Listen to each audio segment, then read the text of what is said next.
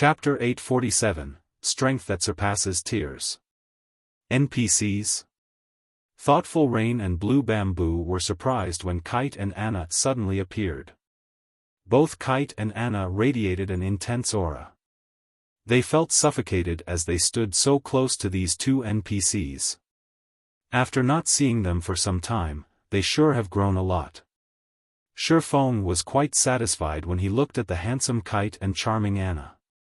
Both are level 60 now. As expected of Dark Gold guards. Their growth rate sure is fast. It was especially true for Anna's improvement speed. Despite having become his personal guard a little later than Kite, she had caught up to her companion's level. Moreover, she had become a Tier 2 summoner. In God's domain, it was not that easy to nurture a powerful personal guard. First and foremost, one required a large sum of money. As personal guards were NPCs, they required far more EXP to level up than players. If players frequently brought their personal guards when they went out to grind, this would only hold back the NPC's growth rate. If players wanted to let their personal guards level up and improve quickly, they had to let these personal guards accept quests at the Adventurers Association on their own. However, money was required when personal guards accepted a quest. Moreover, depending on the rank of the quest, the fee would also change.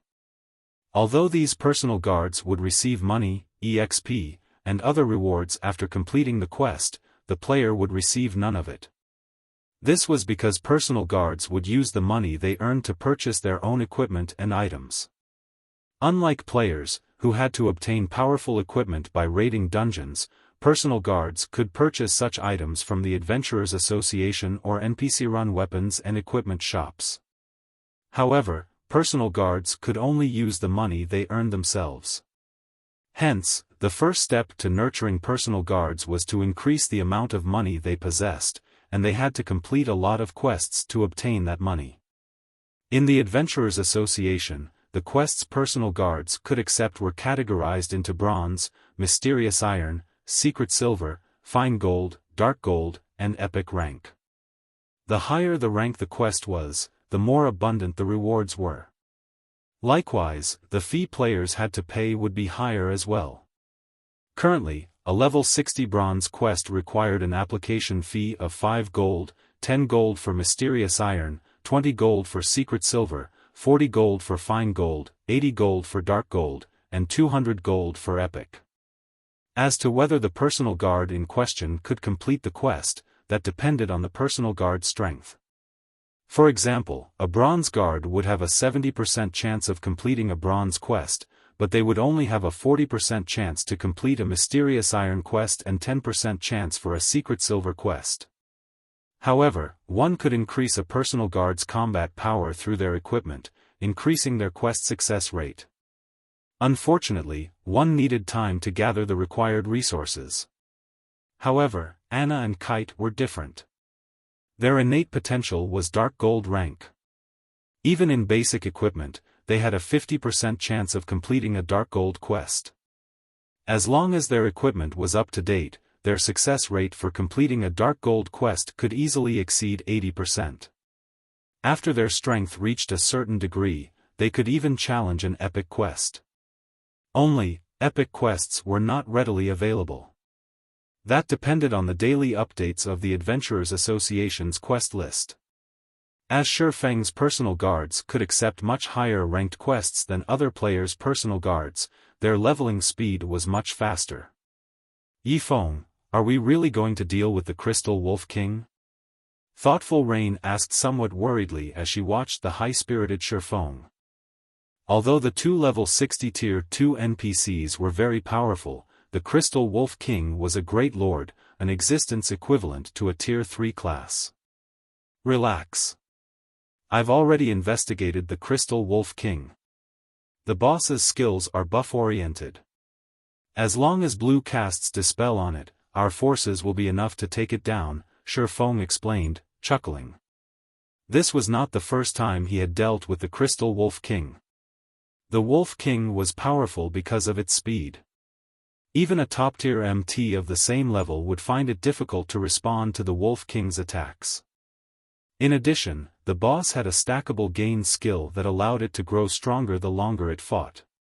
If they did not deal with this gain buff appropriately, they would be annihilated.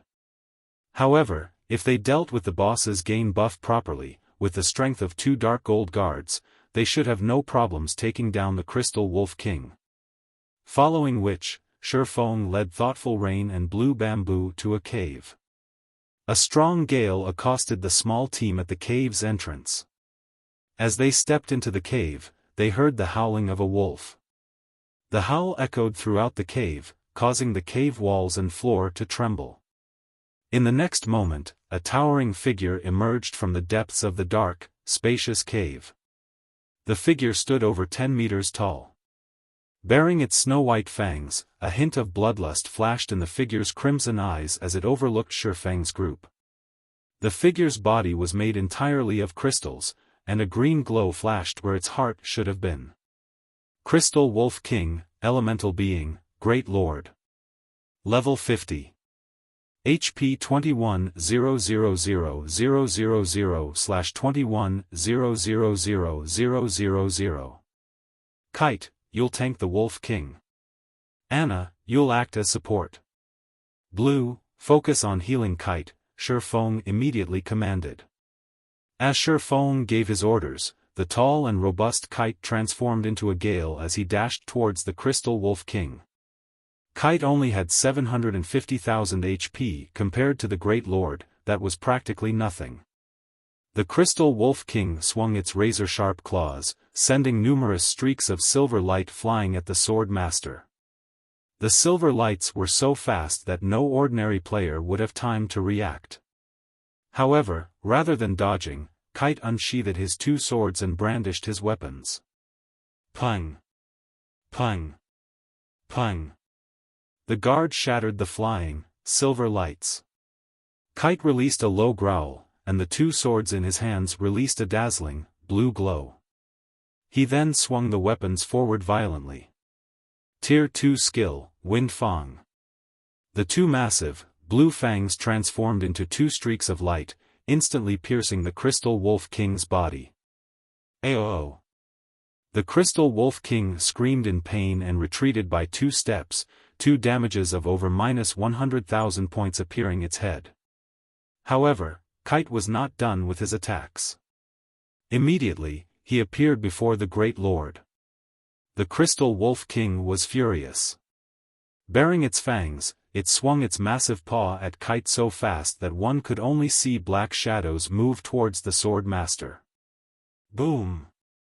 The earth shook. However, the Wolf King's paw never made contact with Kite's body.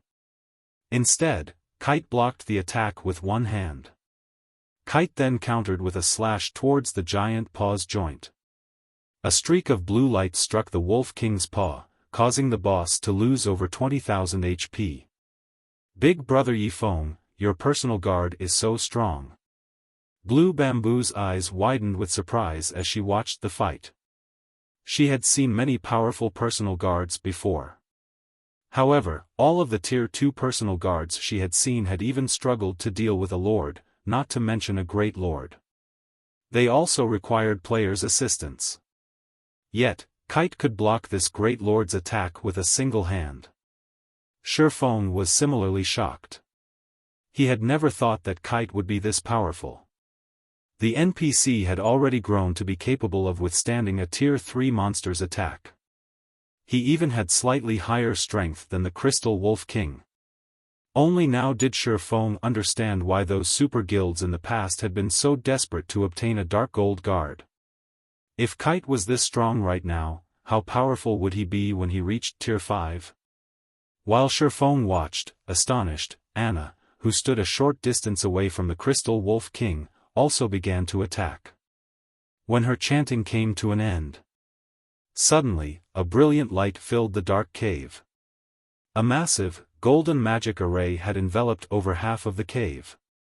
Anna's aura also grew by multiple times. Even Xiaofan, who stood far away from the summoner, had trouble breathing in the dense aura. Chapter 848, Frightening Dark Gold Guard. What is this spell? Xiaofan could feel the aura around Anna strengthening. Right now, it felt as if a Tier 3 NPC was standing before him. This was the first time Xiaofan had seen such a spell. Tier 3 NPCs were generally tasked to defend a city.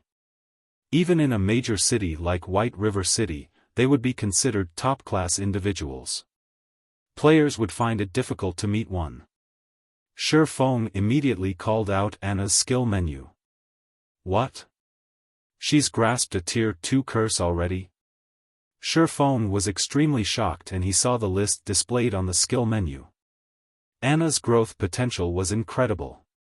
Previously, Xiaofan had checked Kite's skill menu. Although the Sword Master had learned quite a number of Tier 2 skills, he had picked up just one Tier 2 taboo skill. Moreover, he had obtained this taboo skill only after completing many quests. In contrast, Anna actually already possessed 2 Tier 2 curses right now. Moreover, one of them was even a curse Xiaofan had never heard before. Song of Summoning. Not only would the curse forcefully upgrade the caster to Tier 3 temporarily, but it would also summon a golden giant, a Tier 3 creature.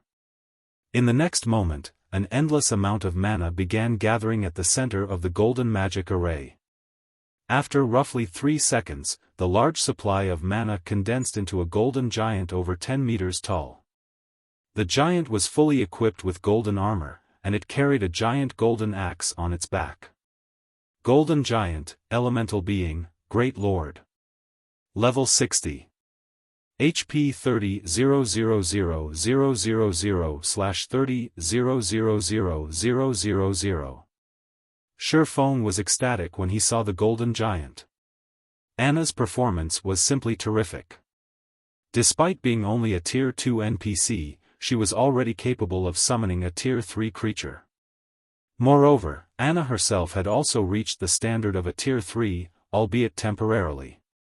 With this, dealing with a Tier 3 monster of the same level would be child's play for her.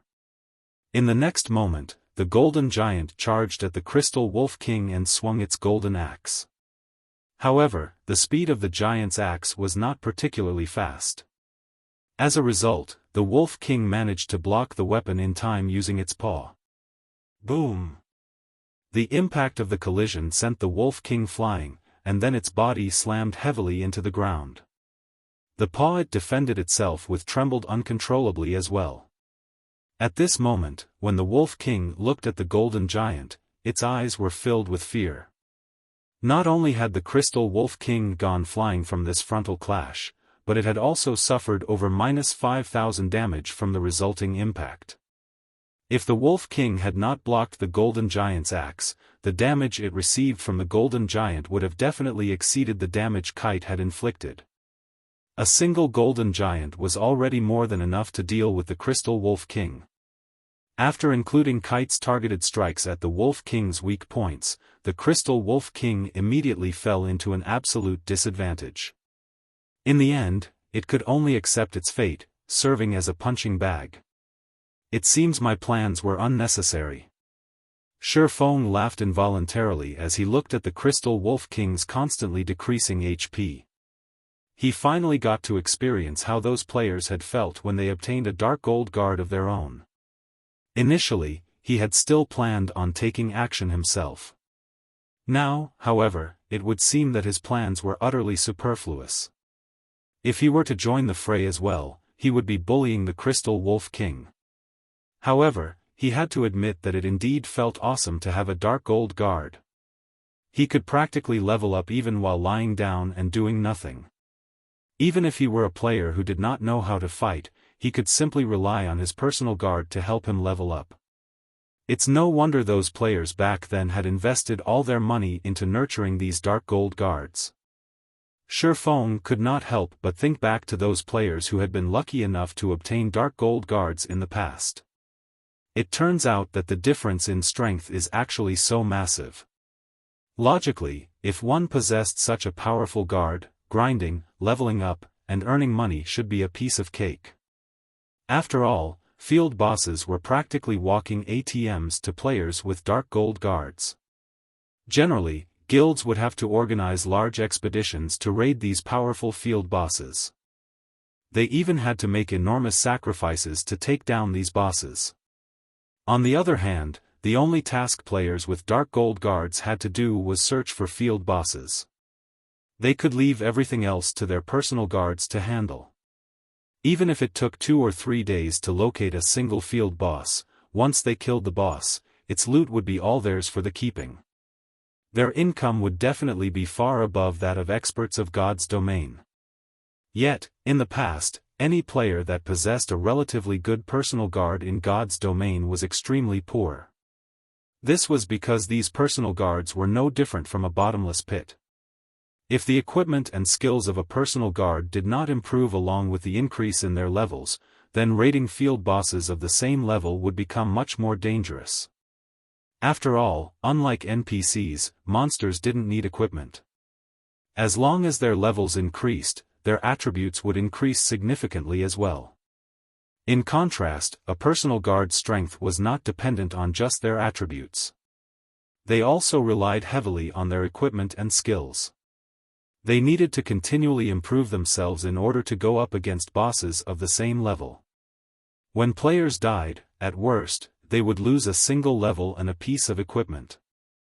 However, the death of personal guards was different. Not only would they lose many levels, but their revival would also take a very long time. Not to mention, the cost of reviving personal guards could sting even top-tier experts. Hence, to reduce the possibility of their guards dying, players in the past would try to increase the strength of their personal guards as much as possible. Time flowed by quickly. While under the observation of Xiaofan and the others. Since Blue Bamboo had dispelled all the gain buffs cast by the Crystal Wolf King on itself, its HP quickly fell to 30%. Right just then, the Wolf King's crimson eyes suddenly gave off a bloody glow, its half-transparent crystal body gradually turning crimson as well. Blue, hurry up and use the scroll. Rain, you and I will join the battle. Xiaofan instructed hurriedly. Once the Crystal Wolf King's HP fell below 30%, it would stop using the Tier 2 buff skill and start using the Tier 3 gain skill, instead. Just the first stack of the buff could increase the Wolf King's strength and speed by 10%, while subsequent stacks would further enhance its strength and speed by 10%, up to a maximum of 30 stacks. In other words, the Crystal Wolf King's strength and speed could increase by as much as 300%. At that point, even a Grand Lord of the same level would not be a match for it. Hence, they needed to finish off the Crystal Wolf King before things got out of hand. Only, its gain buffs stacked up very quickly. It would gain a stack once every 10 seconds. If nobody removed this buff, in just 2 minutes' time, the Crystal War Wolf's strength could rival a Grand Lord. Got it. At this time, Blue Bamboo retrieved a magic scroll from her bag and began amplifying her dispel. As the first stack of buff got removed, Xiaofan activated Heavenly Dragon's power and began attacking from the Crystal Wolf King's side. Thundering Flash. Chop. Earth Splitter.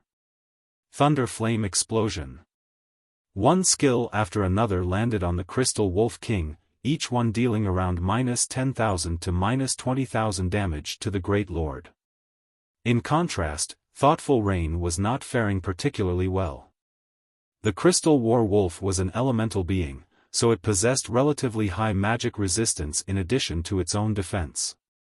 Thoughtful Rain's attacks very rarely dealt over -3,000 damage to the Great Lord.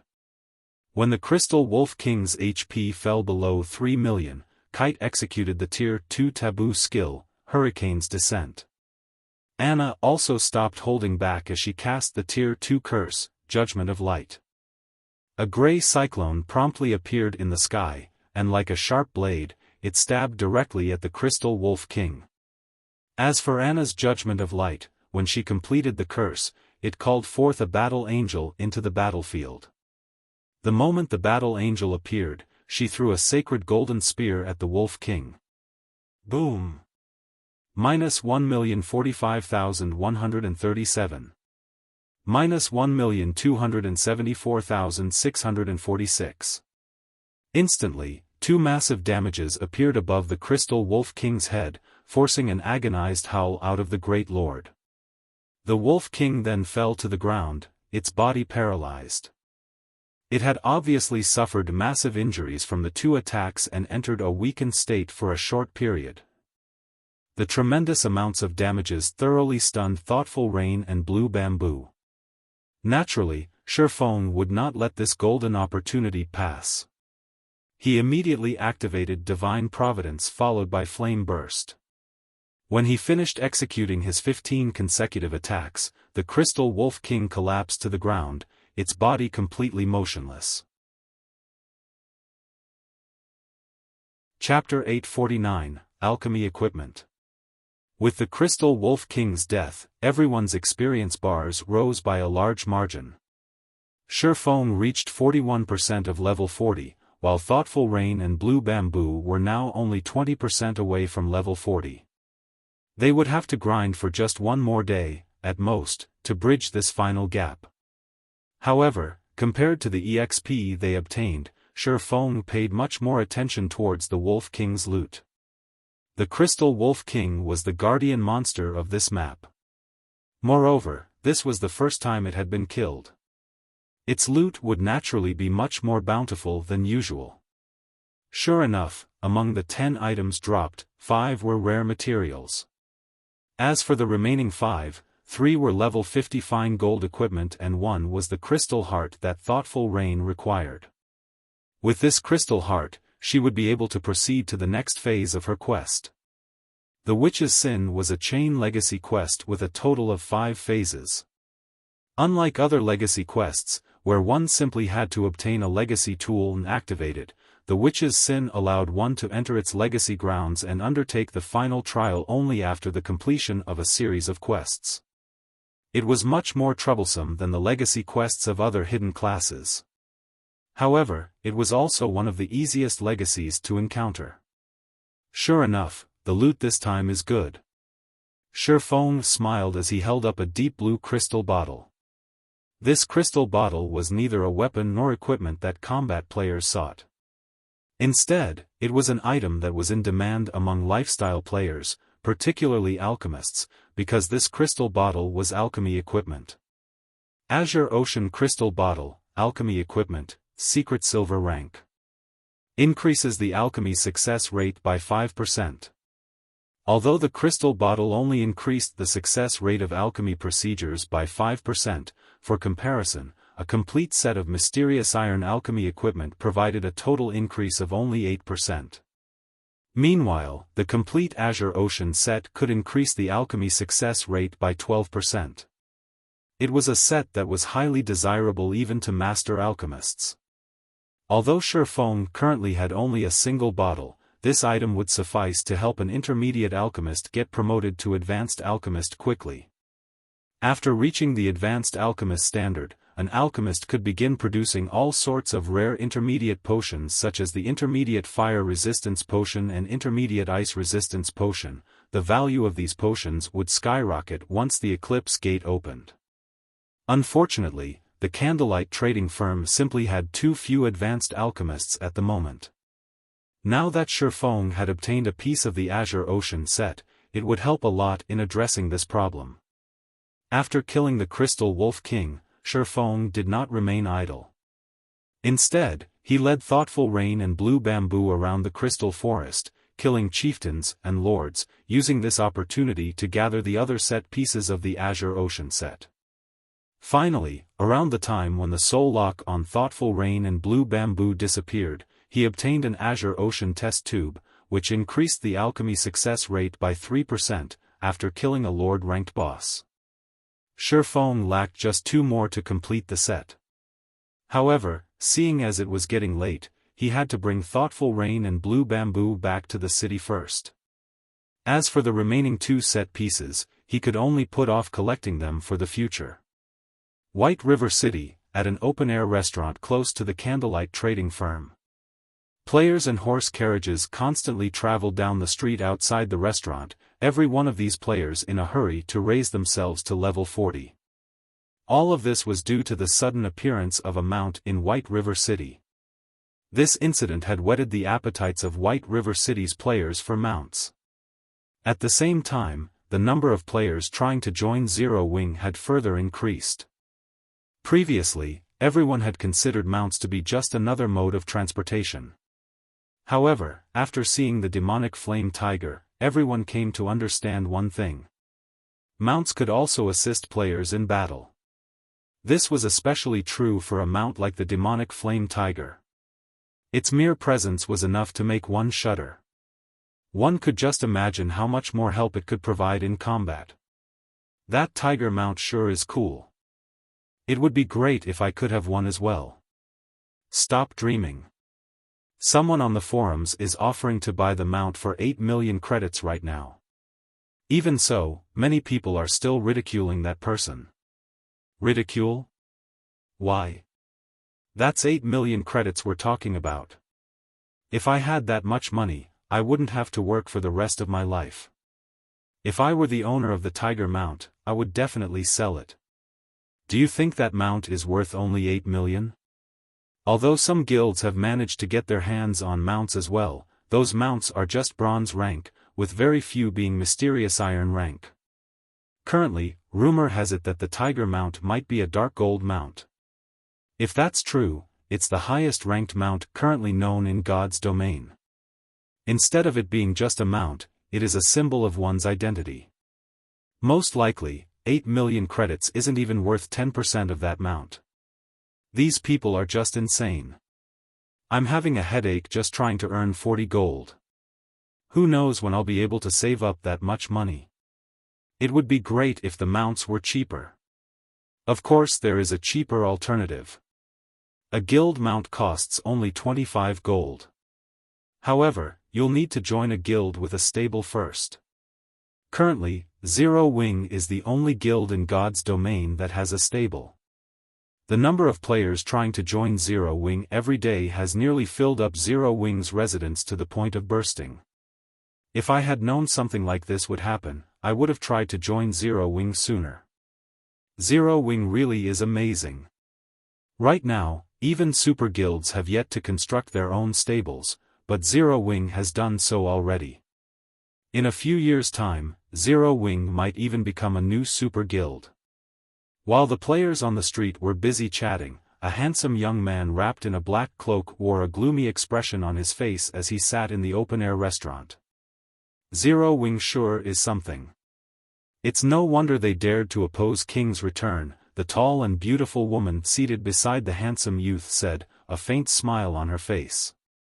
It's been too long since our guild has made a move. It seems that people have started to forget how frightening we actually are. In the minds of ordinary players, super guilds were merely guilds with long histories and plenty of experts. They did not understand the truly formidable aspect of super guilds. The reason why super guilds were powerful was not because of their large number of experts and vast resources, but more due to the quality of their experts. The Falcon Legion sent to kill the core members of Zero Wing was the best proof. The Falcon Legion was a legion of experts King's return had secretly nurtured. Every member of the Falcon Legion could rank among the top experts of a first-rate guild. The more powerful members were even in the refinement realm already. Going up against multiple top-tier experts of first-rate guilds at the same time would be a piece of cake for these refinement realm experts. Now, not only had King's return sent a 20-man team after Zero Wing's core members, but the guild had also assigned Quirrell, one of the team leaders of the Falcon Legion, to lead it. In addition, Ordinary Stranger and Thunder Tiger even accompanied the team. Both these men were refinement realm experts. With such a force, annihilating Zero Wing's core members would be child's play. Of course, King's return's intention was not to exterminate Zero Wing but to give it a warning. Hopefully, Zero Wing will learn their lesson after this little warning. If they still dare to stand against me, their core members won't be the only ones to die next time, Fiend stated, a cold glint flashing across his eyes. Sindhart has already departed from his guild residence and is currently heading over. It should be time for us to meet that guild leader of Zero Wing. It would indeed be difficult for King's Return to thoroughly exterminate Zero Wing in one fell swoop. However, other methods could be used to deal with the guild slowly. The simplest way was to repeatedly kill the upper echelons of the guild. If the guild's upper echelons were frequently killed, their deaths would negatively impact the growth of the guild. If the situation was prolonged, guild members would lose faith in their upper echelons. In the end, members would start quitting, which would, in turn, weaken the guild. This was also the reason why the various guilds were afraid of super guilds. Just as Hell Fiend was about to head to the candlelight trading firm, 20 cloaked players appeared before him. These 20 players were none other than Ordinary Stranger's group. "Well? Did you finish the mission?" Hell Fiend asked softly as he looked at Ordinary Stranger, who stood in the lead. Chapter 850, Hell Fiend's Shock. "Why are you all quiet?" Hell Fiend asked sternly as he looked at Ordinary Stranger's team, which remained silent. However, Hell Fiend's follow-up question still failed to elicit a reply from Ordinary Stranger and the others. Instead, their heads hung even lower, their complexions becoming extremely gloomy. "Did you, or did you not complete the mission? Have you all become mute?" Hell Fiend asked suspiciously. Whether it was Ordinary Stranger or Thunder Tiger, both of them were usually chatterboxes. Yet, now, neither of them had uttered even a single word. How could he not find this situation odd? After a long period of silence, Quirrell finally stepped forward and answered in a low tone, "We didn't complete the mission." "You didn't complete the mission?" Hell Fiend was momentarily stunned. He then looked at Quirrell and demanded in a deep tone, "Tell me exactly what happened." Following which, Quirrell and Ordinary Stranger made a full report to Hell Fiend. After hearing their recollection, Hell Fiend fell silent. Praying Lotus, the beautiful level 39 oracle dressed in sacred white robes who was standing beside Hell Fiend, also revealed an astonished expression. The reason for her astonishment was not because Quirrell and the others had died. Instead, it was because of who had ambushed them. Although Ordinary Stranger had guessed that the cloaked man was Black Flame, Quirrell had personally seen the cloaked man's true appearance, and he could say with 100% certainty that their ambusher was Yifeng. Yifeng was someone who had long since entered the list of targets to pay attention to of super guilds and super first-rate guilds. He was ridiculously strong. Even if Hell Fiend were to take action himself, the outcome of the fight would be uncertain. Hell Fiend's chances of suffering defeat might even be higher than Yifeng's. Hence, it came to her as no surprise that Yifeng had killed Quirrell and the others. If this were normal times, she could still chalk it up to Quirrell and the others having extremely bad luck. Unfortunately, things were not as simple as just having bad luck, and this was the part that gave her and Hell Fiend a headache. The movements of the Falcon Legion were kept top secret, even Hell Fiend himself had been in the dark. For the mission this time, only the 20 players on the team had known the details. Hence, before the team had made its move, it was impossible for Zero Wing to have known about the ambush. Moreover, when Quirrell and the others had taken action, they had even used Soul Lock on their targets. Their ambush targets had no way to get news out unless they died and logged out of the game. As for Yifeng appearing at that location by coincidence, that was also impossible. After all, Yifeng had ridden around White River City on his mount for a long time, causing a huge commotion in the city. When Quirrell and the others took action, Yifeng had still been in the city. Hence, Yifeng's appearance at the Crystal Forest was definitely no coincidence. It was certain that he had only rushed to the rescue after finding out about the incident. However, just how far away was the Crystal Forest from White River City? By the time Yifeng arrived there, even with a mount, the Falcon Legion should have long since finished their targets. Yet, that was not the case. Not only had Yifeng slaughtered the Falcon Legion, but he had even managed to save his companions. The speed of his mobilization was simply staggering. This meant that dealing with the members of Zero Wing would be much more troublesome in the future. If they were not careful, they might even end up suffering a huge loss. However, they also could not afford to send out their guild's apex experts.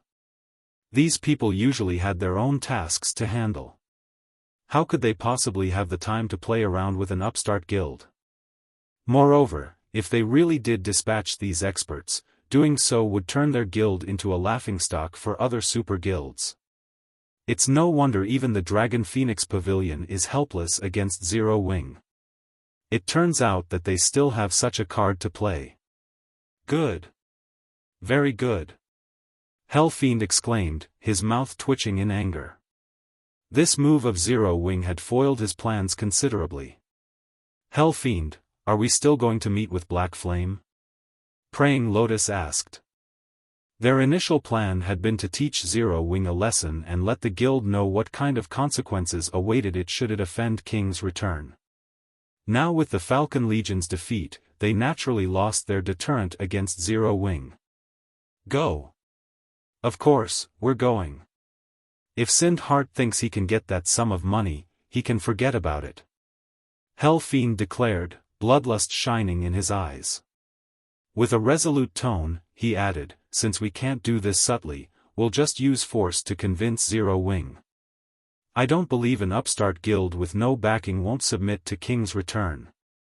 Saying so, Hell Fiend had ordinary stranger contact Zero Wing. White River City's teleportation hall. Suddenly, several white flashes appeared inside the building as Xiaofan and the others returned to White River City once again. What a pity. It would be great if we could continue grinding for a few more hours, Blue Bamboo said in disappointment as she looked at her own experience bar. During their time following Xiaofan around, their leveling speed simply left one speechless. With 2 personal guards capable of overwhelming a great lord present, dealing with those chieftain and lord-ranked monsters was extremely relaxing. The crystal wolves they slaughtered as they traveled around the crystal forest also boosted their experience bars significantly. Currently, she was only 5% away from reaching level 40.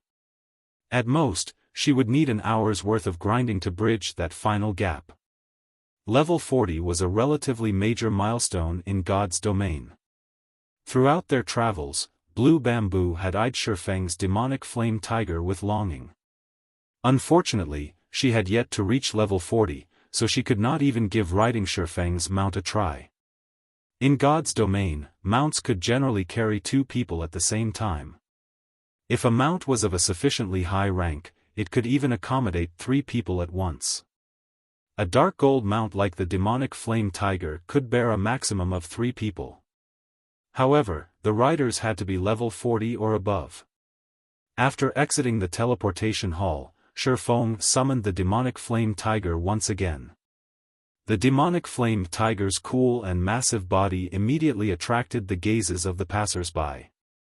I still have something to take care of, so I'll be leaving first. If you encounter any problems in your quest again, just contact me or Aqua and the others, Xiaofan said as he jumped onto his mount. He gave the demonic flame tiger a tap and then sped towards the candlelight trading firm. After Xiaofan departed, the players on the streets promptly shifted their gazes towards Thoughtful Rain and Blue Bamboo. Are those 2 beauties members of Zero Wing? I saw them talking to that mount-riding person just now. Could that expert be a member of Zero Wing? All sorts of ideas started popping up in people's minds.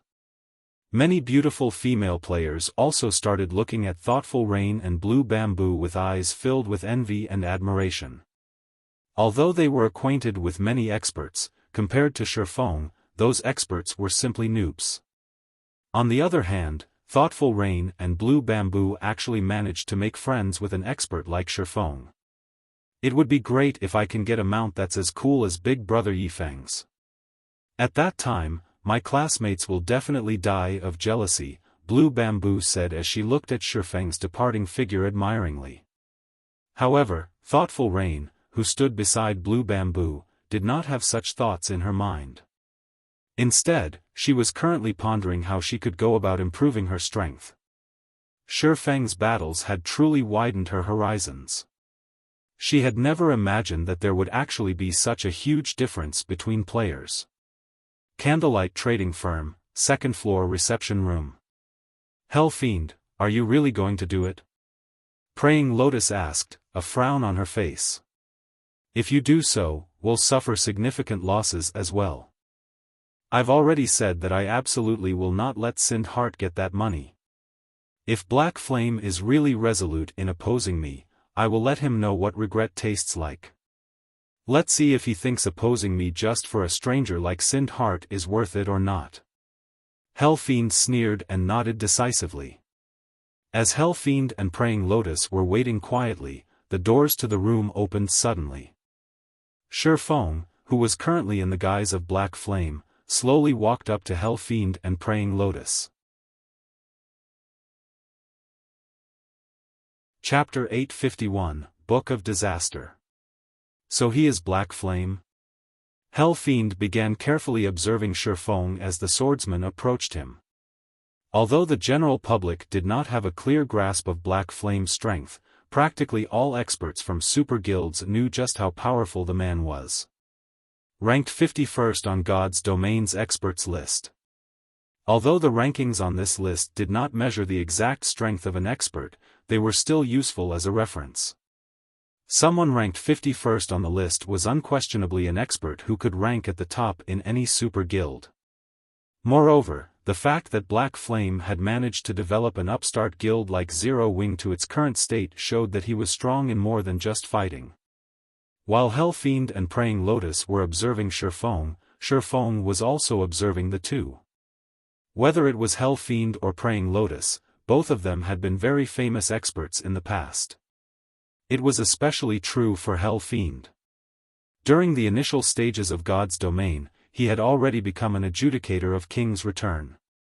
The title of adjudicator was not just for show. It represented King's Return's apex combat power. Even the weakest adjudicator was a Void Realm expert. In addition, there was also an age restriction. Candidates for adjudicator could not be over 30. In other words, no one over 30 years old could take part in the exam to become an adjudicator. Hell Fiend had managed to become one at such a young age. 10 years later, he had even become a tier 6 mage god that everybody knew of. As for the female oracle, Praying Lotus, she was similarly very amazing. Although she could not compare to Hell Fiend, she had similarly been promoted into one of King's Return's adjudicators a year or so later. In the end, she had even become a tier 5 red priest. Her combat power back then had reached the peak of tier 5. She had been an existence that countless experts looked up to. Xiaofan had never imagined that the two people looking to talk to him would be them. What business do you have with me? Xiaofan asked in a deep tone as he looked at Hell Fiend. You can't be trying to get me to give up on the trade, right? Actually, we are. The reason we've come looking for you this time is indeed to have you give up on that exchange. If you give up now, our previous agreement will still take effect. Hell Fiend nodded. He then took out a tattered old book from his bag. Smiling confidently, he said, you can take a look at this thing here. If you are not willing to give up on the exchange, it won't be the Falcon Legion taking action the next time. Instead, I'll make use of this item. You don't wish to see any accidents happening to the stone forest town that you've arduously developed, right? This ancient book was very old. There didn't seem to be anything special about it. Its cover had long since been ruined. However, if one tried hard enough, one could still make out the faint words written on the book's cover. Abyss Summoning. The instant Xiaofan saw these words, his heart involuntarily shook. This book was a nightmarish item in God's domain. This book itself was a disaster. In God's domain, the human race was constantly at war with the Abyss. However, it was not that easy for the Abyss to invade the continent of God's domain. Abyssal monsters needed to travel through an Abyss passage to enter God's domain en masse. It was extremely difficult to open an abyss passage. Nevertheless, this ancient book could simply do so. This ancient book was an item monsters from the Dark Abyss had specifically sent over. The reason for doing so was to have the people residing on the continent of God's domain use it. The book would then act as a marker that allowed abyssal monsters to open a passage to God's domain much more readily.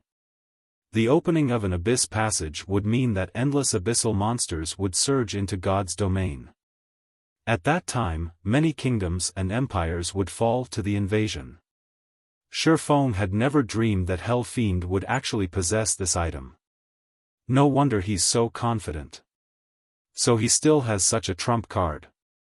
Xiaofan was momentarily at a loss for words as he looked at the ancient book on the table. If an abyss passage opened close to Stone Forest Town, it would indeed bring about the destruction of the town. However, opening an abyss passage was no laughing matter. In the past, a player had similarly used one such ancient book to open an abyss passage. The abyssal monsters that came out had ended up destroying an entire kingdom and even spreading to several neighboring kingdoms. The Glory Empire was only a short distance away from Star Moon Kingdom. With the scope of the abyss passage, the Glory Empire would naturally suffer from the invasion. In such a case, King's Return would not escape unscathed, either. However, this ancient book had one more secret that was not mentioned by the system. If you don't mind losing Stone Forest Town, you can go ahead and trade with Sind Heart, Hell Fiend laughed. This ancient book was extraordinarily precious. Originally, he had not intended to use it for such a matter. After all, it could be used to deal with other super guilds in the future. Now, however, with the situation as it was, he couldn't care less about wasting the book. However, he did not believe that Xiaofan would be so foolish. How could a measly 5 plots of land possibly compare to Stone Forest Town? Contrary to Hell Fiend's expectations, however, Xiaofan shook his head and said very seriously, "Sorry, but I still refuse. If you wish to use this ancient book of yours, go ahead." When Praying Lotus heard Xiaofang's reply, she stared at him with an expression of disbelief on her face. Thinking that the man did not understand the severity of the situation, she hurriedly exclaimed, "Guild leader Black Flame, you have to think this through carefully. That's Stone Forest Town we're talking about, not an NPC city. Do you think you can fend off an endless wave of abyssal monsters? This ancient book was extraordinary. Just the price to activate the abyss passage would cost them significantly. It would be a complete waste to use it on a small guild like Zero Wing. I've considered this very clearly. If you don't have anything else, please leave. I still have many things I need to tend to," Xiaofan said. Then he stood up and left. At this time, both Hell Fiend and Praying Lotus were stunned. A lunatic. Black Flame clearly had a mental problem. Or did he think they would not actually carry out their threat? Good. Black Flame, I applaud you. You are the first person to have earned my admiration since entering the virtual gaming world. Since you insist on doing so, I'll fulfill your wish, then. I will definitely make you regret your decision today, Black Flame. Hell Fiend laughed maniacally as he looked at Xiaofang's receding back. We're leaving. Following which, Hell Fiend and Praying Lotus departed the candlelight trading firm. Guild leader, will helping Sind Heart really be worth it? Aqua Rose asked curiously as she looked at Hell Fiend's departing figure. She had watched everything that happened very clearly from a secret room beside the reception room. After all, 2 important figures from King's Return had come. How could the vice leader of Zero Wing possibly be absent from this situation? Although Sind Heart was a good-natured person, they were merely acquaintances. If Xiaofan were to abandon Stone Forest Town just because of a promise, it would be the epitome of foolishness. However, Aqua Rose also understood that it was precisely due to this personality of Xiaofang's that she had agreed to join Zero Wing back then. If Xiaofan were someone who readily bowed to threats, he wouldn't have so many people placing their trust in him right now. Do you think I'm doing it just because of Sindhart? Xiaofan could not help but laugh. If Hell Fiend really does open up an abyss passage near Stone Forest Town, then I would have to thank him. Thank him? The abyss passage will call forth an endless wave of abyssal monsters. How could Stone Forest Town possibly defend against so many monsters? Aqua Rose asked, confused. Gains and losses correspond in God's domain. That ancient book is both a disaster and an opportunity. Just like an epic quest, while terrific rewards are possible, the punishment for failure is similarly terrifying, Xiaofan explained, smiling. Hopefully, Hell Fiend doesn't disappoint me. Hell Fiend could not know about the true secret of the ancient book. This secret was something that players had found out only after God's domain had experienced such disasters multiple times. Shortly after Hell Fiend and Praying Lotus left, Xiaofan similarly departed the candlelight trading firm. However, to avoid attracting too much attention, Xiaofan hailed an advanced horse carriage and headed towards the library. Previously, due to Thoughtful Rain's matter, he had not managed to deal with the Golden Tablets quest. Now that he was done with that matter, he naturally could not leave the tablet quest alone. However, after arriving at the library, before Xiaofan could head to the entrance of the building, a beautiful figure suddenly intruded into his path, blocking him. Taking a closer look, Xiaofan discovered that the person blocking him was actually Yulan of Underworld. Guild leader Black Flame, you really are difficult to find. May I know if you have time for a private chat? Yulan asked softly, smiling as she looked at the cloaked Xiaofan. Chapter 852, Sacred Grounds. Your ability to find someone is really amazing, Xiaofan said. However, his attention was currently not on Yulan. Instead, he was surveying his surroundings.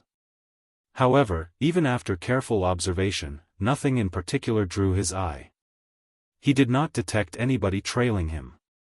Moreover, in a city, many players chose to wear a black cloak to avoid exposing themselves. Hence, cloaked players were not an uncommon sight in a city. Despite that, Yulan had still managed to locate him. At this moment, Yulan wore a set of luxurious purple robes, a glowing, silver staff clasped in her hand. The staff had many runes engraved on it, and Xiaofan could faintly feel the ambient mana gathering around it. Yulan's level was similarly extraordinary. Currently, she was already a level 39 summoner. The current first-ranking player on Star Moon Kingdom's ranking list was only level 38, yet Yulan had already reached level 39. Her leveling speed was already on par with the experts of super guilds. Guild leader Black Flame is overpraising me. Why don't we find a quiet place to sit down and have a chat? Yulan revealed a meaningful smile. I have some intelligence that I know will certainly interest guild leader Black Flame. Intelligence that will interest me? Xiaofan could not help but laugh when he heard Yulan saying so. He had already mingled in God's domain for over a decade already. In the past, he had even been the guild leader of a second-rate guild. The information he had regarding God's domain far surpassed that of any current player or guild. Right now, most likely, only the secrets gathered by super guilds could possibly interest him. Isn't guild leader Black Flame interested in the holy city of Titan? Yulan asked as she revealed a confident and provocative smile. How do you know about the holy city of Titan? Xiaofan was greatly shocked as he looked at Yulan. The holy city of Titan was one of God's domain's major secrets. Even in the past, not many players had known about the holy city. It was a place that independent players had no chance of ever visiting. Even those who knew about the existence of the holy city would not necessarily be able to go there. Only an extremely few large guilds were capable of visiting it. Generally, only first-rate guilds and above had the ability to get to the holy city. Although Shadow had been a second-rate guild in the past, it was only after joining hands with many guilds, as well as having the powerful Immortal Light Guild of that time taking the lead, that Xiaofan had managed to get a glimpse of the holy city of Titan. The holy city of Titan was originally a city where the Titans resided. It was once an extremely powerful city, capable of going up against even gods. However, after the war between the gods, the city had weakened significantly. Even so, it was still much more powerful than the current 4 great empires of God's domain, and was roughly Blackwing City's match and greatly respected by the various kingdoms and empires of God's domain. However, the holy city of Titan was different from Blackwing City. Blackwing City was more of a place for players to conduct trade at. Titan City, on the other hand, was a place meant for nurturing players. It had been titled a sacred training ground by many players. The reason for this was because the mana density at Titan City was much denser than in most locations in the outside world.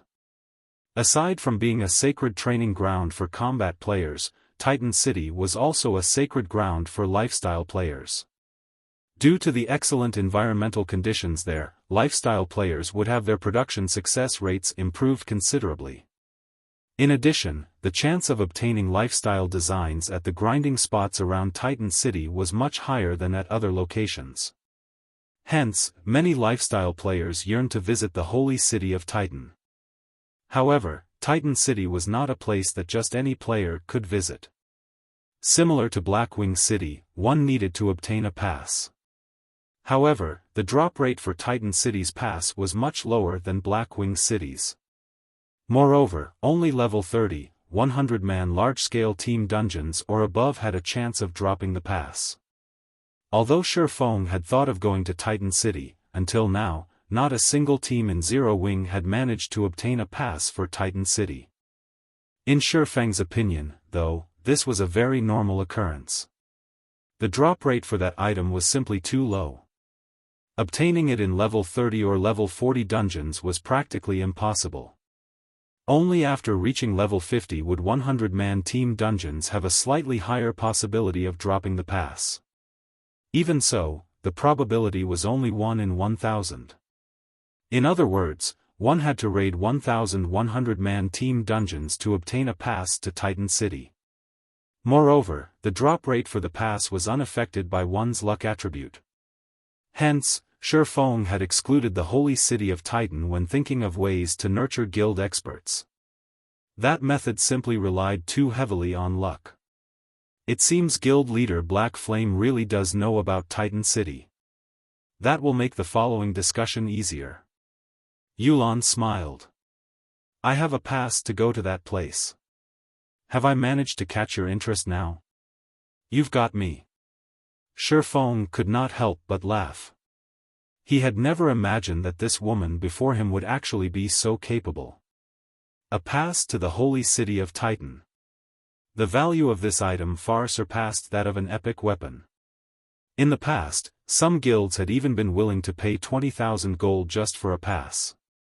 Unfortunately, no guild was willing to sell this item. After all, the value of going to Titan City was far above 20,000 gold. Following which, Xiaofan followed Yulan to a high-class restaurant. The restaurant was located in the Nobles District, so the prices here were way beyond the means of independent players. As a result, Xiaofan and Yulan were the only players within the restaurant. Inside a quiet VIP room on the second floor, Xiaofan and Yulan quietly sat facing each other. Miss Yulan, I'm very curious. With Underworld's power, you guys should have a high chance of getting through the entrance trial. Why have you come looking to cooperate with me? Xiaofan asked curiously. Guild leader Black Flame, surely you jest. Underworld has existed for a long time already.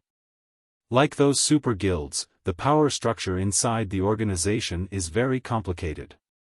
Everyone has their own opinions and motives. For example, Feng Xianyang and I are under different superiors. How could Underworld possibly compare to a straightforward organization like Zero Wing? Yulan laughed. This Titan City's pass is something I just happened to chance upon. Nobody in the guild has found out about it yet. However, with my own abilities, it is very difficult to get through the entrance trial.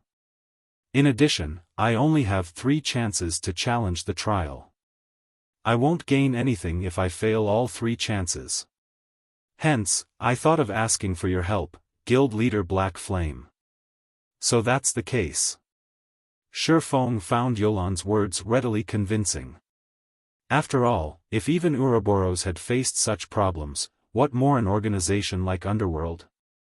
Then, what kind of remuneration are you prepared to give me in return for my help, Miss Yulan? Since Guild Leader Black Flame knows of the Holy City of Titan, you should also know of the value of a pass to the city. As long as we get through the entrance trial, I'll give 30 slots to you. How about it? Yulan said, gnashing her teeth in reluctance. A single pass could allow a maximum of 100 players into Titan City. However, the difficulty of Titan City's entrance trial was very high. With just her subordinates, she was unlikely to pass it.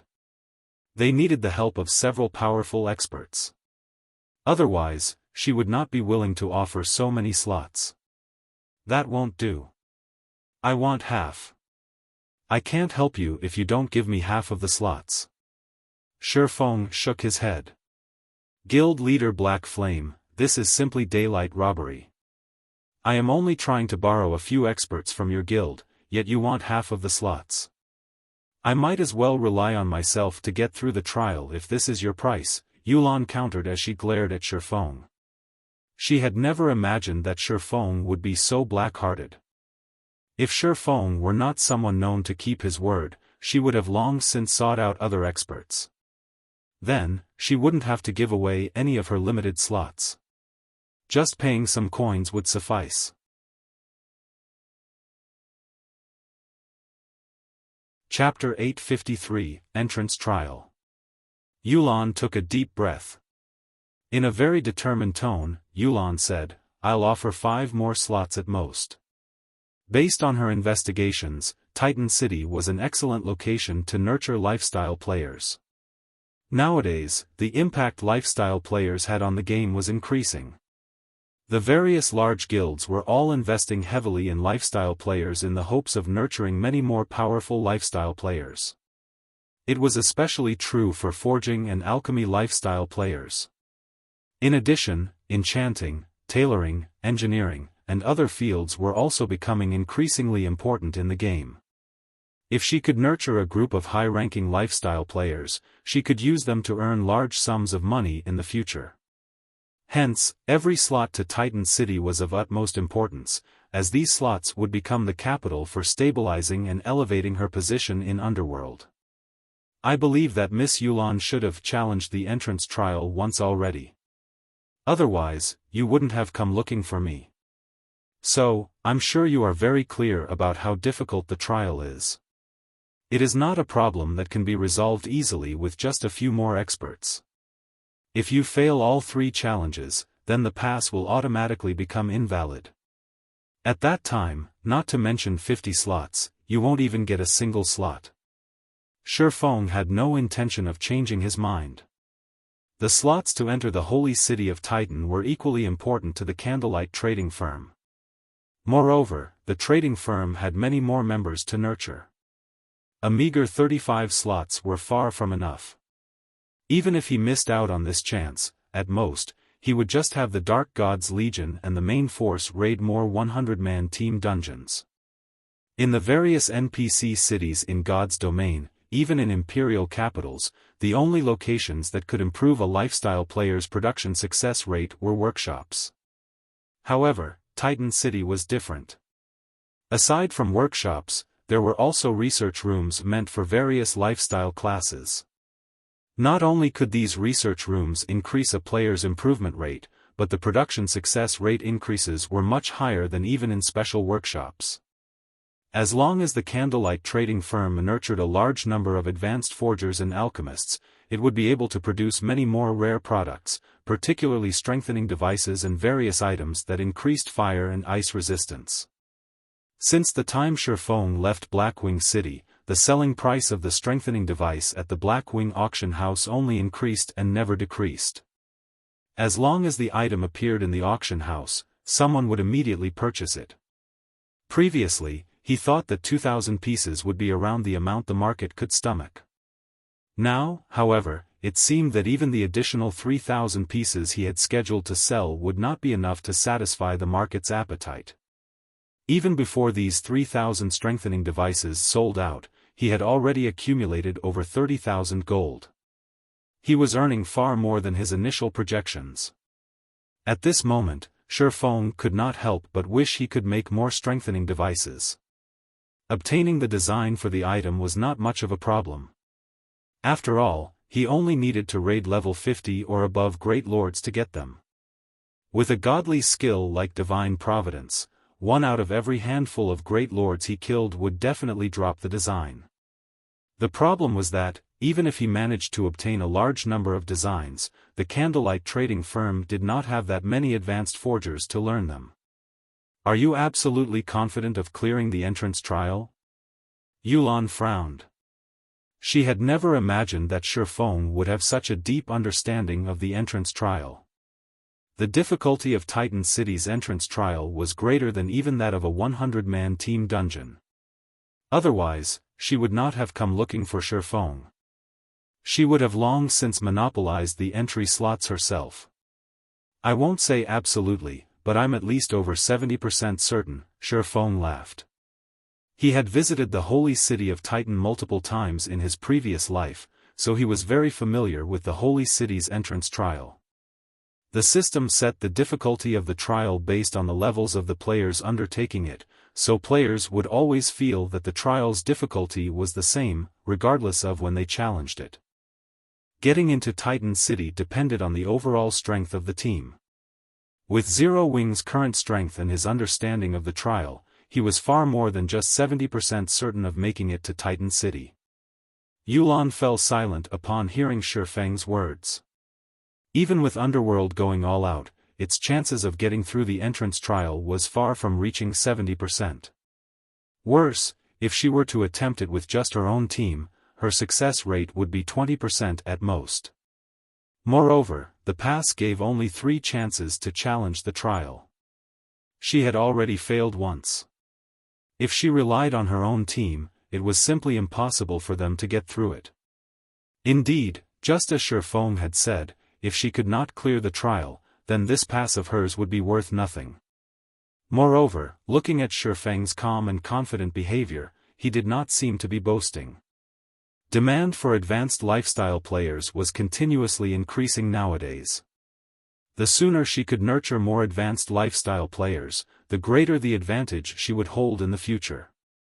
She could not afford to sit still and wait for her team to grow stronger. In the end, Yulan could not help but sigh as she conceded, "All right. As long as you manage to clear the entrance trial, I'll give you 50 slots. However, I also have a condition. You need to clear the trial within 3 days." "Deal. I'll have to make some preparations first. I'll contact you when the time comes." Xiaofang's thoughts paralleled Yulan's. The sooner they entered Titan City, the better. Moreover, many rare designs were obtainable only at the holy city of Titan and nowhere else. Following which, the two of them established a contract between themselves. Shortly after Xiaofan left, an assassin youth entered the VIP room. Fully garbed in silvery gray leather armor, this assassin should be roughly 18 or 19 years old, based on his appearance. However, his level was extremely high. He was actually level 38, far beyond the reach of ordinary experts right now. "Big sis Yulan, aren't we giving Zero Wing a little too much? That's 50 advanced lifestyle players we're talking about. Who knows how much money we'll have to spend to nurture that many advanced lifestyle players? Won't it be fine if we look to Heaven's Burial or the Star Alliance for help, instead? These two guilds aren't beneath Zero Wing in terms of strength. Moreover, we also wouldn't have to pay such a huge price if we employ their help." The assassin youth was very furious about the conditions Xiaofan proposed. The Star Alliance and Heaven's Burial more or less possess a connection with Underworld. If we get them to help us, the possibility of the others from Underworld finding out about Titan City is very high. However, We won't have such a problem with Zero Wing, Yulan said, shaking her head. Besides, Zero Wing is filled with experts. They'll have a much higher possibility of clearing the entrance trial. Being able to enter Titan City securely is much more important than saving a few more slots for ourselves.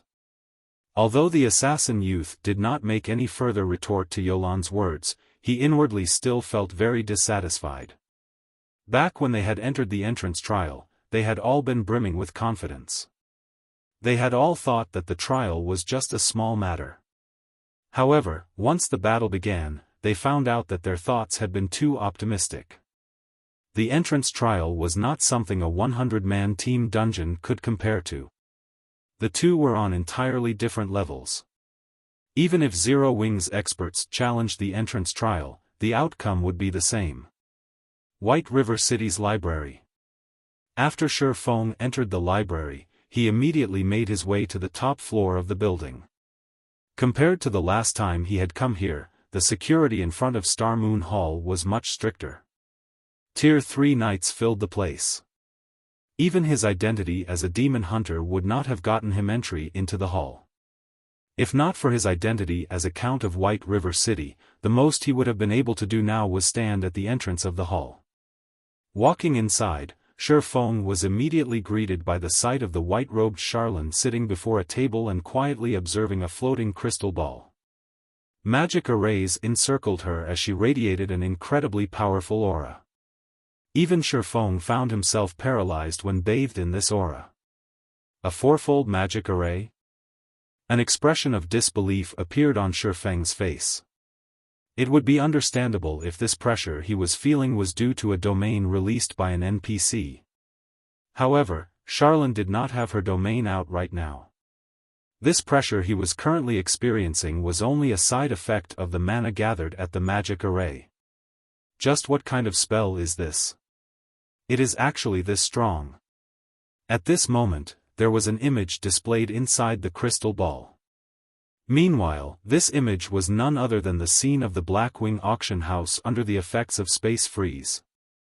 The crystal ball had completely locked on to the appearance and aura of the mysterious youth back then.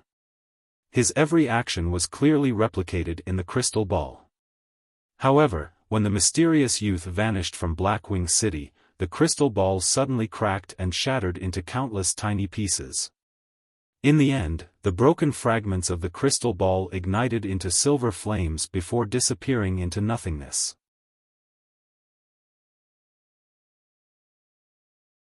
Chapter 854, Ancient Spell. Soul Fire. Xiaofang's expression immediately tensed when he saw the burning flame. This was not his first time to encounter this flame. Soul Fire was a flame capable of causing great damage to players, inflicting extremely severe death penalties, even more severe than having their immortal soul absorbed. To put it simply, Soul Fire was a flame that players should avoid coming into contact with at all costs. As the crystal ball disintegrated into nothingness, the silver flames immediately transformed into a leopard over 2 meters tall. Burning silver flames covered the leopard's entire body, and wherever its 4 paws stepped, the stone floor underfoot became molten magma. Anyone seeing this scene would feel their hearts shudder and would try to get as far as possible from the silver leopard. However, Xiaofan could not run away even if he wanted to. The oppression of the fourfold magic array aside, the leopard itself was an extraordinary level 200 mythic monster, the equivalent of a level 200 tier 4 NPC. Such a monster could instantly kill any current player. Even if Xiaofan were at his peak during his previous life, the only thing he could have done if he encountered such a monster was run away as fast as he could. Fortunately, this leopard formed from Soul Fire did not seem interested in Xiaofan. Instead, its pitch-black eyes stared at Charlene, who was lounging on a reading chair.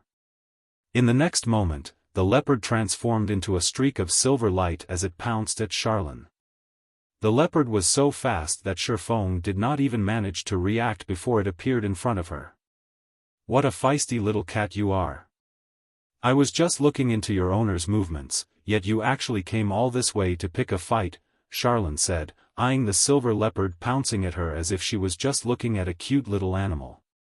Suddenly, her left arm turned into a blur as she grabbed the silver leopard by the scruff of its neck. In the next moment, something unbelievable happened. The silver leopard, which was originally over 2 meters tall, actually began shrinking at a rate visible to the naked eye, until it was no larger than a little kitten. No matter how hard it fought, it couldn't escape Charlone's grasp. The only thing it could do was bare its tiny fangs and swipe its puny paws at her while emitting threatening hisses. Following which, Charlone took out a crimson crystal ball and did a short chant. The silver leopard then transformed into a streak of light and entered the crystal ball. Trapped inside the crystal ball, the silver leopard still tried struggling, but its efforts were all for naught. It couldn't escape the bindings of the crimson ball. Xiaofan was incomparably stunned as he witnessed this scene from a distance. Charlone had actually just played around with a level 200 mythic monster as if it were a toy. Rather than a tier 5 red priest, she seemed more on the level of a tier 6 god. So you've come. After Charlone was done dealing with the silver leopard, her golden eyes slowly shifted towards Xiaofan. Smiling faintly, she said, "After not meeting you for some time, I see that you've landed yourself in yet more trouble. Before you have even dealt with the matter of the Lord of Balrogs, you have earned yourself yet another curse. I really don't know whether you've been blessed by the goddess of fate, or fancied by the goddess of misfortune." Cursed. Xiaofan frowned. He then gave himself a thorough look as well as checked his status window. However, he did not discover any abnormalities with himself. Don't bother. Ordinary mortals won't be able to detect it. Charlone shook her head lightly. She then walked up to Xiaofan. Stretching one of her flawless fingers towards him, she began drawing one line of divine runes after another. Like golden ribbons, the glorious, golden divine runes wrapped around Xiaofan. As the number of divine runes increased, the mana fluctuations surrounding him began weakening. After a short moment, his surroundings were devoid of mana. This form of mana nullification was different from the silencing skills used by players, which only froze the flow of mana. What Charlone used thoroughly erased the existence of mana. With the absence of mana in his surroundings, Xiaofan felt as if his brain was suffering from oxygen deficiency. Momentarily, his vision blurred a bit. His mind grew somewhat dizzy as well, his control over his body dulling slightly. But in the next moment, a silver chain with the thickness of a finger appeared, extending from Xiaofan's chest. When this chain went beyond the mana nullification field, it quickly became invisible once again as if it had never existed. What's this? Xiaofan could not help his surprise. This was his first time seeing such a situation. Moreover, with the appearance of this chain, he could clearly feel himself continuously weakening. This is your curse. This silver chain is a soul chain, and it is bound to your soul. You can consider this a parting gift that mysterious youth left for you when he escaped, Charlone said, her cherry-red lips hooking up into a smile. Chuckling softly, she continued, "How about it? Are you feeling a little anxious now?" Xiaofan could not help but roll his eyes at Charlone. Even if he were stupid, he could tell that this curse was no trifling matter. A single mistake could very well send him to the netherworld. Problems related to the soul were the most frightening thing to players. After all, failure to deal with such problems would not end with just suffering a simple death. It was very likely that his entire account would be crippled. How could he not feel anxious? Can this curse be removed? Xiaofan asked. In response, however, Charlone spread her hands in a gesture of helplessness. Even you can't remove it? Xiaofan was far more shocked now. Charlone was definitely one of the strongest NPCs he had ever encountered in his entire gaming career in God's domain. If even such an NPC was incapable of helping him, one could just imagine what a stinking pile of trouble he had landed himself in this time. This thing here is a soul chain. It is a super spell that has been passed down since ancient times. I am not a god, so how can I possibly remove it? Charlene rolled her eyes at Xiaofan. Snappily, she continued, however, you don't have to fall into despair either. There are two methods to remove this curse of yours.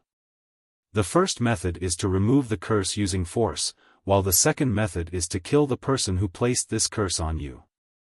Since you can't remove the curse, the only option left for you is to kill the person who had cursed you in the first place. Xiaofan was immediately rendered speechless. He wanted to, but did he have this kind of ability? Not to mention himself during his peak, even a Tier 5 Apex expert would have a small chance of defeating that mysterious youth. Most likely, only Tier 6 God-ranked players would be capable of dealing with him. However, God's domain was currently in its infant stages. There was not a single Tier 2 player in existence yet. So, just where was he supposed to find Tier 6 players? Relax, I'm not telling you to kill that youth yourself. With this weak, little body of yours, a sneeze from that person would blow you into smithereens. All you need to do is find his whereabouts. Charlene could not help but giggle as she eyed Xiaofang's slightly ugly complexion. Although I've used a tracking spell, that person is extremely adept at hiding his trail. Even I can't locate him. However, you are different. The other end of the soul chain wrapped around your body is in his hands. As long as you follow the soul chain, you will be able to locate him easily. At that time, all you need to do is contact me. System, Legendary Quest, Lost Magic, accepted. Quest content, locate the youth who has cursed you. Rewards unknown. But how will I find him? If I'm not inside this magic nullification field, I won't be able to see the chain at all. Xiaofan was inwardly at a loss for words after hearing the very simplified system notification.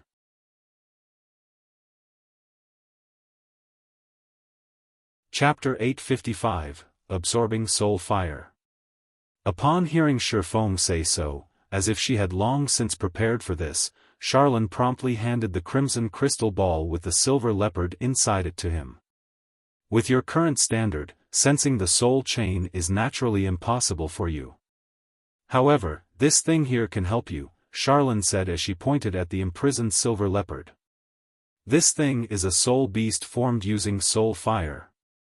As long as you absorb its soul fire, you will naturally be capable of seeing the soul chain. Will I be able to control soul fire if I absorb it? Xiaofan could not help but grow excited as he looked at the imprisoned leopard. But how can I possibly absorb it? It's a sentient Tier 4 being, not a mysterious flame. Soul fire. It was the nightmare of countless players. Back at the Dark Den, Xiaofan had witnessed the great demon nettle using soul fire to instantly reduce Discipline Paradise to level 0, forcing the Guardian Knight to restart his progress in the game. Meanwhile, soul fire could be categorized into two types, black destruction and silver creation. The one used by the great demon nettle was black soul fire, which possessed frighteningly destructive power. As for the soul fire before Xiaofan, it was of creation. Although it was not as powerful as black soul fire in terms of attack power, it possessed the ability to alter and mend souls. Both of these two flames were mysterious flames that were exceptionally hard to come by. As far as Xiaofan knew, no player had managed to control either kind of soul fire, even after a decade had passed in God's domain. If a player truly managed to control a soul fire, regardless of which type it was, they would become the nightmare of all other players. They would become an existence much more frightening than even a player capable of absorbing immortal souls. Now that Xiaofan had a chance to absorb such a flame, how could he not get excited? Absorb a soul beast? Charlene laughed involuntarily. Are you tired of living? With your body, aren't you afraid of exploding? I'm having you absorb only the soul fire this soul beast is releasing right now. However, even if it is just radiated soul fire, there's no way you can absorb it with your current standard. The outcome will be the same even though you possess an immortal soul. I do know another method that can help you absorb the radiated soul fire. Only, you need to search for a mysterious flame to do so. Moreover, it needs to be a Tier 2 mysterious flame at the very least. Otherwise, you won't be able to suppress the power of the soul fire and will end up burned to ash. Hence, the only one thing you need to do now is find a bunch of Tier 2 mysterious flames.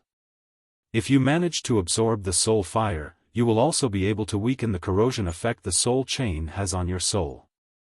That will buy you time to search for that mysterious youth. Otherwise, with the current state of the soul chain, you only have another 27 days before you become that person's puppet. Well, there's nothing to worry about even if you fail to find that person. At that time, I'll personally grant you relief, permanently erasing you from this world. At the very least, you won't have to become that person's puppet. I only have 27 days if I don't have the weakening effect of the soul fire. Xiaofan frowned slightly.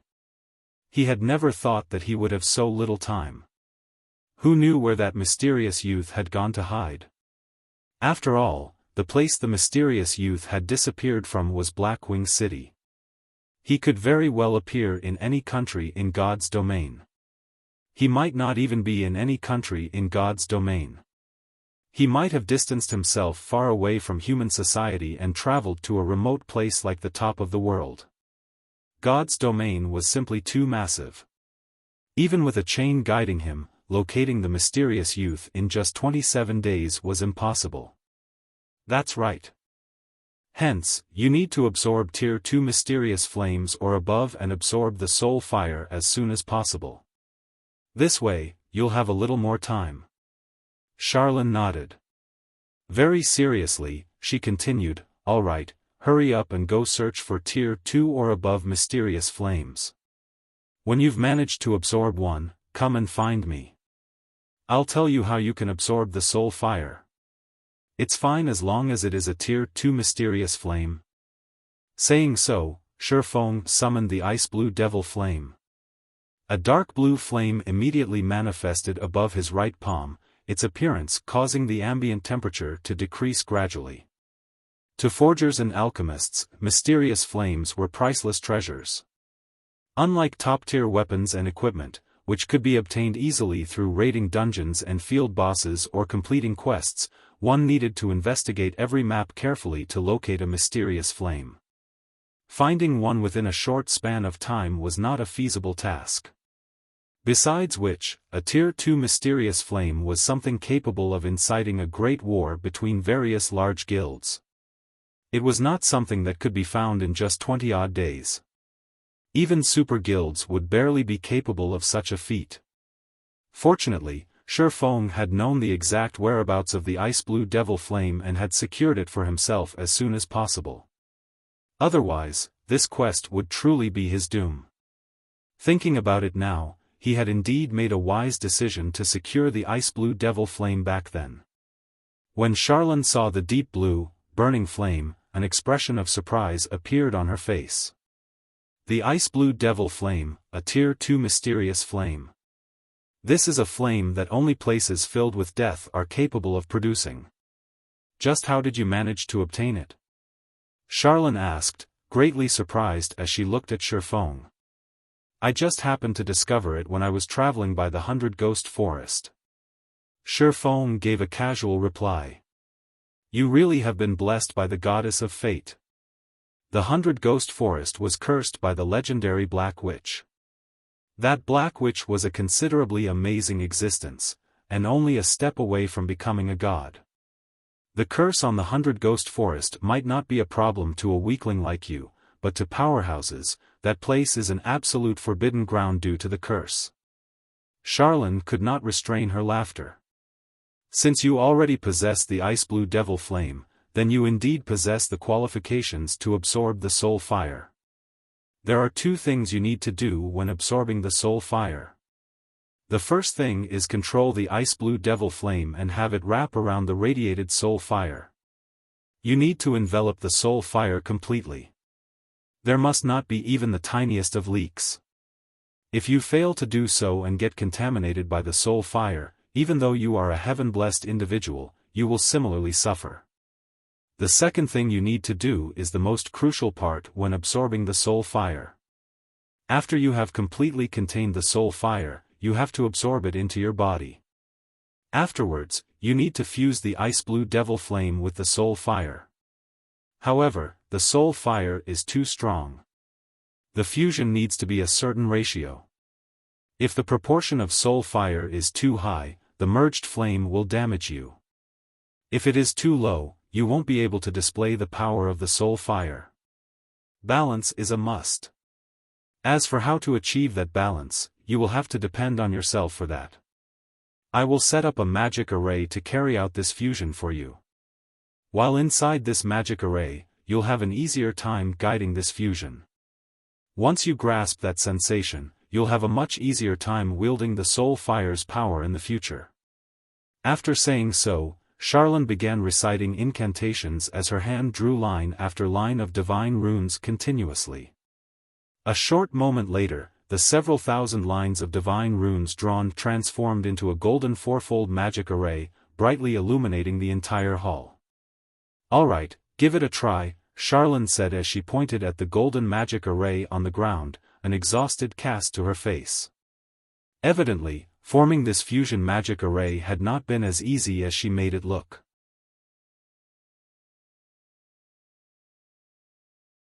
Chapter 856, Basic Control. Star Moon City, Teleportation Hall. A group of cloaked players suddenly appeared inside the building. Standing at the head of this group were an uncloaked young man and woman. The instant these two appeared, they immediately attracted the attention of many players. Aren't they Hell Fiend and Praying Lotus, experts of King's Return? Why would they appear here? As expected of a super guild. Their levels and equipment are simply too amazing. Both of them are fully equipped in level 35 dark gold equipment. That staff Hell Fiend is carrying is actually epic ranked. The difference between us is just too massive. I wonder when I'll be able to wear a full set of level 35 secret silver equipment? Could King's Return be looking to develop in Star Moon Kingdom? Experts of King's Return were practically big-time celebrities in the virtual gaming world. Not to mention, neither Hell Fiend nor Praying Lotus had bothered to hide the special effects of their equipment. Hence, many players quickly managed to determine the ranks of the two's equipment, which immediately prompted a discussion among the onlookers as they cast envious gazes at the two experts. Currently, mainstream players had yet to reach even level 35. Only the elite players of large guilds had mostly attained this level. Being able to have a complete set of secret silver equipment was also a very amazing achievement already, yet these two experts from King's Return, a super guild, had already reached level 39. They even sported the current best weapons and equipment from head to toe. An epic weapon. This was definitely the first time these ordinary players had seen such an item. There had been no news of such a weapon appearing in the entire Star Moon Kingdom. One could just imagine how frighteningly powerful a super guild was. Hell Fiend and Praying Lotus paid no attention to the looks they were receiving as they walked directly towards an outgoing teleportation array. Look who it is. Hell Fiend came to an abrupt halt, his gaze shifting towards an elementalist waiting to use a teleportation array. Hell Fiend? Why are you here? The elementalist youth also noticed Hell Fiend. Suddenly, as if something occurred to him, his expression immediately darkened as he asked, "Could you be trying to threaten Zero Wing?" "Sind, it seems your luck is quite good. You actually managed to find a trustworthy ally. However, don't celebrate too soon. Your fate has long since been determined. Nothing will change no matter how much you struggle," Hell Fiend sneered in disdain. He then turned away and left. A trustworthy ally? Sind's heart hid his confusion as he looked at Hell Fiend's departing figure. Could Zero Wing have rejected Hell Fiend's offer? He had never seen Hell Fiend lose his composure to such an extent before. Inwardly, he breathed out a sigh of relief. The goodwill he felt toward Zero Wing also increased significantly. Not many people would dare to resist King's return, much less offend the Super Guild, just for a stranger. Hell Fiend, are you really going to use the ancient book? Seeing Hell Fiend's hurried steps, Praying Lotus anxiously advised, don't let your anger get to your head. Even if you utilize the ancient book's power, Sinned Heart will still get that sum of money. At that time, you will have wasted the true value of the ancient book. Of course, I know this. Lotus, do you actually think I've let my anger overwhelm me? I haven't forgotten our primary goal in coming here. Although I said I was going to utilize the ancient book's power, when did I say that I was going to use it on Stone Forest Town? Hell Fiend's mouth hooked up into an evil smile. At that time, whether it is Black Flame or Sinned Heart, both of them will suffer. You're not using it on Stone Forest Town. While Praying Lotus was happy that Hell Fiend was not letting his anger get the better of him, his words also confused her. Stone Forest Town was Zero Wing's treasure trove. If they destroyed the town, they could undoubtedly deal Zero Wing a severe blow, wiping away one of the guild's major advantages in Starmoon Kingdom. But if Hell Fiend was not planning on using the ancient book on Stone Forest Town, just what was his intended target? You'll see when the time comes. Hell Fiend smirked. Inside White River City's library, Xiaofan continued to try to fuse the Ice Blue Devil Flame and the Soul Fire. However, the difficulty of merging two mysterious flames was extremely high. Despite numerous attempts, Xiaofan still ended up with only failure. The first step of wrapping the Ice Blue Devil Flame around the small bundle of Soul Fire was no problem for Xiaofan. At this point, Xiaofan could control the Ice Blue Devil Flame like an extension of his arms and legs. Xiaofan had already reached the Void Realm, so his perception towards his surroundings was already flawless. Hence, completely containing the Soul Fire was a walk in the park for him.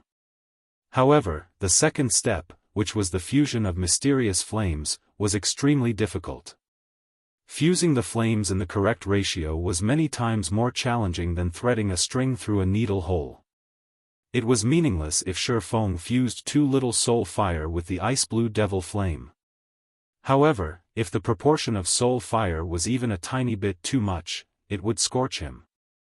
At that time, not only did he suffer excruciating pain, but he also fell into a weakened soul state, causing his basic attributes to decrease. Each time he got burned by the Soul Fire, he would lose 1% of his basic attributes. Although 1% was not much, after numerous failures, the accumulated amount was still very frightening. Currently, he had already failed 34 times in a row, which diminished his basic attributes by 34%. Fortunately, this reduction was not permanent, only temporary. Even so, he would have to wait 2 natural days to recover fully. This really is difficult. After experiencing many failures, Xiaofan had more or less identified the ratio required to maintain a balance. However, knowing the fusion ratio was one thing. Accurately fusing the flames in correct proportion was another thing altogether. In the future, if he had to go through a similar process to utilize the Soul Fire without the assistance of the fusion magic array, the difficulty would be more than 10 times higher. For example, if his permitted margin of error with the magic fusion array was at 0.1%, then without it, his margin of error would only be 0.1%. It would be significantly more difficult for him to utilize the Soul Fire's power. After all, players were not machines. They couldn't achieve such precision. It was the same even if Xiaofang's brain activity had already improved substantially. Only now did Xiaofan understand why, even after a decade had passed in God's domain, despite there having been a few God-ranked experts who had managed to obtain Soul Fires, not a single one of them had managed to truly control the Soul Fire they had. If he was already having so much trouble controlling just a strand of the Soul Fire's power, just how difficult was it to completely control the Soul Fire? However, after going through so many attempts, Xiaofan had also gained something else. And that was control. Before this, Xiaofan had only been focused on improving his control over his own body and the surrounding environment, always thinking of ways to push his five senses to their very limits. However, he had always done so through actual life-and-death battles. He had never truly calmed his heart. He had never noticed before, but now that he was paying attention he realized that his previous way of controlling his body and the surrounding environment seemed somewhat barbaric. Previously, he had been just like a sprinter, constantly placing an ultra-high load on his body while he fought. His control had no smoothness or flexibility whatsoever. However, after experiencing the fusion process multiple times, his control over his body had subtly improved. He could now extend and retract his power much more smoothly and naturally than before. This unexpected benefit overjoyed Xiaofan. He had never imagined that he would gain such a bonus from combining two mysterious flames. With the continuous improvement of his control, Xiaofan finally succeeded in merging the Ice Blue Devil Flame and Soul Fire on his 45th try. System, congratulations! You have gained basic control over the Soul Fire. You are now able to utilize the basic abilities of the Soul Fire.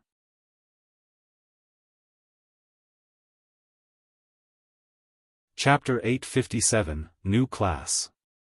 Hearing the crisp sound of the system notification, Xiaofan let out a deep sigh of relief. He was supposed to challenge the Holy City of Titan's entrance trial in 3 days. If his attributes had decreased any further, he would have to wait until he had fully recovered from the weakened soul state before he could do so. He did not wish to miss out on this opportunity to visit the Holy City of Titan. With 50 slots to enter the Holy City, he could get quite a number of intermediate alchemists and intermediate forgers promoted to advanced rank. If he let this opportunity slip by, who knew how much time and resources he would have to expend to nurture so many advanced lifestyle classes?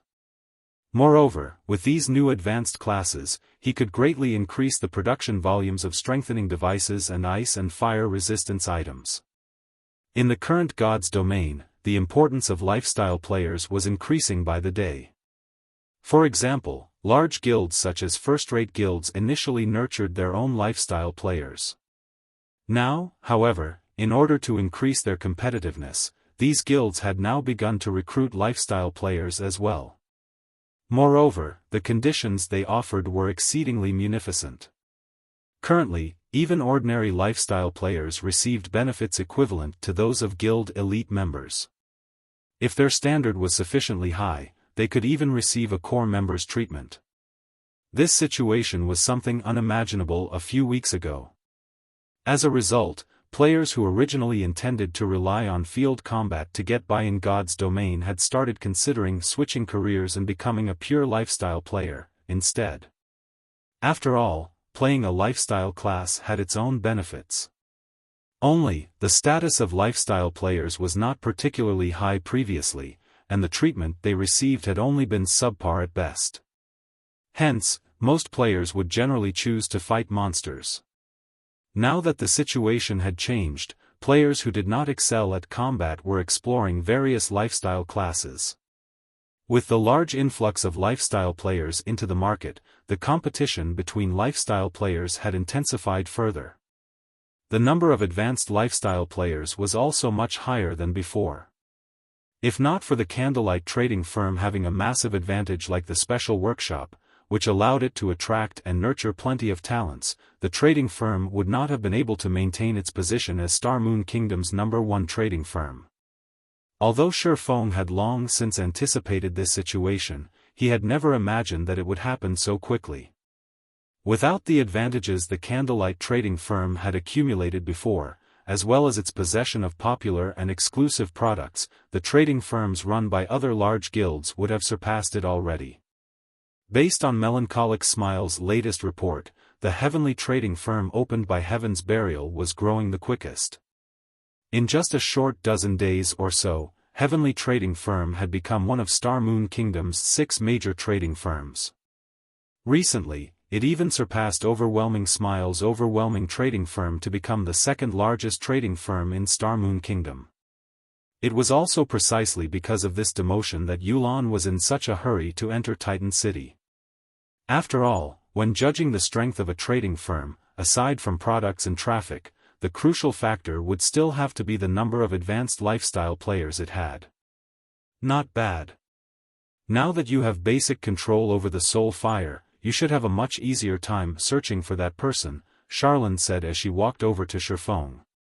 After thoroughly sizing him up, she nodded and added, unfortunately, with just basic control over the soul fire, you can only weaken the effects of the soul chain slightly. At your current state, you have roughly 54 days to find that person. However, as your control over the soul fire improves, the weakening effect it will have over the soul chain will also increase, and you'll gain more time to find that person. How can I improve my control over the soul fire? Xiaofan asked curiously. Although he could tell that he had only basic control over the soul fire and hence still had room for improvement, the soul fire's introduction made no mention of how he could improve his control. Simple, look for other mysterious flames and absorb them. The soul fire is no ordinary mysterious flame. The power of the ice blue devil flame can only allow you to exert the soul fire's power to this extent. If you wish to improve, you'll need more mysterious flames to suppress the soul fire. The higher the mysterious flame's tier, the better. However, tier 2 is the bare minimum, Charlene explained. I need more mysterious flames to improve. Xiaofan was immediately rendered speechless. Mysterious flames were not bronze equipment. They were far from easy to obtain. There were indeed many mysterious flames located within Star Moon Kingdom. There were even several just within the region of White River City. However, the ice blue devil flame was the only tier 2 mysterious flame Xiaofan knew the whereabouts of. He had no clue where to find the other tier 2 mysterious flames. Although Xiaofan knew of the whereabouts of a tier 3 mysterious flame, that place was a secret location. Moreover, it was not somewhere a player of his current standard could go to at all. At the very least, he needed to reach level 60 or 70, as well as achieve his tier 2 class, to obtain that tier 3 flame. With just 54 days, accomplishing such a feat was simply impossible. It seems I'll have to have Aqua notify the guild members to gather information on a few mysterious flames as soon as possible, Xiaofan thought to himself. A legendary quest was no laughing matter. Xiaofan also did not think he was capable of finding the traces of that mysterious youth in his current state. The mysterious youth's strength exceeded tier 5. Moreover, seeing as the quest provided him with a way to extend its duration, this indicated that this quest was not one he could currently complete. Just the difficulty of locating and obtaining a tier 2 mysterious flame was no lower than an epic quest's. Based on the statistics players had collected on God's domain in his previous life, an epic quest took anywhere from a few days to 1 or 2 months to complete. For legendary quests, however, players could take anywhere from 2 or 3 months to even 3 or 5 years to complete. The system's main goal right now was to have him delay for time. If he could not locate a sufficient number of mysterious flames and failed to delay for enough time, it would be equivalent to him failing the quest. In the end, he would become someone's puppet. At that time, his only option would be to delete his account and start all over again. This was the frightening aspect of legendary quests. It was not something an epic quest could possibly compare to. Following which, Xiaofan shook the thought of the legendary quest out of his mind and calmed himself. He then began testing out the power of the soul fire. In the next moment, a silver flame appeared in each of Xiaofang's dark pupils. The feeling he gave off also changed abruptly. Previously, when Xiaofan intentionally hid his aura, he appeared to be as calm as the great ocean.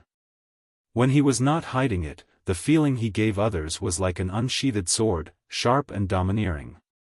Now, however, even though he had made no attempt to draw in his aura, he had an air about him that was similar to an iceberg's, silent and cold. One would shiver inadvertently when bathed in this aura. Not a hint of emotion could be found within Xiaofang's eyes. There was only cold rationality present. It was as if nothing in the world could affect his composure right now. Is this the power of the soul fire? Shock filled Xiaofan's heart as he observed his surroundings. Previously, when he activated the ice-blue devil flame, the mysterious flame only increased the damage of his fire and ice-type skills. However, when he activated the soul fire, although he did not receive any improvements to his damage or attributes, his mind felt calm like never before, to the extent that he even found it frightening. Currently, everything in the world was just like data to him. Aside from absolute calm, the world before Xiaofan had also become silver and white. He could see no other color through his eyes. Meanwhile, in this world of silver and white, he could see the soul chain wrapped around his body very clearly. He could also see it extending out of the hall and beyond. Just as Xiaofan was thinking of testing this newfound power of his, the sound of a system announcement entered his ears. System announcement: a new expansion pack, Abyss Invasion, has been triggered. The Twin Towers Kingdom has been assaulted by the Abyss, and abyssal monsters have begun invading the surrounding countries. When the time comes, players can participate in the Abyss War. After accumulating a sufficient amount of merit, players can class change into a new class.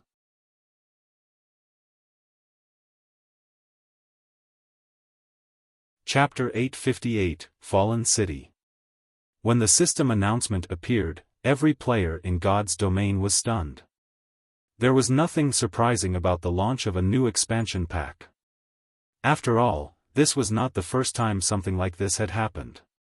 However, the mention of a new class piqued everyone's interest. A new class being offered as a reward showed that this new class undoubtedly possessed an advantage other classes did not.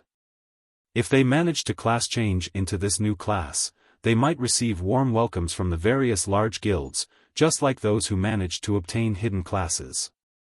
This thought tempted a lot of players.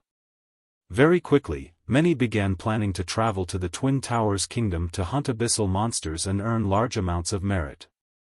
Meanwhile, at the Twin Towers Kingdom's snow-filled city.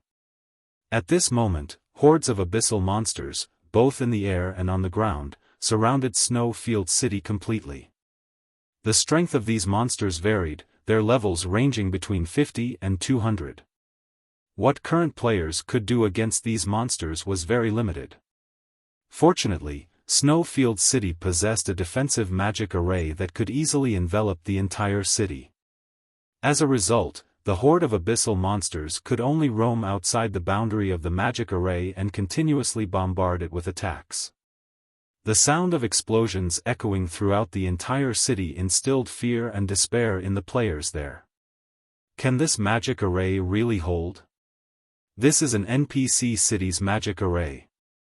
It should be able to. Otherwise, what will we players be able to do against those monsters? Just as the players inside Snow-Field City were debating about the city's defensive magic array. Kachik. A crack suddenly appeared in the magic array above the city. Along with the appearance of this crack, the magic array also began destabilizing. Not good. The magic array is collapsing.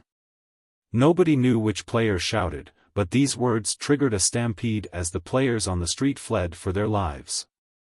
Every one of them rushed towards the city's teleportation hall in an attempt to leave Snow-Field City. After all, these abyssal monsters were different from the ones found in the Abyss battlefield. The abyssal monsters in the Abyss battlefield were orderly, sorted based on their levels, and players could choose which area to go to, depending on their own strength. Now, however, even monsters with levels in the triple digits mixed in with level 50 monsters. With just their strength, the players would be killed instantly, losing a level. The hardships of leveling up were the pain of all players. Nobody wished to die a pointless death. They would have to spend several days recovering from such a loss. Ha ha ha. Let's see what Sind Heart will do in this situation.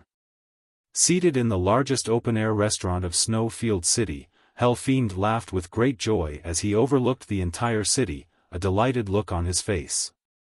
Immortal Light's base of operations was Snowfield City. If the guild wanted to earn large sums of money, it could only do so at Snowfield City. If Snowfield City were to fall to the Abyssal monsters, the loss would not only uproot Immortal Light's foundations but also drag down the value of the city's lands. Nobody would want the lands here anymore. Even if Zero Wing kept its word and was willing to purchase those 5 plots of land, how much could the lands of a city captured by monsters possibly be worth? However, the thing that made him feel happy the most would still have to be the scope of the Abyss summoning. Not only did it cover the entire Twin Towers Kingdom, but it also affected several neighboring countries, including Star Moon Kingdom in the west. The Abyss summoning would definitely impact Star Moon Kingdom's eastern region, which also happened to be Zero Wing's territory. At that time, Zero Wing would similarly suffer, losing all the advantages it had piled up to the Abyssal monsters. Hell Fiend, we should leave as well.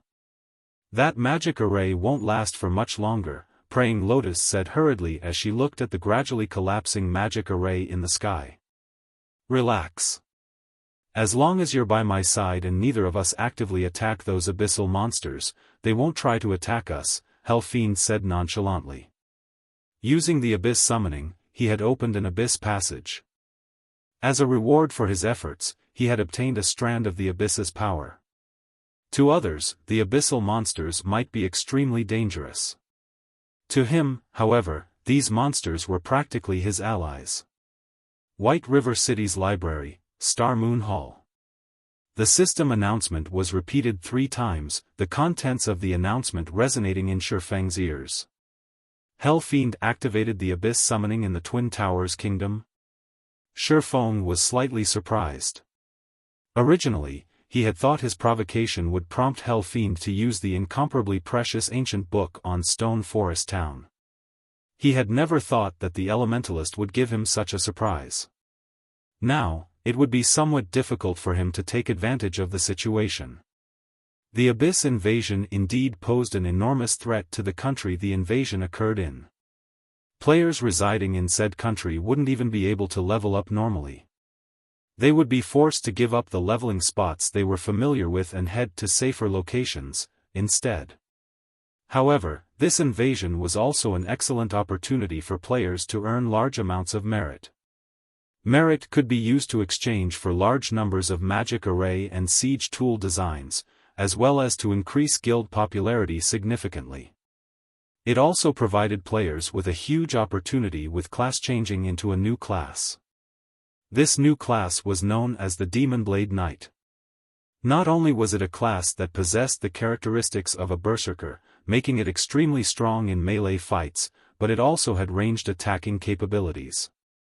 Although the Demon Blade Knight was neither a match for the berserker class in a melee nor a match for rangers and elementalists in a ranged battle, the combination of these 2 modes of attacking increased the class's survivability in battle significantly.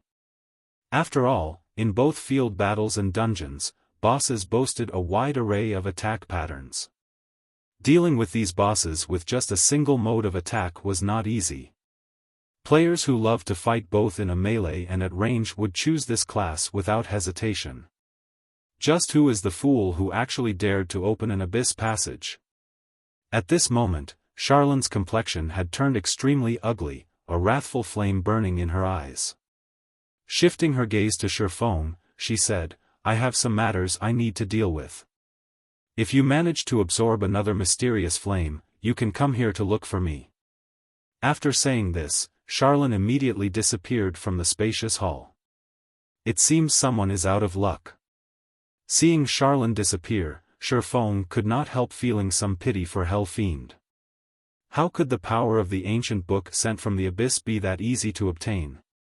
God's domain was fair. Although the ancient book could grant a player power, this power came with its own risks as well. It would be fine if an NPC of the human race did not catch the player who had used the ancient book. The consequences of capture, however, would not be one bit inferior to the penalty for failing a legendary quest. Xiaofan couldn't care less about the trouble Hell Fiend had just landed himself in, though. After all, he still had to thank him.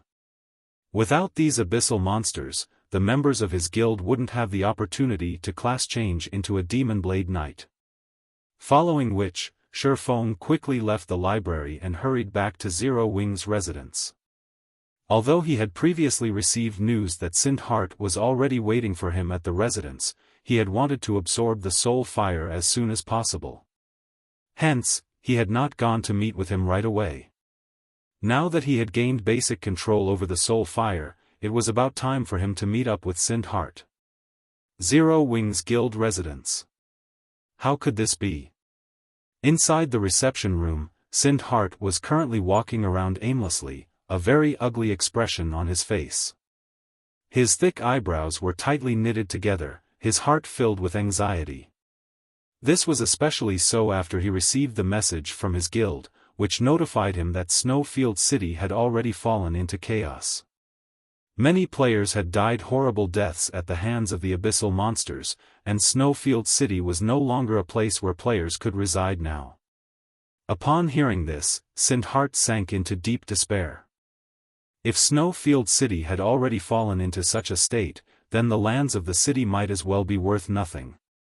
Just as Sindhart was trying to figure out a solution to his problem, Xiaofan entered the reception room.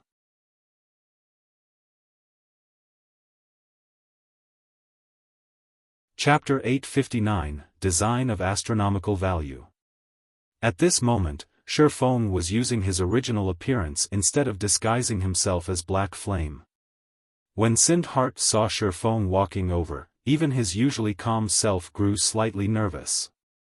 His reaction wasn't just because of the matter of Snowfield City. Rather, it was due to the massive pressure he felt from Xiaofan like nothing before. The last time he had met Xiaofan, he could clearly sense a hint of danger coming from the swordsman that made him feel as if he was standing before a ferocious beast. Now, however, instead of danger, he felt relaxed while standing in Xiaofan's presence. He could not feel any threat coming from the swordsman at all. Sindhart had experienced many things since childhood, so he was very knowledgeable about one thing. The true danger was not the one that could be perceived but rather what could not be perceived. Sorry to keep you waiting, Xiaofan apologized. Let's go carry out the exchange right now, then. Brother Yifeng, I wish to change the contents of our exchange. Will that be alright with you? Sindhart said, having given the matter some thought. Change the contents of the exchange? Xiaofan feigned surprise. What changes do you wish to make? I believe Brother Yifeng must have already heard about what happened in the Twin Towers Kingdom. Currently, you could say that Snowfield City is already finished. The land there has naturally become worthless as well. Brother Yifeng, you've treated me so sincerely all this time, so I naturally can't take advantage of you, Sindhart said. He then took out a tattered, old drawing from his bag and unfurled it on the table. I've never told anybody about this item before. Originally, I had planned on using it to make a comeback. Now, however, I wish to sell it to you. At Sindhart's tense expression, Xiaofan shifted his gaze to the drawing on the table. Engineering locomotive. Xiaofan could not help his surprise. There were three major fields of expertise in God's domain, namely forging, alchemy, and engineering. Under normal circumstances, engineering did not play a particularly large role. However, as the level of expertise of engineers rose, the variety of items they could produce, which were of great importance to players, also increased. As a result, the value of engineers would also grow. One of the reasons why engineering became popular in Xiaofang's previous life was the need for mounts. Mounts played an extremely crucial role in a player's life in God's domain. However, common ranked steeds were simply too ordinary, both in terms of appearance and performance, and could not satisfy the needs of the general populace. Moreover, many players were independent, so they couldn't obtain a guild mount. Acquiring a mount through other means was also very difficult. As a result, engineering mounts became extremely valuable. Engineering mounts could be categorized into multiple ranks, with the lowest being bronze rank, and the highest reaching dark gold rank. However, the design for a dark gold mount was almost as rare as a legendary item. The materials needed to produce it were also extremely rare, making it difficult to mass-produce the mount. However, a bronze mount was different. Although the design for it was similarly very hard to obtain, the materials needed to produce it were not particularly rare. As long as one had a sufficient number of advanced engineers, one could definitely mass-produce bronze mounts. Meanwhile, the design before Xiaofan just happened to be the design for a bronze mount. Only field bosses had a chance of dropping this item, and even the luck attribute would not affect its drop rate. Meanwhile, its drop rate was lower than even that of Titan City's pass. Nevertheless, Sindhart had miraculously obtained it. Could this be the reason why he had managed to develop Immortal Light so quickly in the past? Xiaofan could not help but think back to the past. Despite being an upstart guild, Immortal Light's rise back then could match even Zero Wings of today. In the end, it had even managed to stand shoulder to shoulder with first-rate guilds. One of the main reasons why Immortal Light had managed to develop so quickly back then was its immense funding. However, nobody actually knew how Immortal Light had obtained that funding. Everyone had simply assumed that the guild had found a powerful backer.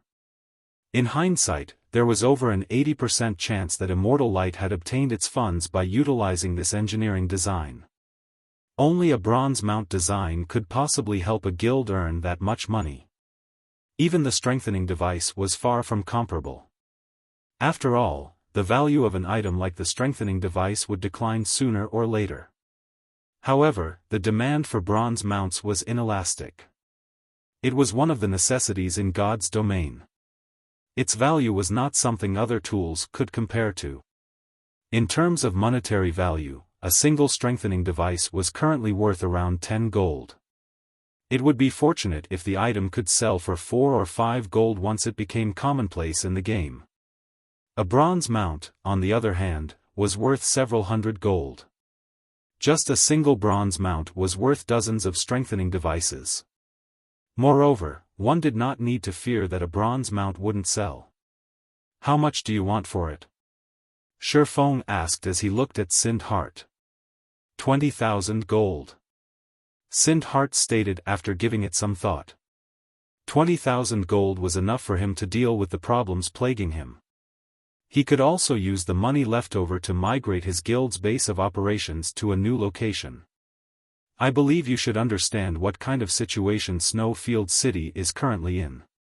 It would simply be impossible for Immortal Light to continue developing in the Twin Towers Kingdom under the current situation. How about joining Zero Wing?" Xiaofan asked in a low tone. "Moreover, even if you all try to develop elsewhere, with a single word from King's Return, there won't be any place that will welcome Immortal Light's presence. However, if you guys join Zero Wing, you can realize your ambitions without having to worry about King's Return. What do you think?" To Xiaofan, although the engineering design was important, Sindhart and his group of experts were much more valuable. "Have us join Zero Wing?" Sindhart immediately fell into deep thought. Judging from Hell Fiend's behavior before, he could tell that Zero Wing was truly powerful. After all, even someone like Hell Fiend could not do anything to Zero Wing. If Immortal Light joined Zero Wing, it would indeed allow them to develop safely without worry. However, Sindhart still shook his head as he said, "Brother Yifeng, thank you for your kind intentions. However, I still wish to develop Immortal Light together with that band of brothers of mine." Xiaofan had expected Sindhart to reply in this manner.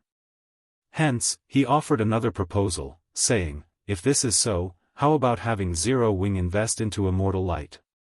Our side will ask for just 50% of your guild's shares. In return, Zero Wing will supply you all with large amounts of funding and resources. Aside from the 20,000 gold for the design, we'll grant you a starting capital of 50,000 gold, in addition to 30,000 magic crystals. Afterwards, we'll also continue providing you with coins and magic crystals. This much should be enough to let Immortal Light develop in any city." Zero Wing also won't interfere with Immortal Light's development. What do you think? Sindhart was momentarily stunned when he heard Shifeng's offer. Brother Yifeng, you're joking, right? With this much funding, not to mention Immortal Light, even buying 50% of a second-rate guild's shares won't be a problem, Sindhart said. He felt both moved and shocked right now. Immortal Light was currently at its lowest point. Practically nobody felt optimistic about Immortal Light's future, much less want to invest into the guild. Before this, he had always heard other people mentioning how rich a guild Zero Wing was. He never imagined that the guild would actually be wealthy enough to casually throw out tens of thousands of gold and magic crystals. With this much funding, Immortal Light would be able to become a second-rate guild quickly.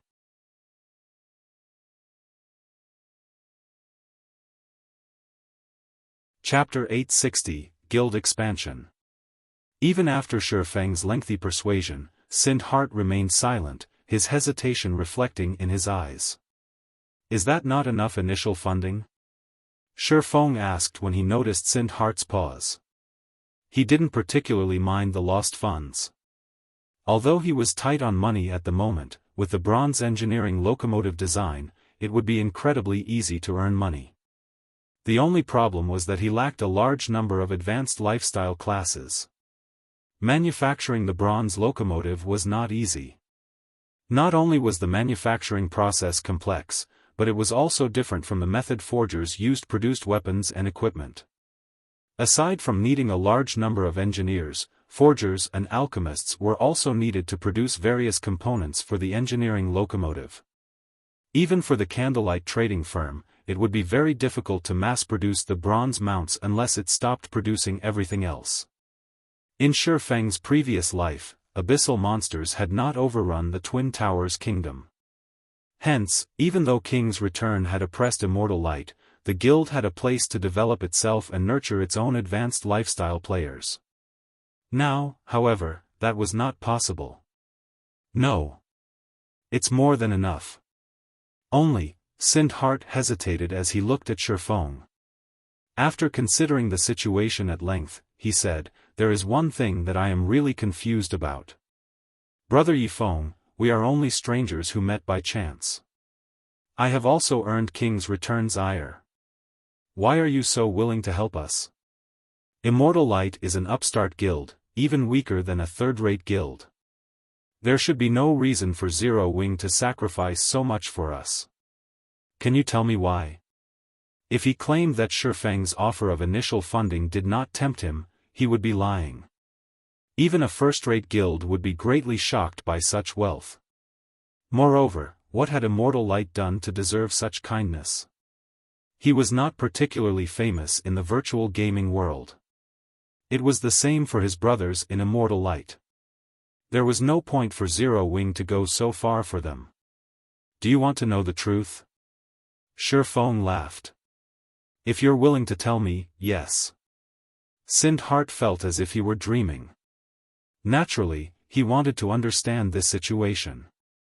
If Shifeng's goal was the same as Hell Fiend's, even in death, he would refuse Shifeng's offer. All right. Since you wish to hear it, I'll tell you. I have 3 reasons. The first is that Zero Wing needs to expand to other countries. Unfortunately, Zero Wing has become too famous, and it is very easy for others to target our members, particularly God's domain's major powers. Zero Wing has already deeply ingrained itself in Star Moon Kingdom. It would be very difficult for those major powers to shake Zero Wing's foundation here.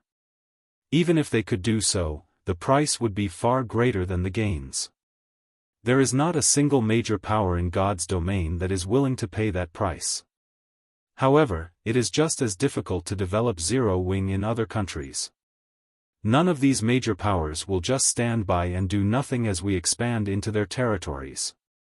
However, another way for Zero Wing to expand its influence is to develop an affiliated guild that won't attract these powers' attention. Immortal Light just happens to fit this bill. Your personality and potential are my second reason. I can tell that you've only joined the virtual gaming world recently. It is possible that God's Domain is the first virtual reality game you and your friends have truly experienced. The fact that you guys can obtain such strength in such a short period speaks volumes about your potentials. There is also the fact that you guys have managed to offend a super guild.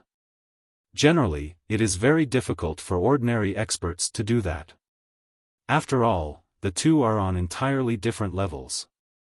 It is an extremely rare occurrence in the virtual gaming world. The third point is this bronze rank design. It can offer Zero Wing significant profit. Each of Xiaofan's points was true. If Zero Wing wanted to grow stronger, expanding its influence to other countries was necessary. Xiaofan had spent a lot of time considering the matter. Beyond those three reasons, Xiaofan's strongest motivation was due to Sind Heart and his companions. These people would all be top-class experts in the future. Even spending hundreds of thousands of gold to recruit them would be worth it, not to mention tens of thousands. However, Sind Heart did not know this. Of course, these benefits are not without a condition. Xiaofan changed the topic. After obtaining these funds, if Immortal Light fails to take control of 3 or 4 major cities within 2 months, Zero Wing will take over the guild's management. After all, coins and magic crystals do not grow on trees. Hearing Xiaofan's condition, Sind Heart's previously vigilant expression vanished as he quietly released a sigh of relief. All right. No problem. I can assure you that, after obtaining this much initial funding, Immortal Light will obtain control of 4 major NPC cities within 2 months. If we can't even do that, I would be too embarrassed to face you, Brother Yifeng, Sind Heart said earnestly as he patted his chest. Xiaofan simply shook his head and laughed. He was only trying to return the debt of gratitude he owed while taking the opportunity to recruit Sind Heart to his side. He had never imagined that Sind Heart would suspect him of ulterior motives, or that he would be forced to state conditions before the man would agree. There were only so many cities in a country. Now that God's Domain had launched some time ago, other guilds had occupied the various major cities throughout God's Domain. Even a second-rate guild would find it difficult to take control of 4 major cities within 2 months, not to mention Immortal Light, a guild that had recently been uprooted. However, Xiaofan did not mind. Regardless of whether or not Sind Heart succeeded, Zero Wing would still make a profit. Following which, Xiaofan and Sind Heart signed an agreement. Xiaofan then spent 20,000 gold to purchase the bronze engineering locomotive design. He also spent 3,000 gold to purchase the 5 plots of land of Snowfield City, paying far less than what they had initially agreed upon.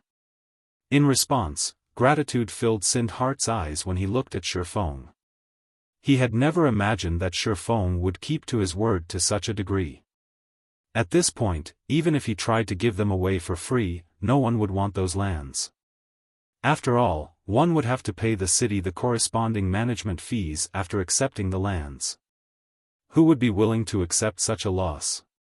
However, Xiaofan did not feel as if he had taken any loss. On the contrary, he felt that he had made a huge profit. At the end of the day, the Abyss invasion was only an expansion pack. Sooner or later, it would be resolved. Although not all NPC cities affected by the invasion would recover to their peaks and would undergo some changes, as one of the Twin Towers Kingdom's top 10 cities, Snowfield City would recover. Other guilds might not be able to afford to wait, but Zero Wing could. Moreover, aside from being able to resell these lands for a high price in the future, Xiaofan had an important purpose for these 5 plots of land. When the time came, aside from the bronze locomotives, the 5 plots of land in Snowfield City would earn him the most money. After Xiaofan and Sind Heart completed their trade, Xiaofan hurried back to the candlelight trading firm. As he prepared to produce the engineering locomotive, Aqua Rose called him. Guild leader, I've found Hell Fiend's location. He is currently residing in Light City, the Glory Empire's imperial capital. Here are his current coordinates. Aqua Rose then sent Hell Fiend's whereabouts to Xiaofan. He sure moves quickly. Xiaofang's lips hooked up into a grin as he read the coordinates. Even if you hide in Light City, you cannot escape.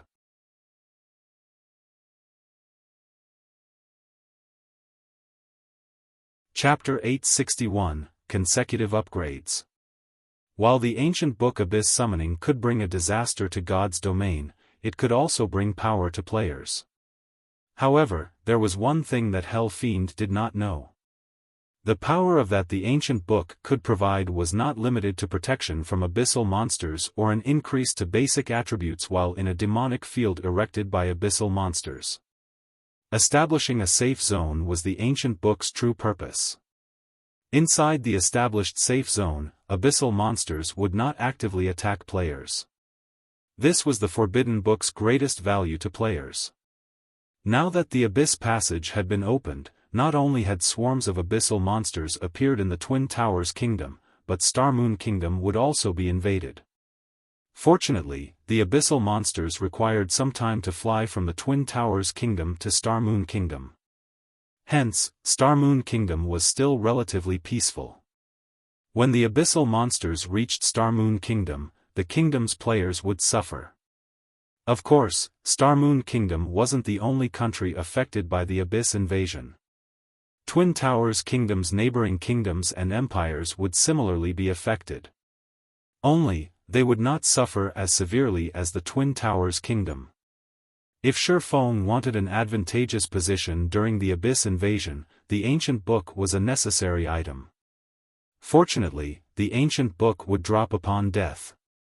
Moreover, after Abyss Summoning was used, the ancient book could only be stored inside a player's bag. As long as he killed Hell Fiend, he could obtain the ancient book. Now, Light City was the only problem. As an imperial capital, the city's security was incomparably strict. A level 180 Tier 3 NPC led every patrol group that roamed the city streets.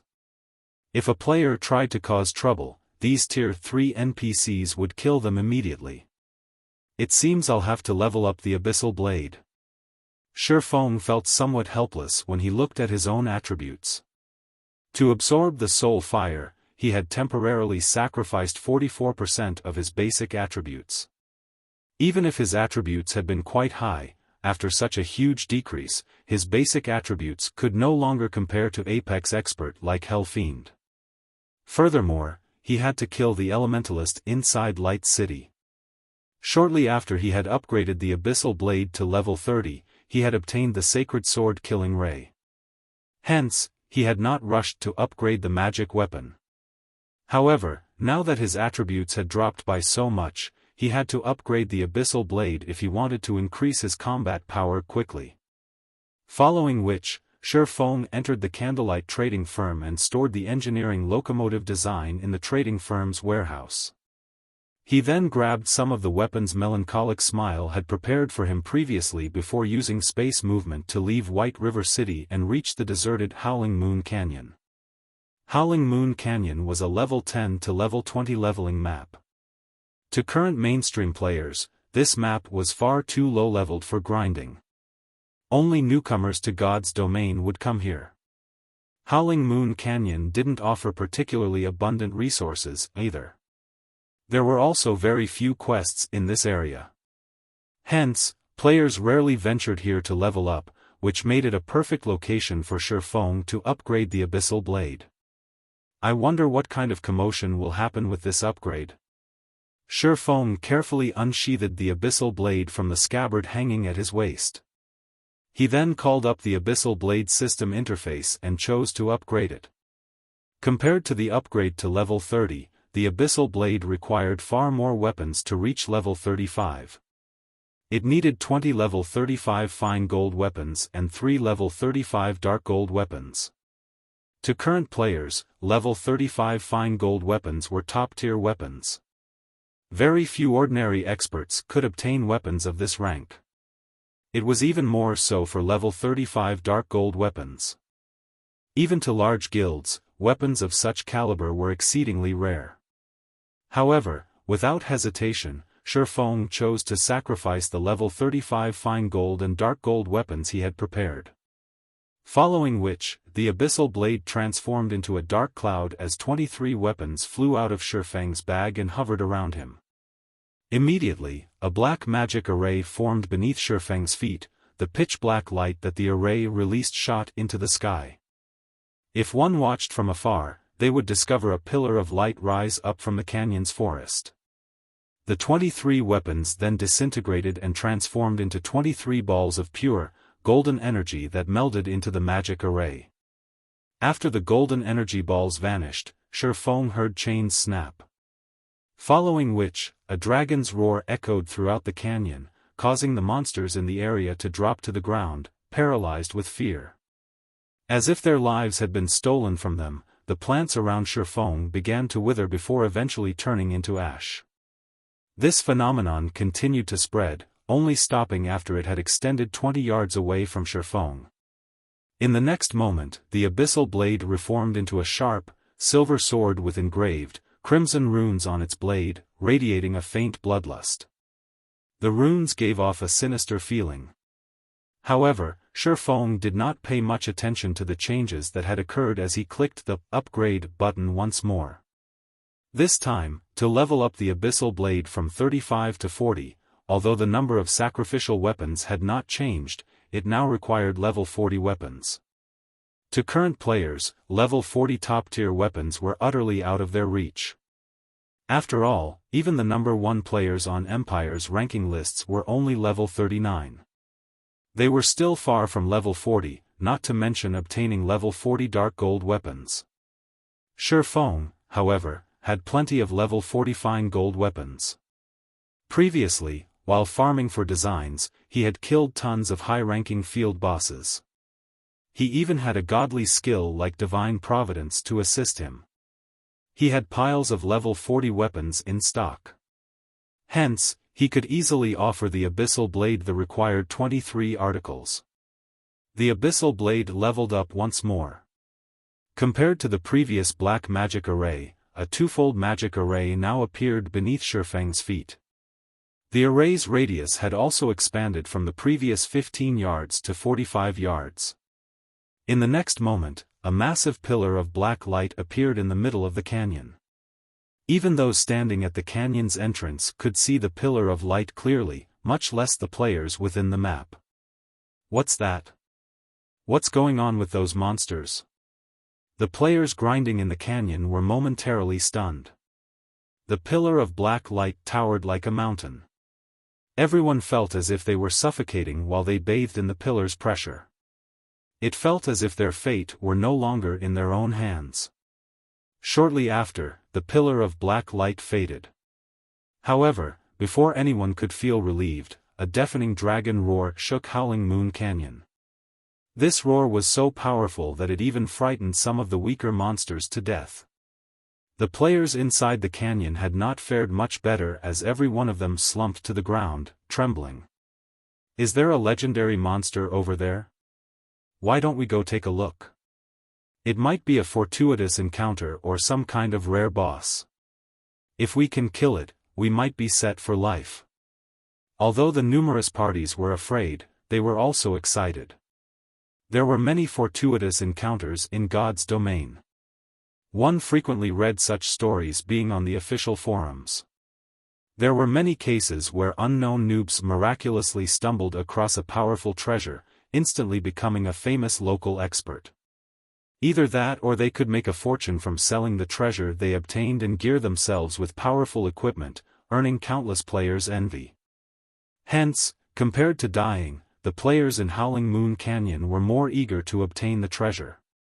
This might very well be a turning point in their lives. At this moment, however, the source of the Pillar of Light was a disaster. Every plant and monster within a radius of 100 yards had been turned into ash. Currently, only one man and one sword resided in the center of this desolate area.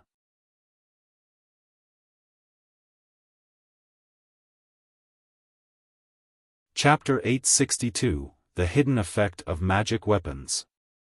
After upgrading the Abyssal Blade twice in a row, the magic weapon's appearance had changed significantly. The sword was now pure silver with blood-red runes engraved across the blade. There was also a faint layer of black mist enveloping the sword. The hilt bore a miniature black dragon which looked astonishingly lifelike. Despite part of the sword's blade being buried in the ground, Xiaofan could feel a significant oppression from the weapon, even he felt slightly uncomfortable. Even after Xiaofan had firmly held onto the abyssal blade, the oppressive feeling still did not disappear. To think it would be so powerful at level 40. If I upgrade it 2 or 3 more times, I won't be able to wield it in battle. Xiaofan both rejoiced and felt helpless as he gazed at the silver abyssal blade. There were weapons capable of mentally oppressing players in God's domain. However, this was definitely the first time Xiaofan had seen a weapon that would also oppress its user. When expert players fought ordinary players, they could similarly exert a significant mental oppression. This mental oppression could dull an opponent's reactions and weight down their movement, which would, in turn, reduce their combat powers significantly. But against experts of similar standards, this mental oppression was practically negligible. However, the mental oppression that God's domain's weapons and equipment exuded was different from that of players. This kind of mental oppression resembled what players felt when they faced Grand Lord-ranked monsters. Not only could it dull players' thought processes, but it could also increase players' stamina consumption rate. It was precisely this reason that Grand Lords were so difficult to deal with. It was practically impossible to rely on numbers to defeat Grand Lords. Even expert players would suffer tremendously against a Grand Lord's mental oppression. It would be impressive if an expert could even exert 60% or 70% of their actual combat power. Yet, the mental oppression the Abyssal Blade released was stronger than that of Grand Lords. Even an expert of Xiaofang's level would squirm under this mental oppression, affecting their combat power slightly. Following which, Xiaofan tightened his grip on the Abyssal Blade and slashed at the empty space before him. Earth Splitter. Hua! A streak of silver light slammed into the ground, stretching out over 30 yards. When the light vanished, it revealed a deep trench in the ground wide enough to fit 3 people lying shoulder to shoulder. The trench was nearly 5 meters deep. Earth Splitter's power was now far stronger than when he had used the skill in the past. Moreover, swinging the Abyssal Blade also felt completely different. However, what shocked Xiaofan the most was the sudden burst of mental oppression when he activated his skill. Under this mental oppression, even an expert like Xiaofan would lose nearly 40% of his combat power. Weaker experts might even experience a 50% decrease. Factoring in the element of surprise, the mental oppression might even increase further. So strong. Sure enough, magic weapons are quite scary. Xiaofan was at a loss for words as he examined the Abyssal Blade statistics. Abyssal Blade, one-handed sword, magic weapon. Attack power plus 1204. All attributes plus 72. Attack speed plus 20. Ignore levels plus 15. Attacks have 60% chance to cause 200% damage. 30% chance to cause 300% damage. Every attack increases damage by 2% to a maximum of 20. If wielder belongs to a swordsman-related class, all skill levels plus 4. Increase free ability points received for every increase in level by 2 points. Equipment level 40. Can be upgraded. Devour 30 level 45 fine gold weapons and 10 level 45 dark gold weapons to upgrade to level 45. Equipment Tier 1.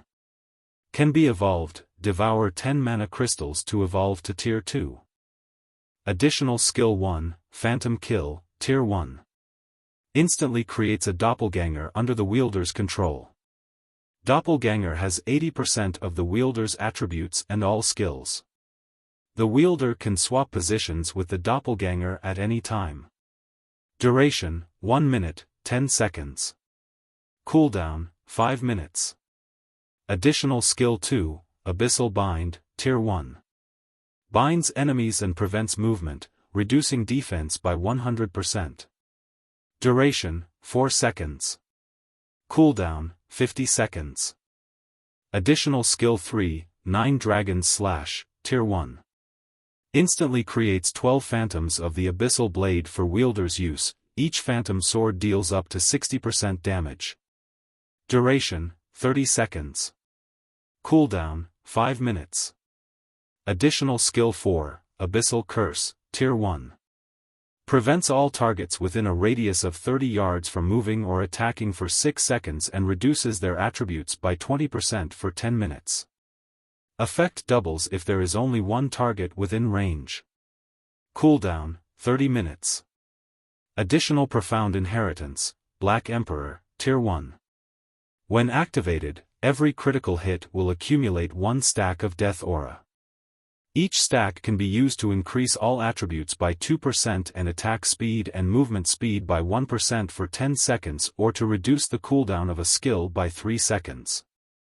Maximum of 33 stacks of Death Aura. Duration, 10 minutes. Cooldown, 10 hours. The famed Smith Alices personally created the Abyssal Blade using the Black Dragon King's fangs as material. It is one of 36 famed swords, ranking 31st. However, the Black Dragon King himself has cursed this sword.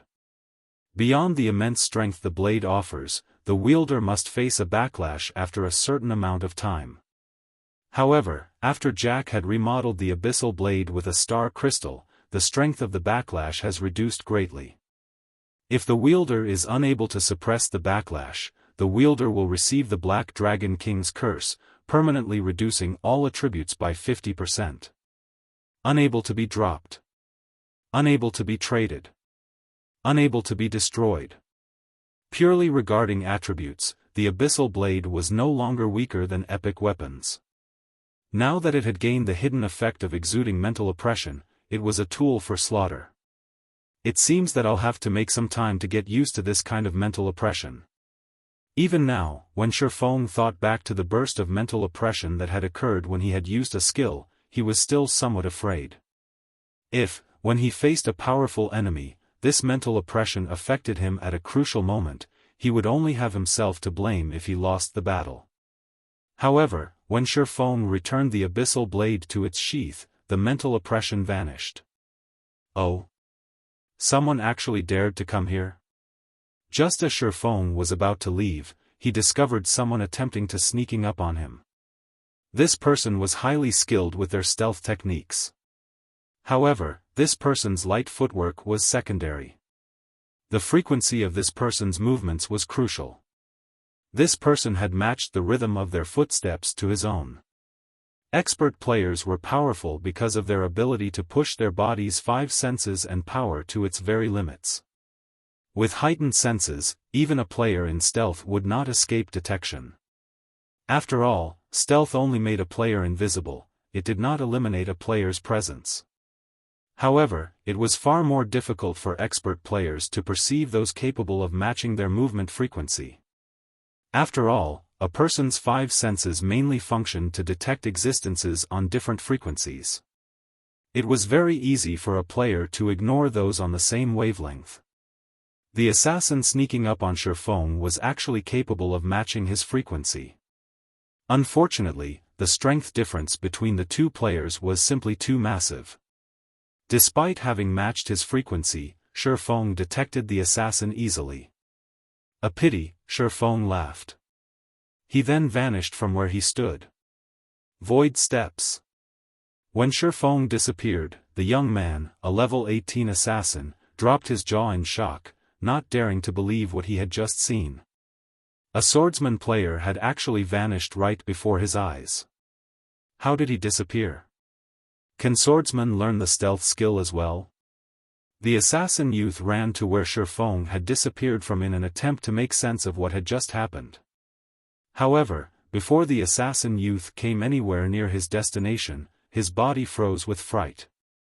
By the time he realized it, a chilling, blue longsword had appeared at his neck. Had he taken another step forward, that blue longsword would have sliced his head clean off.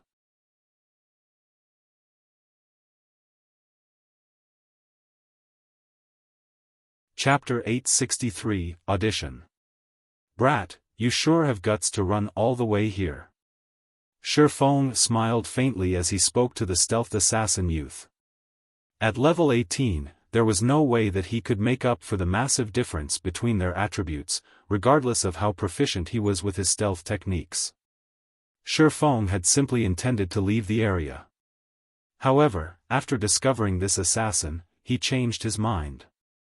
He had done so because he was impressed with this youth's strength. In the past, the youth had also been very famous in Starmoon Kingdom. The afterimage assassin, Soundless. Xiaofan had encountered Soundless in the past. Soundless had garnered fame in the past due to the mess he had made of Ouroboros. Not only had Soundless targeted the first-rate guild, but he had also targeted its guild leader, Chao Chenghua. Soundless had actually succeeded in killing Chao Chenghua for a total of 3 times. This incident had humiliated Ouroboros thoroughly. It wouldn't have been so bad if Chao Chenghua's killer had been a well-known assassination expert in the virtual gaming world. However, a nameless assassin had claimed his life not once, but 3 times. After that incident, Ouroboros had tried furiously to get rid of Soundless. In the end, however, the guild had failed to do anything about the assassin. A single independent player had actually stood against a first-rate guild. This had been an incredibly rare occurrence even throughout God's domain, not to mention a small country like Starmoon Kingdom. As news of Soundless' achievement spread, many large guilds had attempted to recruit the assassin. Some guilds had even offered a portion of their shares to gain his membership. However, Soundless had paid no attention to the offers he received, refusing to join any guild. After some more time, Soundless started a journey through God's domain to challenge the various experts on the continent. Of course, he had not remained undefeated. However, even after a defeat, he had lost gloriously. After all, the victors had not been ordinary experts. Everyone was a top-class expert in God's domain. Some were even old monsters from various super guilds. The assassin had earned those old monsters' favorable opinions and high evaluations. Some of those super guilds had even stretched out an olive branch in an attempt to recruit Soundless. After all, despite his age, Soundless already qualified to challenge those old monsters. Needless to say, his future would be brilliant. In the end, even the first-rate guild Ouroboros had no choice but to surrender and offer corresponding compensation. Soundless had become an idol that many independent players revered. However, Soundless had always mingled in Starmoon City. Xiaofan had never imagined that the youth would appear in White River City. Now that he had encountered such an expert, Xiaofan could not miss this chance to get acquainted. Currently, despite facing the pressure Xiaofan exuded, Soundless showed no hint of fear. Rather, reverence filled his eyes as he looked at the swordsman. This was the first time Soundless had encountered such a situation. He had always been proud of his stealth techniques. Although he was only level 18, even level 35 guild elite players had failed to notice him when he stood beside them, yet despite being over 60 yards away from Xiaofan, the latter had discovered him. Moreover, before he had realized it, a blue longsword had appeared against his neck. He felt as if he were dreaming. However, the icy sensation he felt at his neck reminded him that this was not a dream, but reality. Although Xiaofang's level was much higher than his, he could tell that the gap between them was not simply a case of attributes. Even the gap between their techniques was despairingly wide. Brother expert, please don't misunderstand.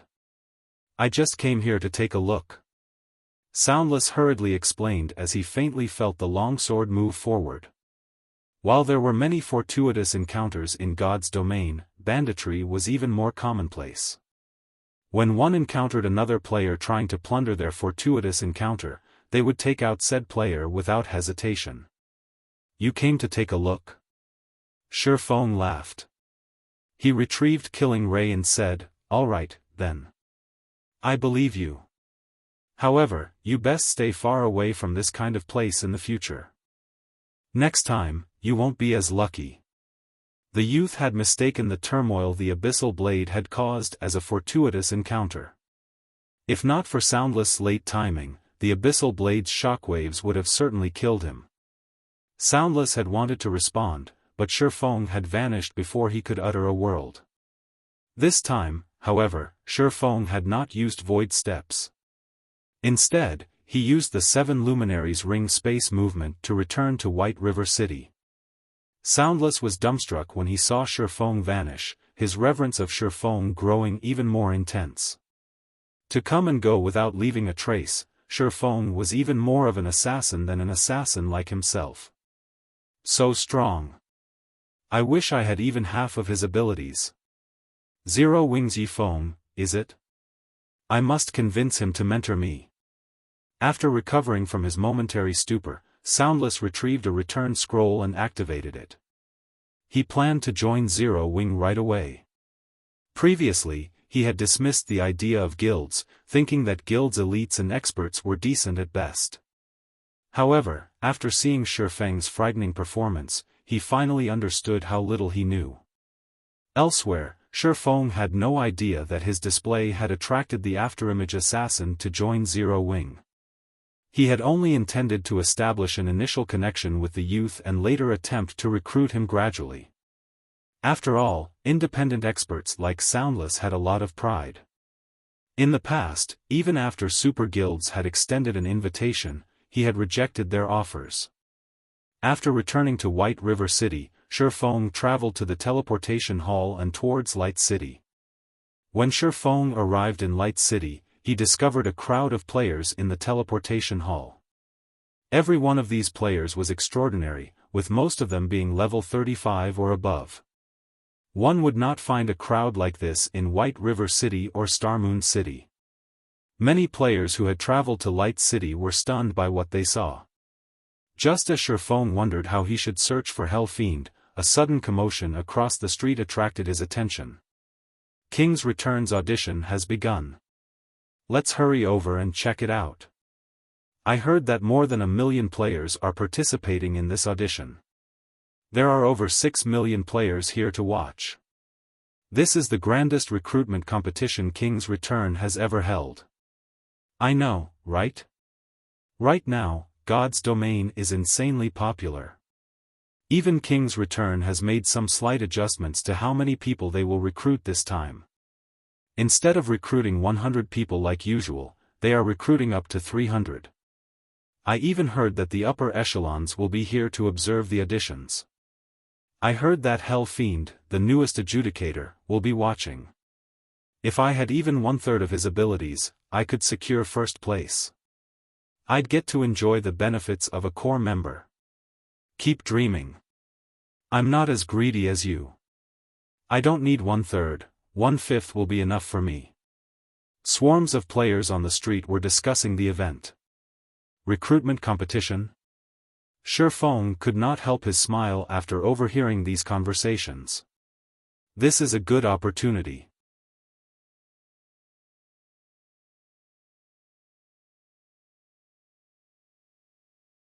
Chapter 864, S-Rank Evaluation. There were not many super guilds in the virtual gaming world. As a result, the annual recruitment competition that King's Return, one of these few super guilds, held was a huge event in the virtual gaming world. In addition, due to God's Domain's launch, this event had become even more popular than before. However, its guild residents had far from enough space to accommodate the massive number of players participating in this year's assessment. Fortunately, King's Return had thought of a plan to deal with this problem. It would host the audition in the Divine Colosseum. Unlike White River City, Light City's Divine Colosseum had been constructed in the sky, above the imperial capital. However, the building had an ethereal form as if it existed in a different realm. The audition's requirements are intense this year. They require participants to reach the trial tower's 6th floor. I only reached the 5th floor the last time I challenged the trial. I wonder if I can pass through the 5th floor this time. I know, right? This requirement is simply too high. The most powerful player in my city has only reached the 6th floor. King's Return is not giving us a fair chance. As they arrived, players began to complain when the Ready King's Returns listed requirements. A player's level and equipment did not matter in the Divine Colosseum's Trial Tower. Only their techniques mattered. However, the Trial Tower itself was the most damning aspect, as each attempt to challenge its floors cost one magic crystal. Magic crystals had always been a rare commodity in God's domain. Ordinary players had an extremely difficult time obtaining even one. Even expert players would only have a few on hand. Normally, players used every magic crystal sparingly, yet to prove their qualifications to take King's Return's test, they had to spend one magic crystal to challenge the Trial Tower.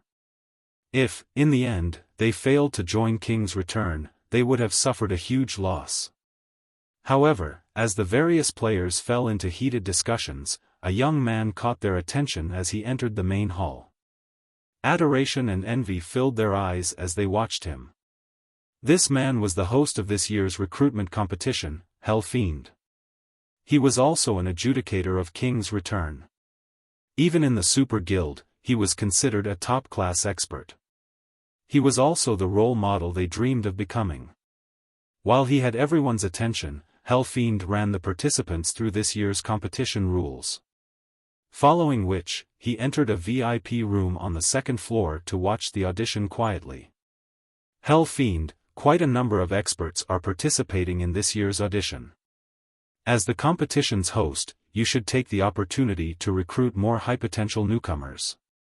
They might even become powerful allies, Praying Lotus, who sat beside Fiend, advised as she looked down on the crowd. She had discovered several experts among the participants. Some of them had even reached level 38. To independent players, this was a very difficult feat. There were many factions in a super guild. Hence, the guild's upper echelons paid a lot of attention to the recruitment of fresh talent every year. It was also extremely difficult to obtain the rights to host the yearly auditions. Fiend had only obtained the honor after all sorts of negotiation and trades. As the host, Fiend had the opportunity to rope in the participants he had set his sight on after the competition had begun. After the competition finished, he even had priority in choosing potential newcomers.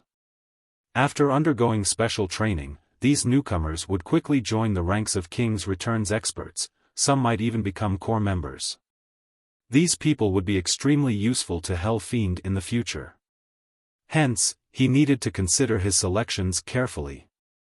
Relax. I've already investigated some of the powerful experts participating in the audition this year. I won't let anyone else obtain a single potential newcomer.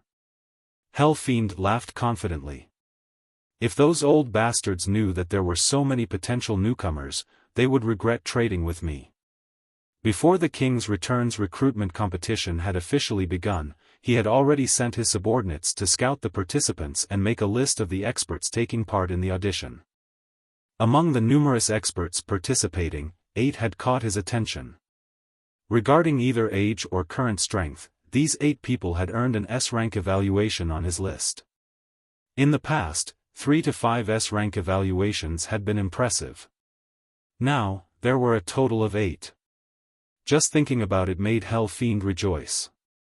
To become this year's audition host, he had paid a tremendous price, even giving up his tablet slot.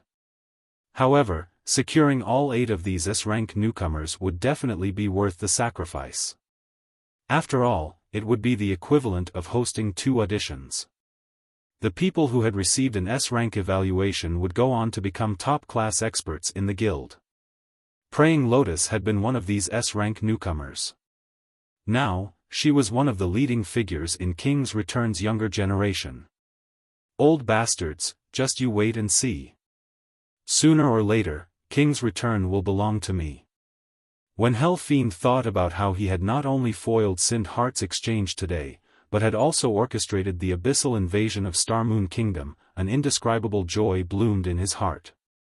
It was true that he could not do anything about Zero Wing right now. However, those abyssal monsters could deal with the guild easily. He was very aware that devastation would follow those abyssal monsters wherever they went. Even Star Moon Kingdom would fall if it were invaded, much less White River City. In the end, the lands purchased Zero Wing had purchased would be worthless. However, Hell Fiend had no intentions of letting Zero Wing go with so little punishment.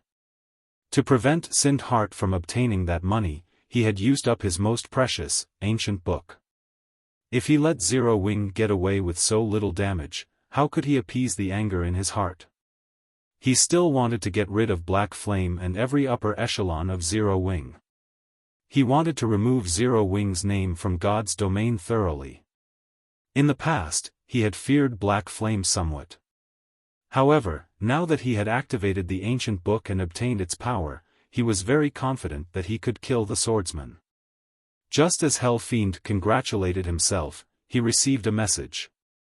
Upon reading this message, his expression darkened. Has Zero Wing gone mad?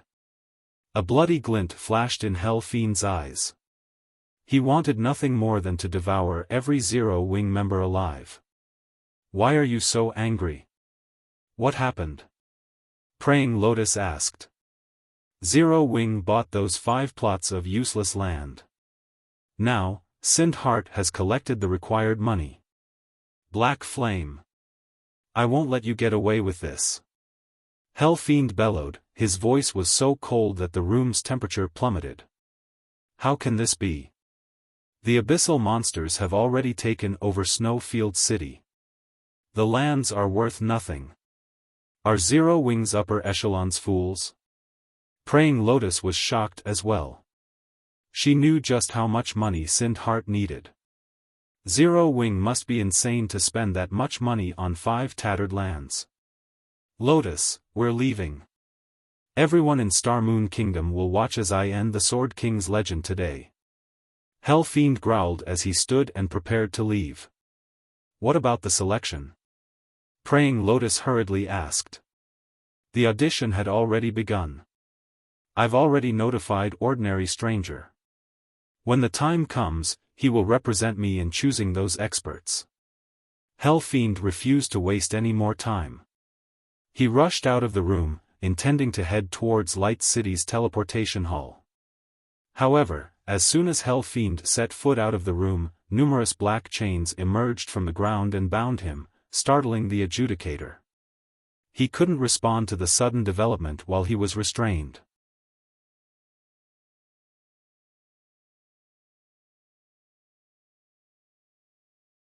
Chapter 865, Clean Sweep. The instant the pitch-black chains bound Hell Fiend, the Elementalist released a low shout as he activated a control removal skill, breaking free from his restrictions.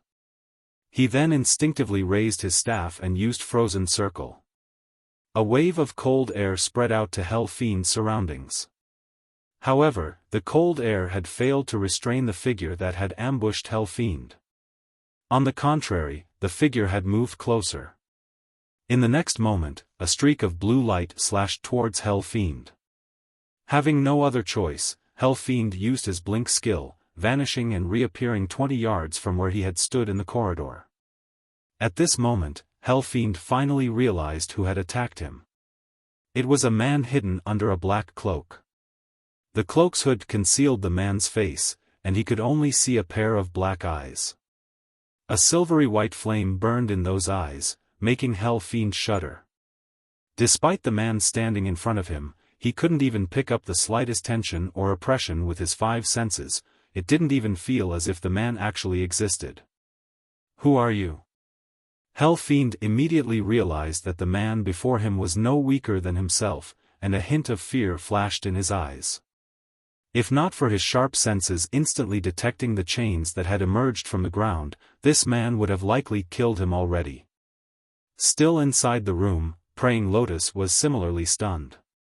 She had never seen such a foolish expert before. She had never imagined that someone would be so daring as to aim for Hell Fiend's life here. Setting aside Hell Fiend's combat standard, Light City was King's Return's main base of operations. Moreover, they were in the Divine Colosseum. The NPCs guarding this place were far more powerful than the NPCs patrolling on the streets. Every one of them was a level 200 NPC. Attempting to assassinate Hell Fiend here was nothing more than a suicide attempt. However, the Oracle Praying Lotus also reacted quickly as she began casting a spell to cover Hell Fiend. Meanwhile, the expert that Praying Lotus considered foolish was none other than Xiaofan. Naturally, Xiaofan understood the risks of attacking a player in the Divine Colosseum. However, those risks were exactly what he needed to increase his chances of success. Furthermore, he had chosen this narrow corridor on the second floor to make his move. Combat in such a cramped area was highly disadvantageous for a magical class. Hence, his chances of killing Hell Fiend here were much higher than if he targeted the Elementalist on the open streets or in the fields. In addition, the Divine Colosseum's NPCs were garrisoned in the first floor's main hall. By the time they discovered his attack and reached the second floor corridor, they would have wasted at least 10 seconds. They would need more time to react than if he had launched his attack on the streets. No answer? Then, die. Hell Fiend began to chant an incantation when realized that his attacker had chosen to remain silent, firing numerous frost arrows at Xiaofan simultaneously. Inside the Divine Colosseum, he had an absolute advantage. Although the terrain worked against him, he didn't need to defeat Xiaofan. He only needed to buy time until the NPCs arrived. He refused to believe that Xiaofan could kill him in such a short time. Moreover, he currently had the ancient book's enchantment. He was confident of contending with his guild's old monsters, much less some fool with a few loose screws. In the next moment, the frost arrows flew through Xiaofang's body and struck the wall behind him, resulting in a white explosion. Hell Fiend's expression darkened as he noticed that someone had appeared behind him. However, Xiaofan had not revealed even a strand of killing intent. Despite reaching the Void Realm long ago, Hell Fiend had been slow by half a beat in discovering Xiaofan.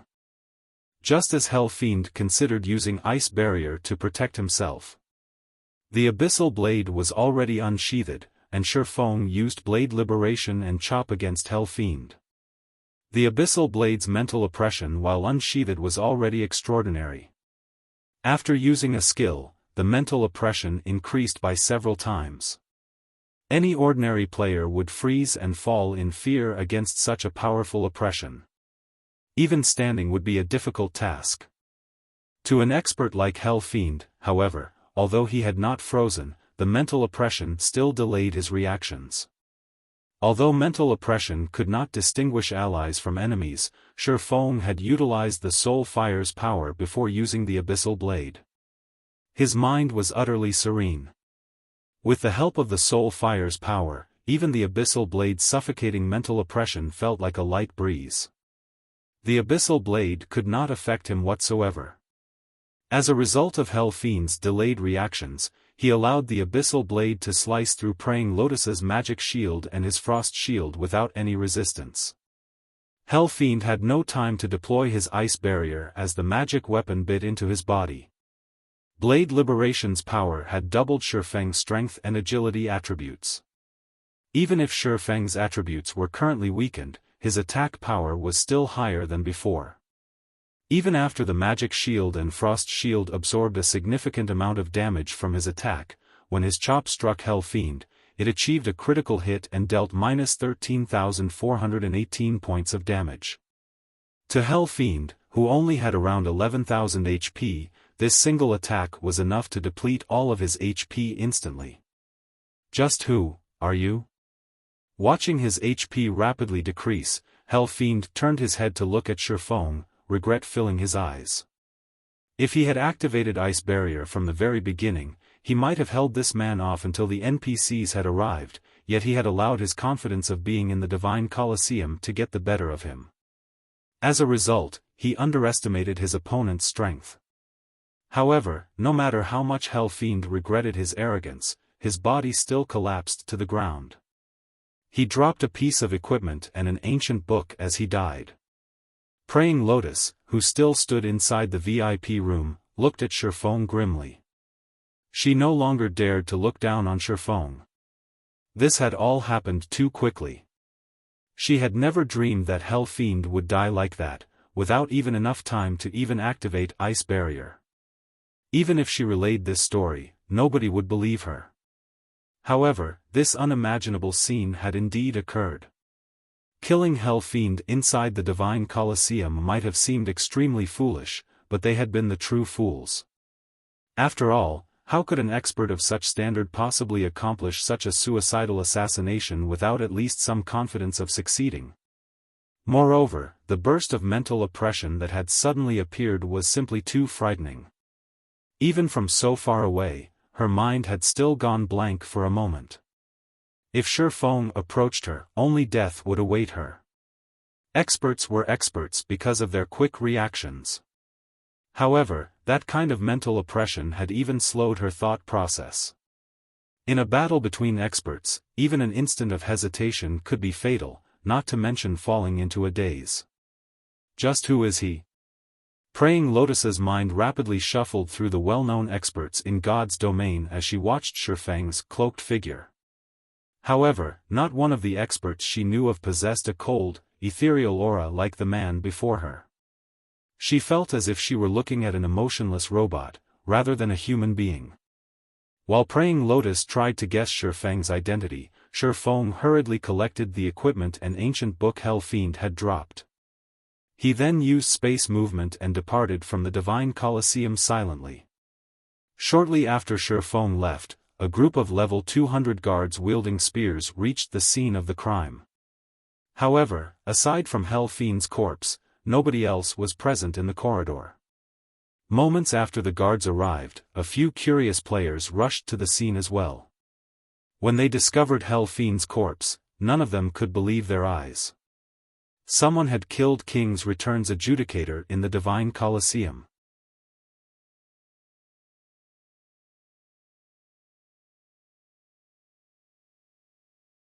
Chapter 866, Number 1 Bounty. Isn't that Hell Fiend, this year's audition host? Why is he dead? What happened here? When the players attending the audition saw Hell Fiend's corpse on the ground, the quiet corridor erupted with noise as they fell into a heated discussion. Who was Hell Fiend? What was this place? Everyone knew the answers to these questions. Yet, Hell Fiend had died here. News of Hell Fiend's death in the Divine Colosseum spread like wildfire. Posts about the incident filled the front page of the Glory Empire's official forums. There were even commentary videos and photos showing Hell Fiend's corpse. Instantly, this incident caused a commotion that swept throughout the Glory Empire. Every player in the Empire was curious about what exactly had happened. Inside King's Return's guild residence. Lotus, you were there. What happened? A dignified, middle-aged man sternly demanded after he finished reading the report he had received. This man was none other than the Thunder Sword of King's Return, Broken City, one of the super guild's upper echelons. Even the adjudicators had to treat Broken City with great respect. However, this was not only due to the man's status in the guild, but also because of Broken City's strength. The man was one of the strongest fighting forces in King's Return. Hell Fiend's assassination was by no means a trivial matter. He had even died inside King's Return's territory. King's Return had become a laughingstock among the super guilds over this incident. This is the video I recorded. Praying Lotus forwarded her video, which displayed Xiaofang's assassination of Hell Fiend, to Broken City. In the video, Hell Fiend had died almost instantly without any time to resist. This video made Broken City's eyes twitch in anger. He was very familiar with Hell Fiend's combat standards. Theoretically, it was impossible for the young man to blunder so severely. If Hell Fiend had not fallen into a daze for that brief instant, he could have survived that attack. Lotus, what happened during that instant? Broken City asked as he turned to the oracle with a serious expression. Although Praying Lotus had made a recording of the battle, there were many things that could not be felt through watching a video. He also did not think that Hell Fiend would die such a foolish death. Following which, Praying Lotus relayed the events that had occurred in the corridor, particularly emphasizing the moment when Xiaofan had attacked Hell Fiend. No matter how much she may have wanted to, she could never forget the feeling of that intense mental oppression. Even the oppression she felt from the guild's old monsters could not come close to Xiaofan's. There had also been that sudden burst of mental oppression she had felt when Xiaofan launched his attack. In that instant, that oppression had far surpassed even that of Grand Lords. During that moment, she felt as if she had been an ant, waiting for some monster to squish her to death. Mental oppression? Broken City's expression turned somber. He had never imagined that God's domain would have such an expert. He finally understood why Hell Fiend had died so easily. In a fight between experts, life and death could be determined in an instant. This fact could not be any more real than in a game like God's domain. Lotus notified the players below immediately. I don't care what methods they use, they must find this person. Also, place a bounty of 20,000 gold on the man's head. Those who can provide clues leading to him can earn a reward of 100 to 500 gold.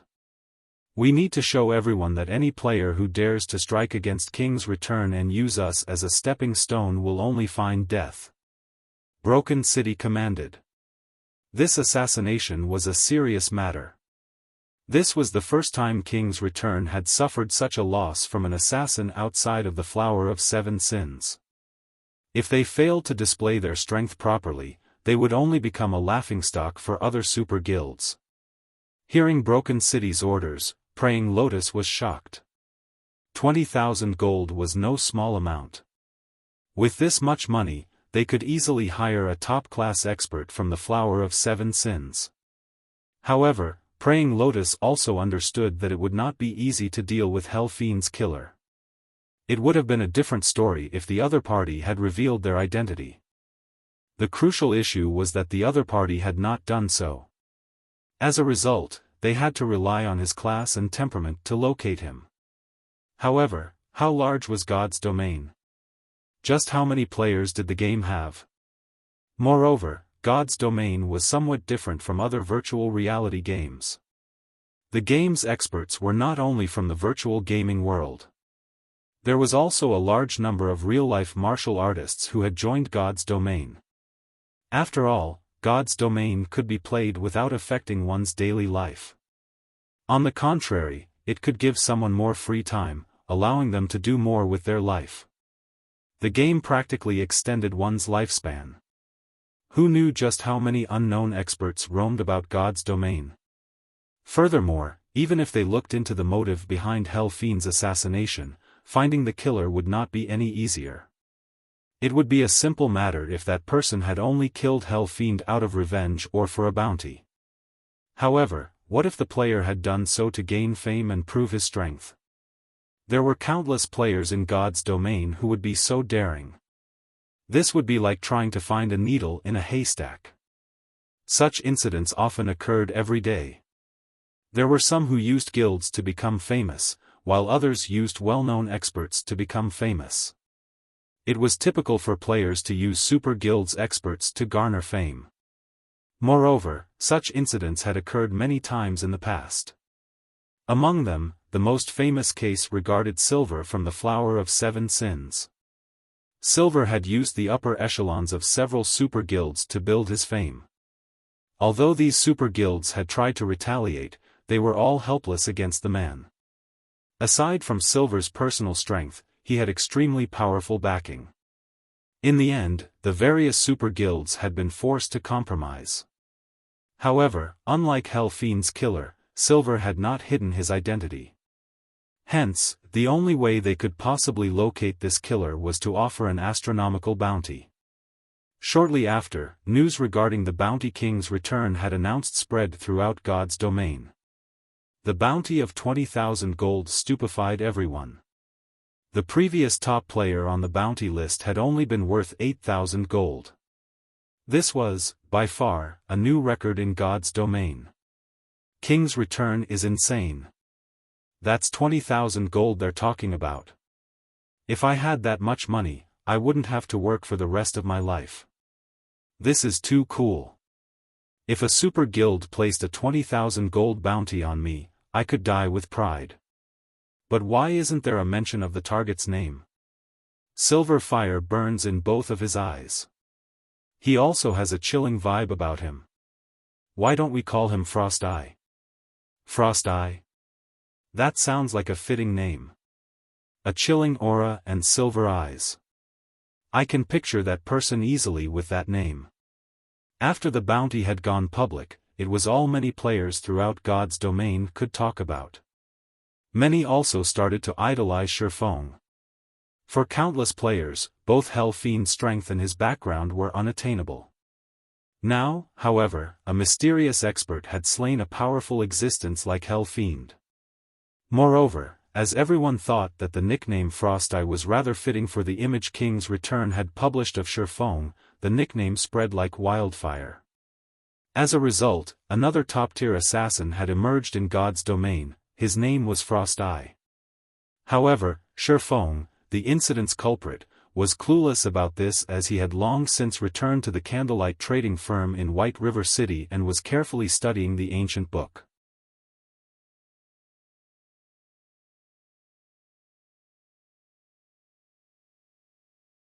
Chapter 867, Ancient Abyssal Book. Inside the quiet advanced forging room, Xiaofan was in an ecstatic mood. He had never imagined that combining the Abyssal Blade and the Soul Fire's effects would be this powerful. Initially, he had prepared a trump card to finish Hell Fiend off. He had never realized that he could defeat the Elementalist so easily by relying on the Abyssal Blade's hidden effect. With this power, he would even be able to contend with old monsters like Sirius without activating Twofold Berserk. Twofold Berserk was his final trump card.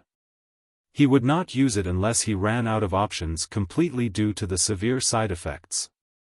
If he had to endure a weakened state for a long time, he could easily fall prey to his enemies.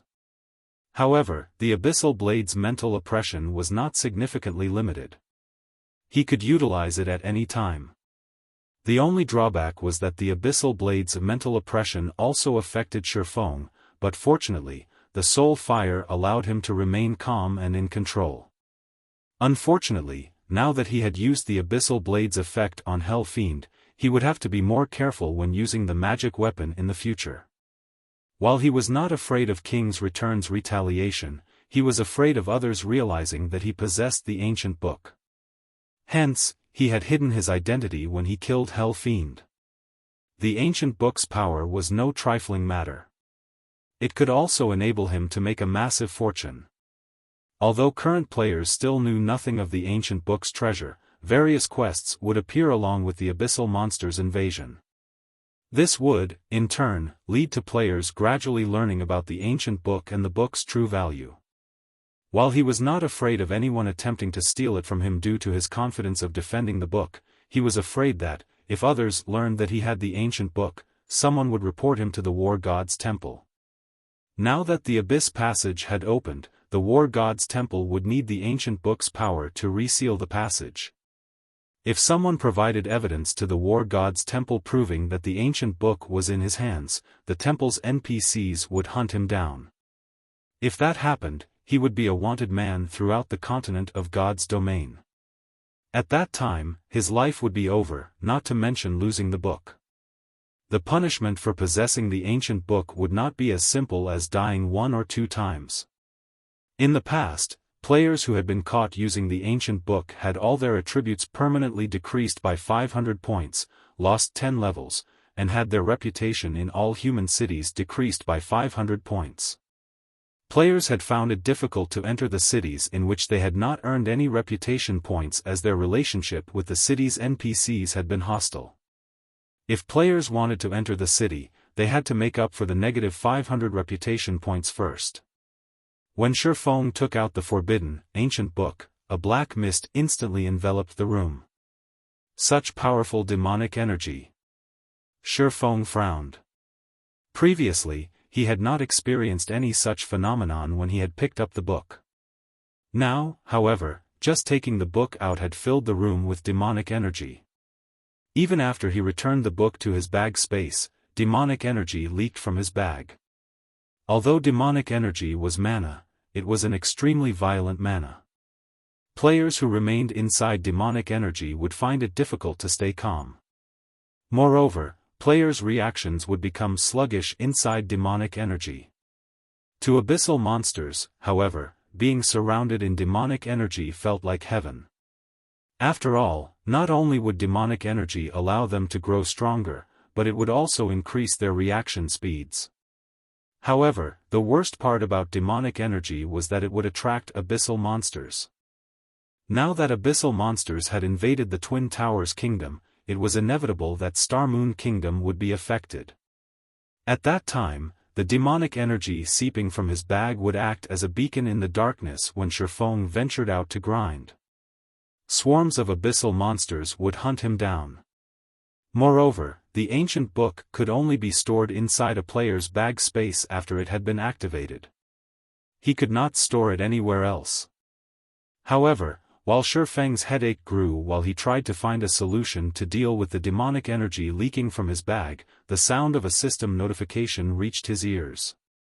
System, congratulations. You have obtained the ancient abyssal book.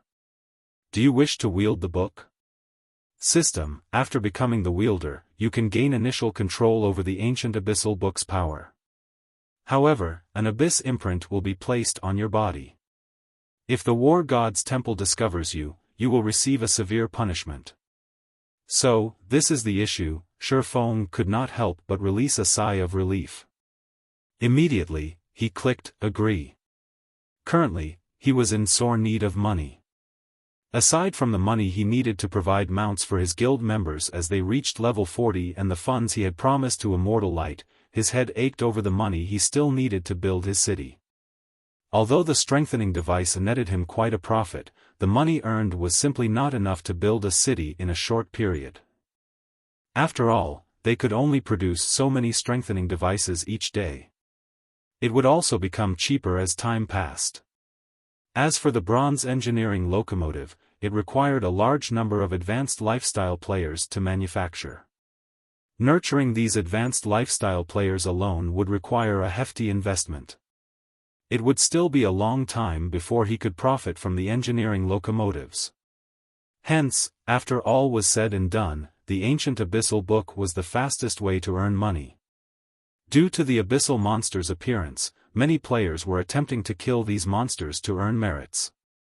However, killing these monsters was not easy as those on the front lines were generally high-level creatures.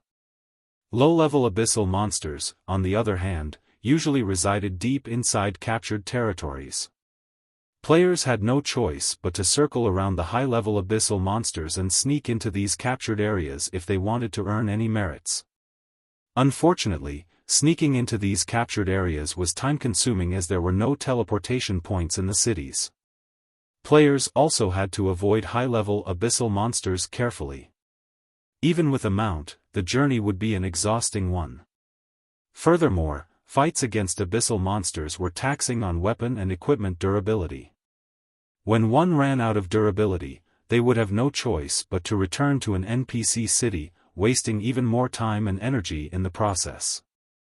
Hence, those without great determination would not obtain the new class.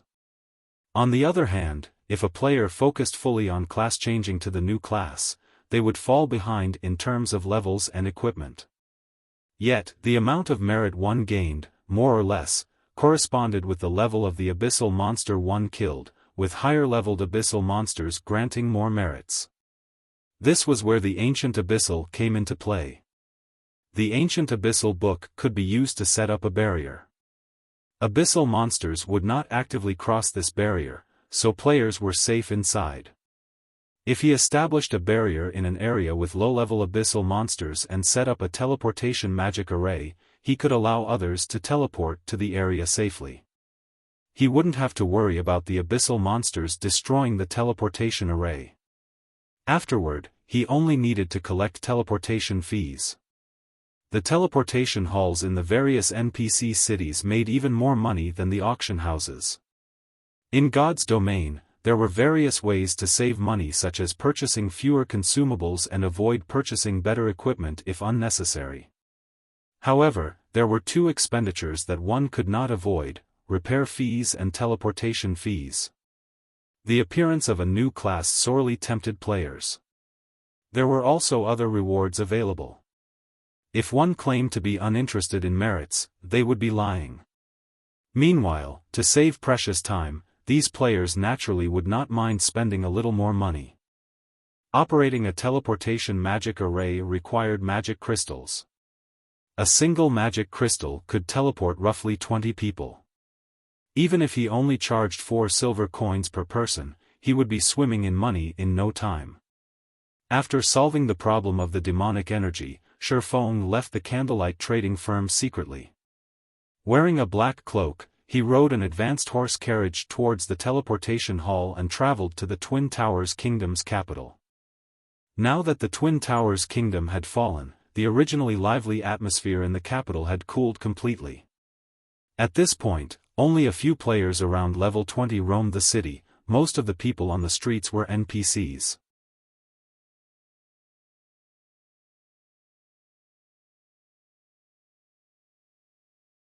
Chapter 868, Abyss Town. This place is certainly deserted. Aside from noticing a few players in the teleportation hall, Xiaofan rarely came across any other players, even as he walked the trade area streets. It was hard to imagine that there were once millions of players living in this city. Now that the Abyss Passage had appeared, the kingdom's other cities had long since fallen. Only the Twin Towers Kingdom's capital had withstood the invasion. The abyssal monsters had transformed the various cities into nests. Players couldn't level up safely in the fields anymore. Hence, the majority of the players in the Twin Towers Kingdom had migrated to neighboring kingdoms and empires. Moreover, due to the Abyss invasion, teleporting from the Twin Towers Kingdom to other kingdoms and empires was now free of charge. Players did not need to worry about being buried with the Twin Towers Kingdom. Although the Twin Towers Kingdom was the Abyssal invasion's main target, the surrounding countries had also been significantly affected. As a result, the Black Dragon Empire experienced a flood of refugee players, causing the empire's player population to soar.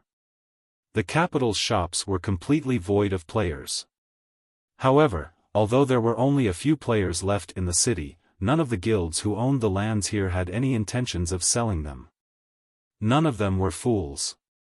The Abyss Passage's activation was simply an expansion pack. The kingdom would soon revert to its original state. They wouldn't sell their lands rashly and hurt their opportunities in the future. However, Xiaofan had not come here to purchase land. Immediately, he searched for a deserted area and used space movement, traveling towards Snowfield City. After abyssal monsters had invaded the Twin Towers Kingdom, every other city's teleportation hall had been rendered unusable, aside from the capital cities. If one wanted to travel to these cities, they had to do so on foot. Although Xiaofan had a mount, it would take over a week to reach Snowfield City from the capital. Hence, space movement was the fastest method. If players wanted to earn merits by killing abyssal monsters, Snowfield City was the best location to do so. This was because the most dangerous location was also the safest. Although Snowfield City was where the Abyss Passage had opened, the high-level abyssal monsters that had emerged had long since wandered off. The abyssal monsters remaining in Snowfield City could be considered the lowest-leveled bunch. Players had discovered this after experiencing multiple Abyss invasions. Meanwhile, Xiaofan needed to find an optimum location to set up a teleportation magic array. After that, money would flow into his pockets without him having to lift a finger. As Xiaofan used space movement again and again, the abyssal monsters he teleported close to ignored him as he was the ancient abyssal book's wielder. As a result, he arrived before Snowfield City safely. Snowfield City had already become an abyssal nest. Abyssal monsters patrolled the city. He could also see many abyssal monsters cultivating the surrounding forest, using the reclaimed land to grow various abyssal plants. The Abyss Passage was a short distance away from Snowfield City, and situated beside the passage was a tall fortress hovering in the air. Beneath the flying fortress was a town composed of abyssal monsters. Inside this town, one could even see abyssal monsters trading with each other. Without hesitation, Xiaofan rode the demonic flame tiger into that monster town. The dark abyss was not only home to bloodthirsty monsters. There were also many intelligent lifeforms in the abyss. Like the humans of God's domain, the abyss's intelligent lifeforms had their own towns and cities. Demons were one of the intelligent abyssal monsters. However, it was practically impossible for humans to enter these towns and cities safely. Only the wielder of the ancient abyssal book could explore these places. As soon as Xiaofan arrived at the town's main entrance, two 10-meter-tall, dark gray level 200, tier 3 demons blocked his way and scrutinized him carefully. Only after noticing the abyss imprint did they allow him to enter the city. As Xiaofan entered the town, he noticed that many demons had set up stalls on either side of the street. The items they sold could not be found in any human cities. Very quickly, however, a shop run by a tier 3 demon caught Xiaofan's attention. There was a massive amount of mana source ore piled up in front of the shop, exciting Xiaofan. I never expected to find this for sale here. I've struck gold this time. Xiaofan immediately strode over to the shop. Mana source ore was an extremely rare ore in God's domain. It was used in producing high-rank weapons and equipment. If this item appeared on the market right now, players would fight over it. Mana source ore only appeared in areas with intensely dense mana. However, there were extremely few locations with high-density mana in God's domain. The Dark Abyss, on the other hand, was filled with violent demonic energy. Hence, mana source ore could be purchased cheaply in the Dark Abyss. Mana source ore's main purpose was to improve the power of the crafting flames, allowing forgers to better refine materials. Not only could stronger flames improve one's refining speed, but it could also increase the success rate. Hence, the various large guilds were desperate to obtain mysterious flames. However, mysterious flames were simply too rare. The only other option was mana source Oregon. When the shopkeeper noticed Xiaofan enter his shop, a gentle expression appeared on his sinister face as he said, "My shop has the best prices around these parts. May I know if anything has caught your interest? How much are you selling the mana source ore for?" Xiaofan casually inquired. The basic mana source ore costs 3 silver per ingot, while the intermediate ore is 10 silver per ingot. The shopkeeper smiled as he glanced at the pile of mana source ore outside of his shop. "Oh? You have intermediate mana source ore, too?" Xiaofan asked curiously. Mana source ore fell into 4 ranks: basic, intermediate, advanced, and special. On the continent of God's domain, even basic mana source ore was quite rare. Basic mana source ore could upgrade a flame's power to tier 2. Of course. See those blue ingots inside the glass cabinet? That is the intermediate mana source Oregon. When burned, it can upgrade the flame to the tier 3 standard. At that standard, producing epic weapons and equipment won't be a problem, the shopkeeper explained as he pointed at the deep blue ingots. Excellent.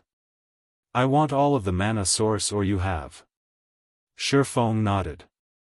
Sir, this is your lucky day. We just recently restocked. We have 30,000 ingots of basic mana source ore and 2,000 ingots of intermediate mana source Oregon. That will cost a total of 1,100 gold, the shopkeeper excitedly reported. What a profit! Xiaofan was instantly ecstatic when he heard this price. It was no wonder why the ancient abyssal books wielders in his previous life had all been extremely rich. Back then, a 1 basic mana source ore ingot could sell for anywhere from 50 to 60 silver, while the intermediate version could sell for around 3 gold. Even so, very few players had been willing to sell their ingots as forgers had treated the mana source ore like a priceless treasure.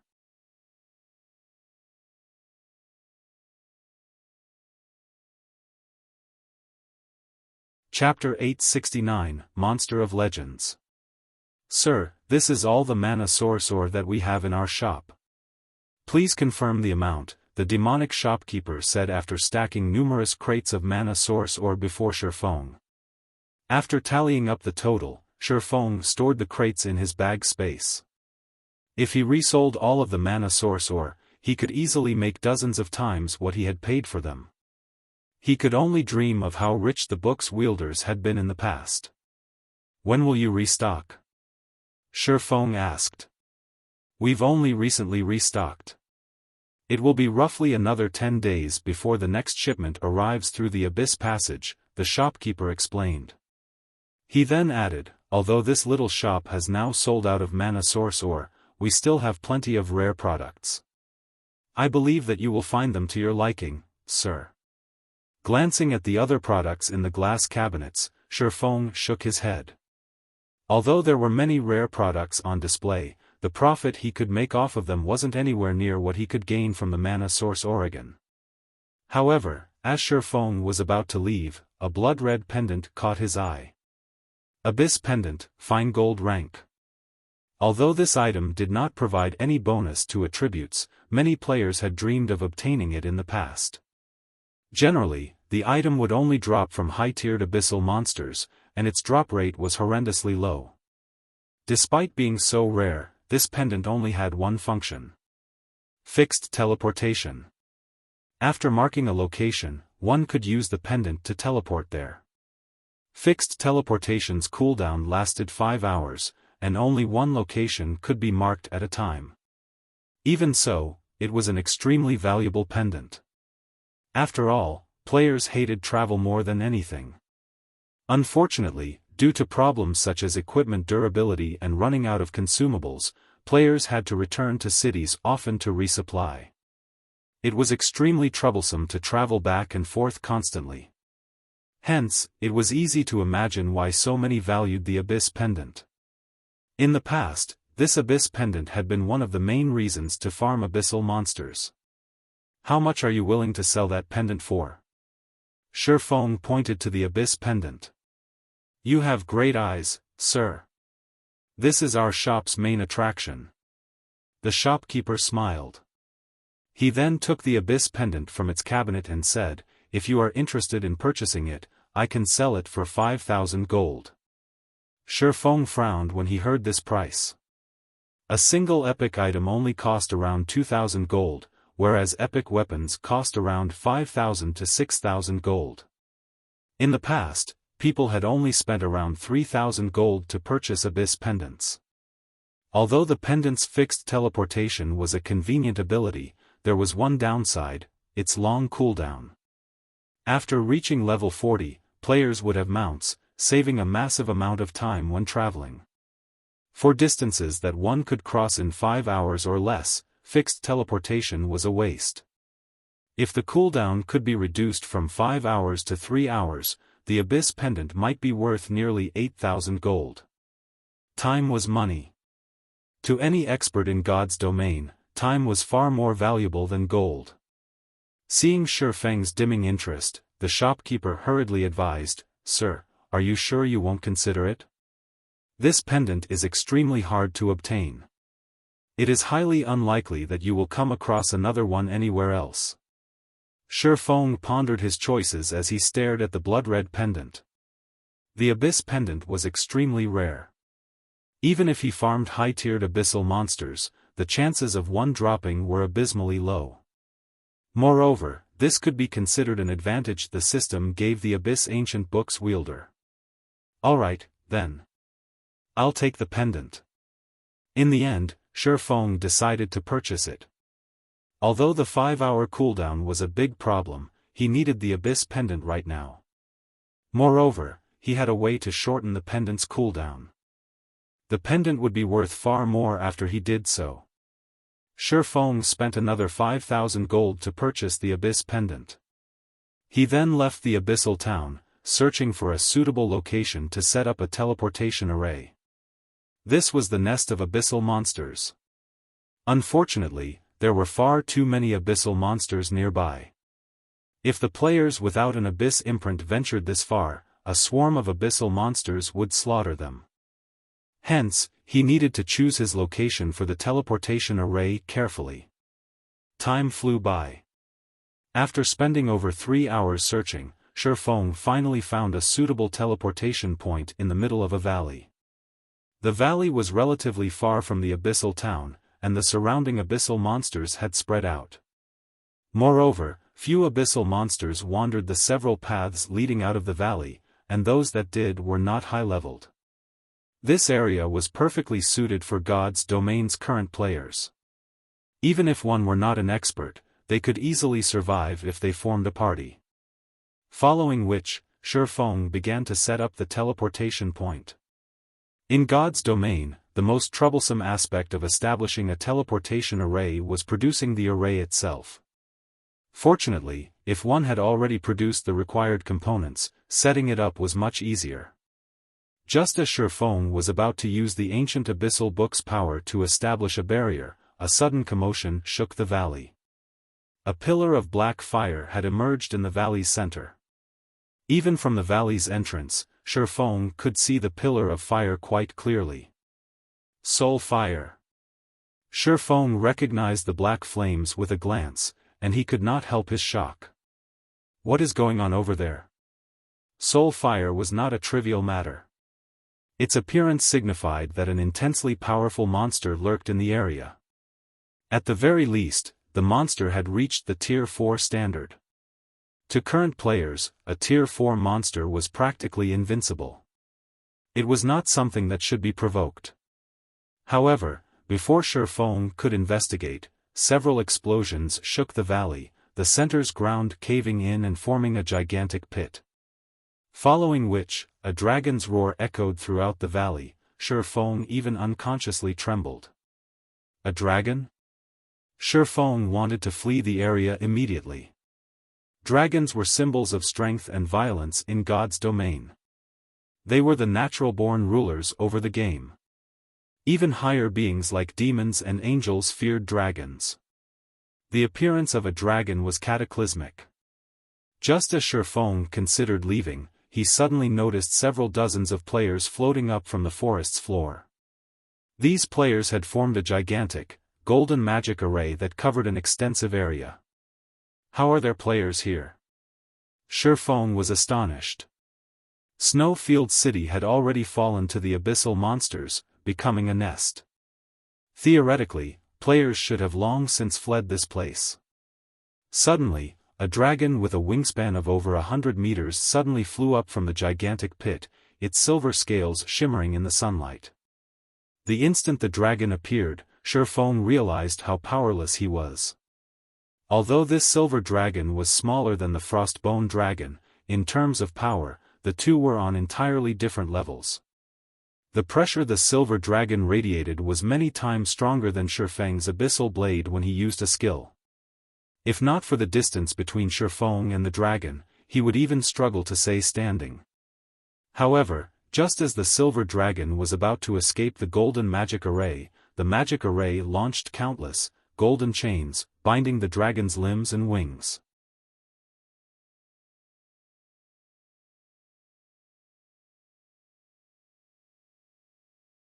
Chapter 870, Legendary Figure.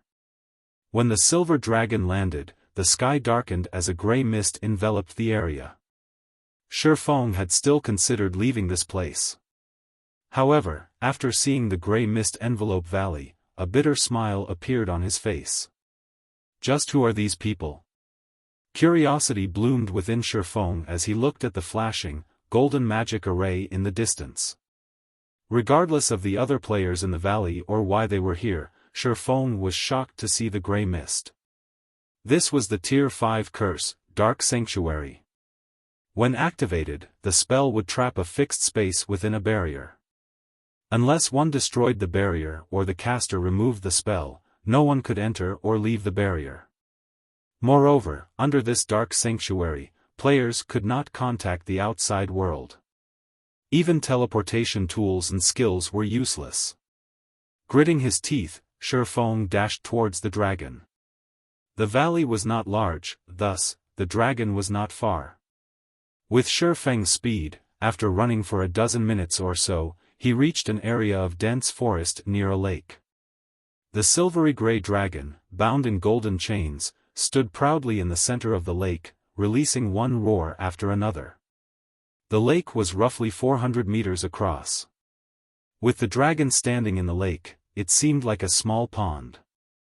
Every time the dragon slashed its claws, it created massive waves that washed over the surrounding forest. Silver Dragon, Tier 5. Level 220. HP. / The Frostbone Dragon Xiaofan had faced in the Abyss battlefield paled in comparison to this silver dragon. With a single swing of its claws, the silver dragon could easily exterminate the Frostbone Dragon. This was because the Frostbone Dragon was not actually a member of the dragon race. Rather, it was an undead creature that had taken on the appearance of a dragon. It did not possess the power of the real thing. Xiaofan also noticed dozens of players standing around the lake, continuously bombarding the silver dragon with various attacks. These players' levels were quite impressive, with the lowest among them being level 38 and the highest reaching level 39. Including the players maintaining the magic array, it was obvious that this was a 100-man team. Currently, only super first-rate guilds and super guilds were capable of dispatching a team of such caliber. Moreover, it was impossible for current players to deal any damage to the silver dragon, yet these players had managed exactly that. Although their damage was not high, with each of their attacks dealing 1 to 2,000 damage. These players were also coping with the silver dragon's attacks fairly well, dodging every avoidable attack possible. For attacks that could not be evaded, the team's 5 MTs worked together to protect the other players. Theoretically, even a light snort from the silver dragon could end these 5 MTs' lives, yet even after blocking an attack from the dragon's claws, all 5 survive, being thrown backward and taking damages of -7,000 points each. To these MTs with over 17,000 HP, the damage was bearable. What a powerful magic array! Xiaofang's attention was on the golden chains around the silver dragon's body. Xiaofan could feel faint divine might radiating from those chains. Although the divine might was not on the level of the chains of order, it had no problem suppressing a Tier 5 dragon. With the golden chains binding it, not only was the silver dragon's mobility restricted, but its strength was also notably suppressed. This was also why these players could stand against the silver dragon. Otherwise, the dragon would have undoubtedly killed them already. As these players fought the silver dragon, Xiaofan quietly watched from a distance. Oddly enough, not one of these players wore a guild emblem. They were all certainly independent players. Xiaofan found it hard to believe that such a large group of independent players could achieve such a high levels and possess the strength to contend with the silver dragon. However, when Xiaofang's gaze fell on the man leading this 100-man team, he was flabbergasted. That man wielded a crimson longbow. Based on his appearance, he should be in his 30s. He had a handsome face and a well-toned body that resembled a cheetah. His entire being also exuded a certain nobility, as if he ruled over all. Why is Owl here? Xiaofan watched the leading ranger, not believing his eyes. This man's player ID was not actually Owl. Rather, it was the name of an adventurer team. In the past, independent players had formed many adventurer teams throughout God's domain. The Midnight Tea Party had been among the most famous. Like the Midnight Tea Party, Owl had been a top adventurer team. However, unlike the Midnight Tea Party, Owl had possessed many members. The entire adventurer team had around several hundred players. Meanwhile, the combined combat power of these players had been enough to instill fear into super guilds' hearts. Moreover, unlike the Midnight Tea Party, which had not had a fixed base, Owl had successfully established its own city. A super guild had even attempted to raid Owl's city. However, after sending hundreds of thousands of players, the super guild returned without success. After the war, Owl had garnered fame throughout God's domain and ranked as one of the game's top adventurer teams. Owl's creator had been none other than the man before Xiaofan, White Knight. During his peak, White Knight had been capable of defeating 2 Tier 6 God-ranked experts from super guilds in a 1-on-2 fight. Tier 6 God-ranked players had long since reached the very peak of God's domain in terms of weapons, equipment, and combat techniques. Beating one of these players in a 1-on-1 battle was already immensely difficult, not to mention winning a 1-on-2 fight. It's no wonder why Owl had been so impressive. Xiaofan was at a loss for words as he watched the Silver Dragon's HP decrease, bit by bit. Although he knew that some quest was responsible for Owl's ability to stand against the Silver Dragon, the fact that these players had encountered such a quest in the first place showed just how extraordinary Owl was. Moreover, the longbow, chest armor, and shoes that White Knight wore radiated the special effects of epic ranked items. It was likely that one could only find such an array of items on an old monster from one of the super guilds. However, those old monsters had the support of countless players. On the other hand, Owl only had several hundred players, yet they had obtained such powerful weapons and equipment. This was simply inconceivable. Look out for its breath attacks. White Knight suddenly shouted as he noticed the Silver Dragon open its mouth. The other team members immediately spread out, avoiding the area in front of the Silver Dragon. Dragons generally needed time to prepare a breath attack. However, they did not need long, roughly 2 or 3 seconds. Moreover, breath's attack range was quite wide. If players attempted to evade after a dragon's breath attack had begun, they would likely be caught in the attack. However, as soon as the dragon began to move its jaws, White Knight had ordered his team to move as if he had a perfect understanding of the beast's movements. In the next moment, a beam of silver light smashed through the forest, obliterating everything in front of the Silver Dragon. The beam dug out a long, 8-meter-deep trench, the lake's water pouring in to form a river.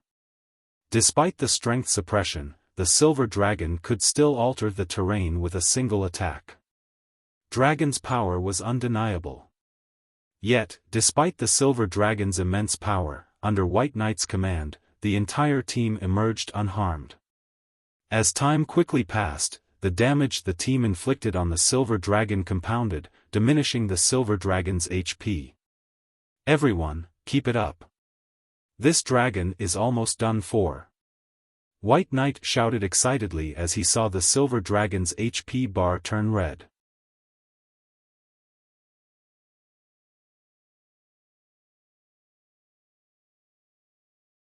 Chapter 871, The Ring of Legends Restlessness. As the Silver Dragon's HP reached a critical low, Xiaofan turned and fled from the dragon.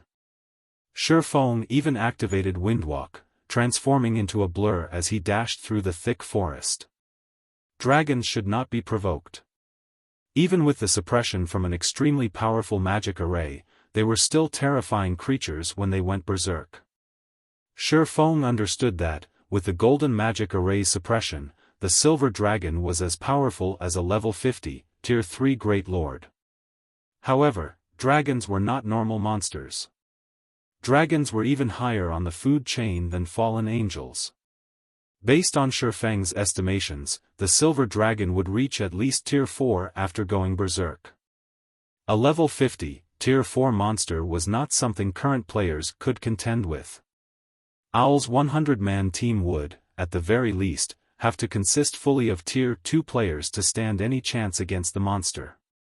Although Xiaofan had stood roughly 400 yards away from the Silver Dragon, he had felt the danger he was in.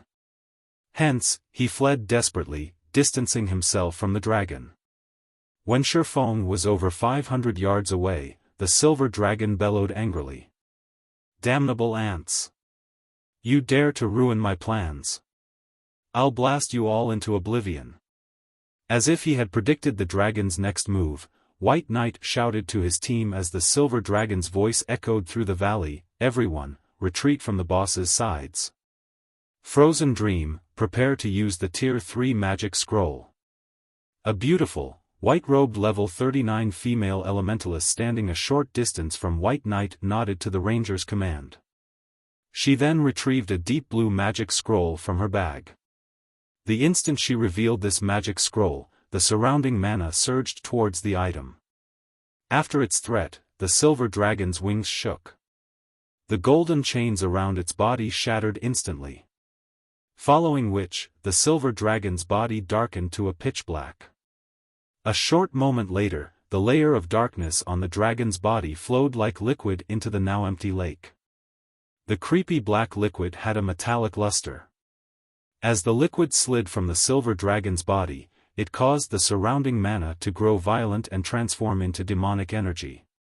The silver dragon abruptly fell to the ground and lost consciousness. However, as it fell asleep, its HP began to recover at a rate visible to the naked eye. This is the main objective. Remove the magic array.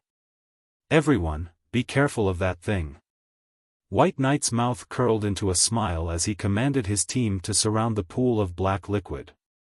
Frozen Dream, get ready.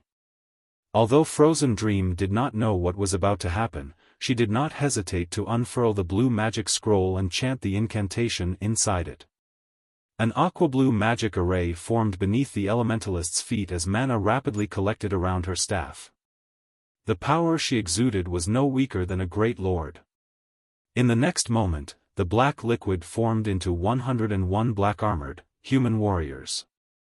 These warriors' height and weapons varied, with some wielding swords and others wielding spears. There were also some who wielded crossbows, short bows, and long bows.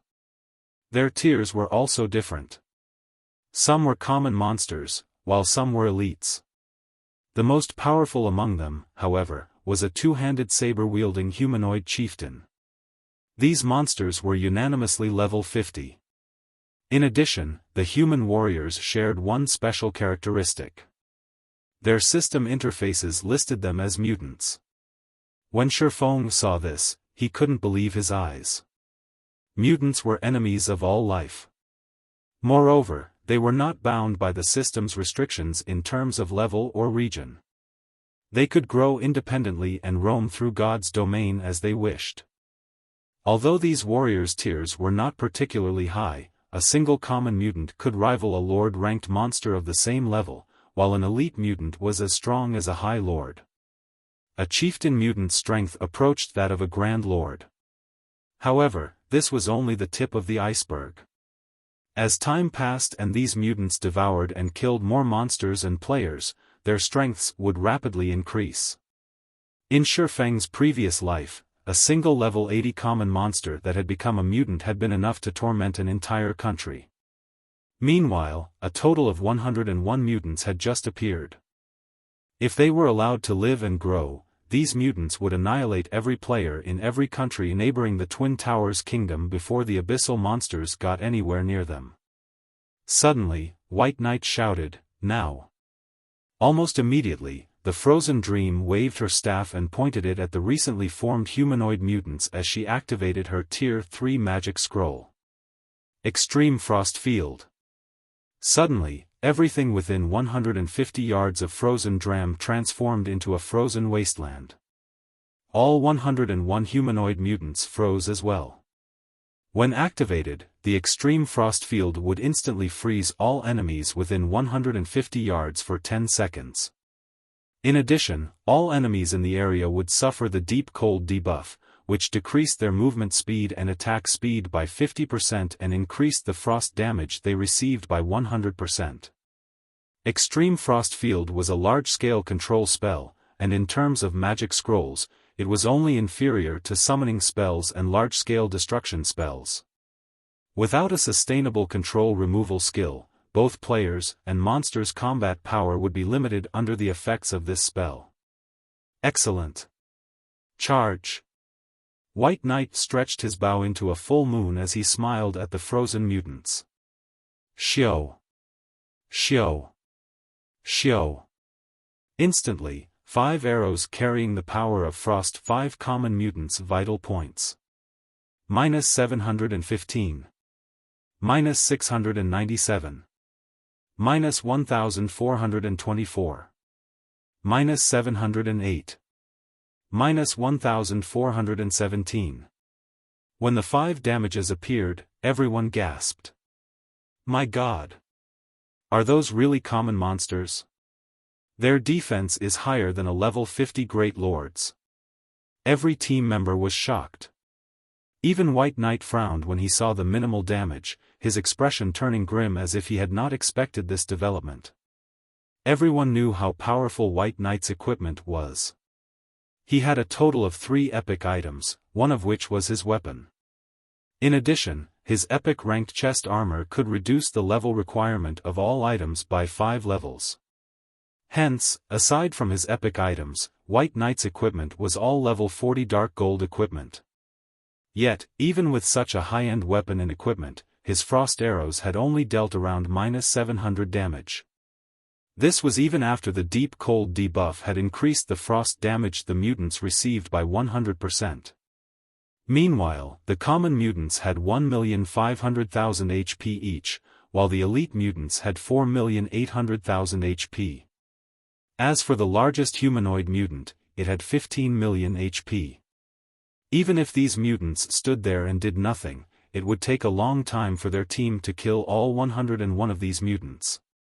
Don't panic. We knew that this quest wouldn't be an easy one. Kite the elites and chieftain first. We'll deal with these monsters one by one. Try to conserve as much of your stamina as possible. White Knight commanded after he readjusted his mood. He knew exactly what they needed to do right now.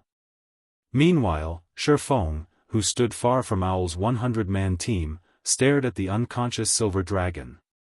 Strangely, the fragmented legendary ring on his finger was reacting to the silver dragon.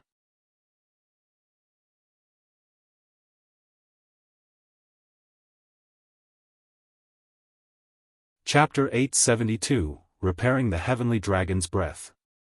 Under White Knight's encouragement, his team overcame their worries and started moving to separate the mutants from each other. However, just as a shield warrior was about to a still-frozen common mutant's aggro, the frozen effect, which should have lasted 10 seconds, disappeared. As if it had been planned, 6 common mutants quickly and seamlessly surrounded the level 38 shield warrior, flanking him from all sides. They then launched extremely precise, vicious attacks. Although the shield warrior tried to dodge, the mutant's attack speed was frighteningly high. It took the shield warrior all he had to dodge 2 mutants, much less 6 mentioned 6. Even after using his shield to defend himself, 2 mutants broke past his shield and struck. The shield warrior lost nearly 10,000 HP from both attacks, over half of his HP had vanished in an instant. As the shield warrior considered retreating, 4 mutants charged forward and grabbed at him, restraining him.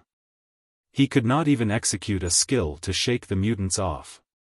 As for the remaining 2 common mutants, they laughed sinisterly as they thrust their weapons into the shield warrior, again and again, causing the shield warrior to scream with agony. As if they were performing for the players, the mutants took their time in killing the shield warrior. Although the other Owl members tried to save the shield warrior, the other mutants had coordinated to keep them at bay. The mutant's damage was also quite high. Even with a constant stream of healing, the shield warrior could only watch as his enemy hacked him to death. His eyes contained an endless fear as he passed away. Everyone's hearts grew cold as they watched, consumed by fear. Were these monsters really monsters? This thought penetrated the players' minds. They had never seen monsters coordinate so perfectly before.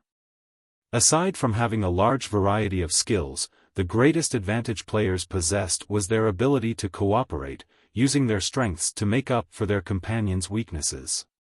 This allowed players to challenge bosses of higher levels and tiers. If monsters grasped this ability, players would lose over half of their advantages. Everyone, maintain your distance from these monsters. Don't let them surround you. White Knight hurriedly shouted. Although he was also shocked, he reacted quickly. He finally understood just how difficult this quest was. However, the mutants had no intention of giving White Knight and the others any time to recover from their stupor. Splitting into multiple, smaller groups, they charged at the magical classes in the back of the group, not bothering to waste time with the MTs and melee classes. These mutants behaved like players, rather than monsters. Without any defenses against this sudden development, White Knight changed strategies, choosing team PvP tactics instead. He had the melee classes circle the ranged classes, holding back the incoming mutants as much as possible as they retreated to more advantageous terrain.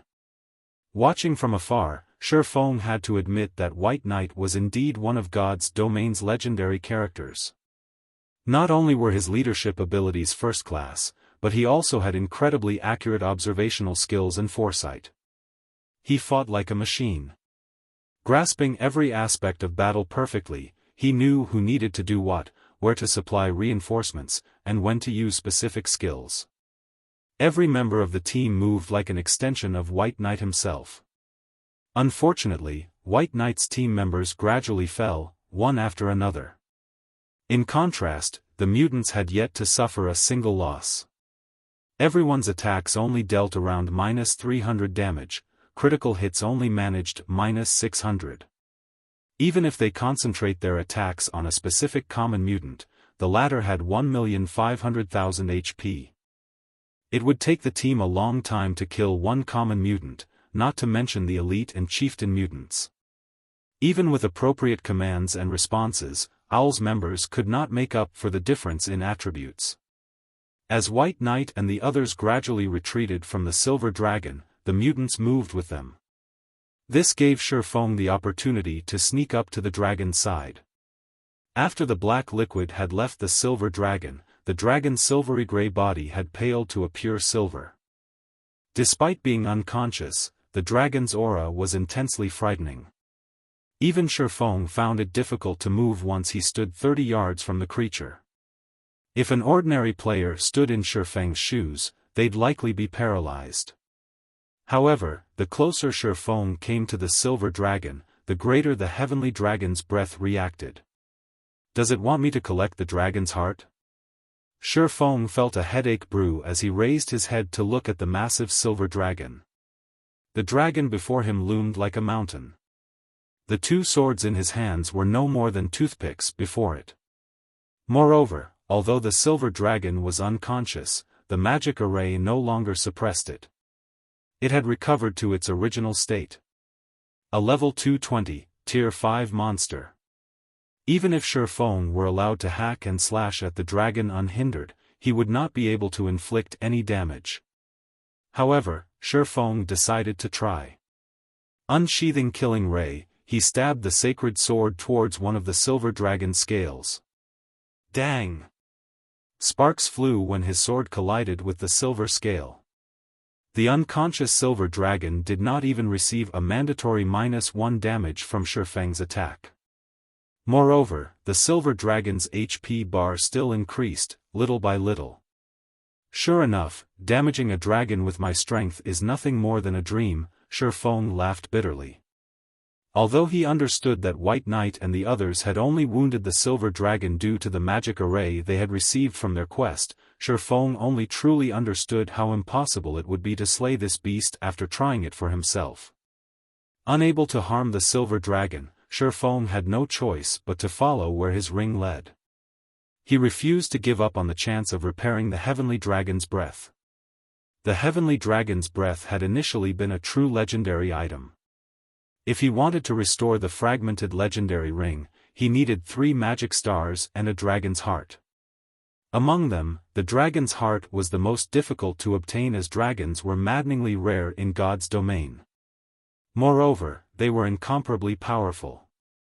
With such a God-sent opportunity before him, Xiaofan really would not give up easily. The Heavenly Dragon's breath had not reacted to the conscious Silver Dragon in the least. However, as soon as the Silver Dragon fainted, the ring reacted. Moreover, the closer he was to the Silver Dragon, the greater the ring's reaction was. Even after standing beside the dragon, the rings grew more intense, throbbing on his finger like a pulsating heart.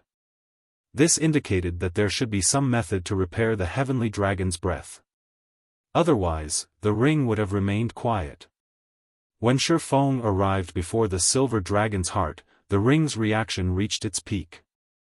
Could it be here? Xiaofan unsheathed Killing Ray and stabbed the dragon. However, like before, the dragon's scales were impenetrable. His attack hadn't even left a mark. With no other choice, Xiaofan placed the hand that wore the heavenly dragon's breath on the scales over the silver dragon's heart. At this time, the sound of a system notification reached his ears. System, do you wish to absorb the dragon's heart? So, the dragon's heart isn't literally the heart of a dragon, but the power it radiates. Xiaofan was instantly ecstatic. Immediately, he chose to absorb the dragon's heart, afraid that he would lose this chance if he waited any longer.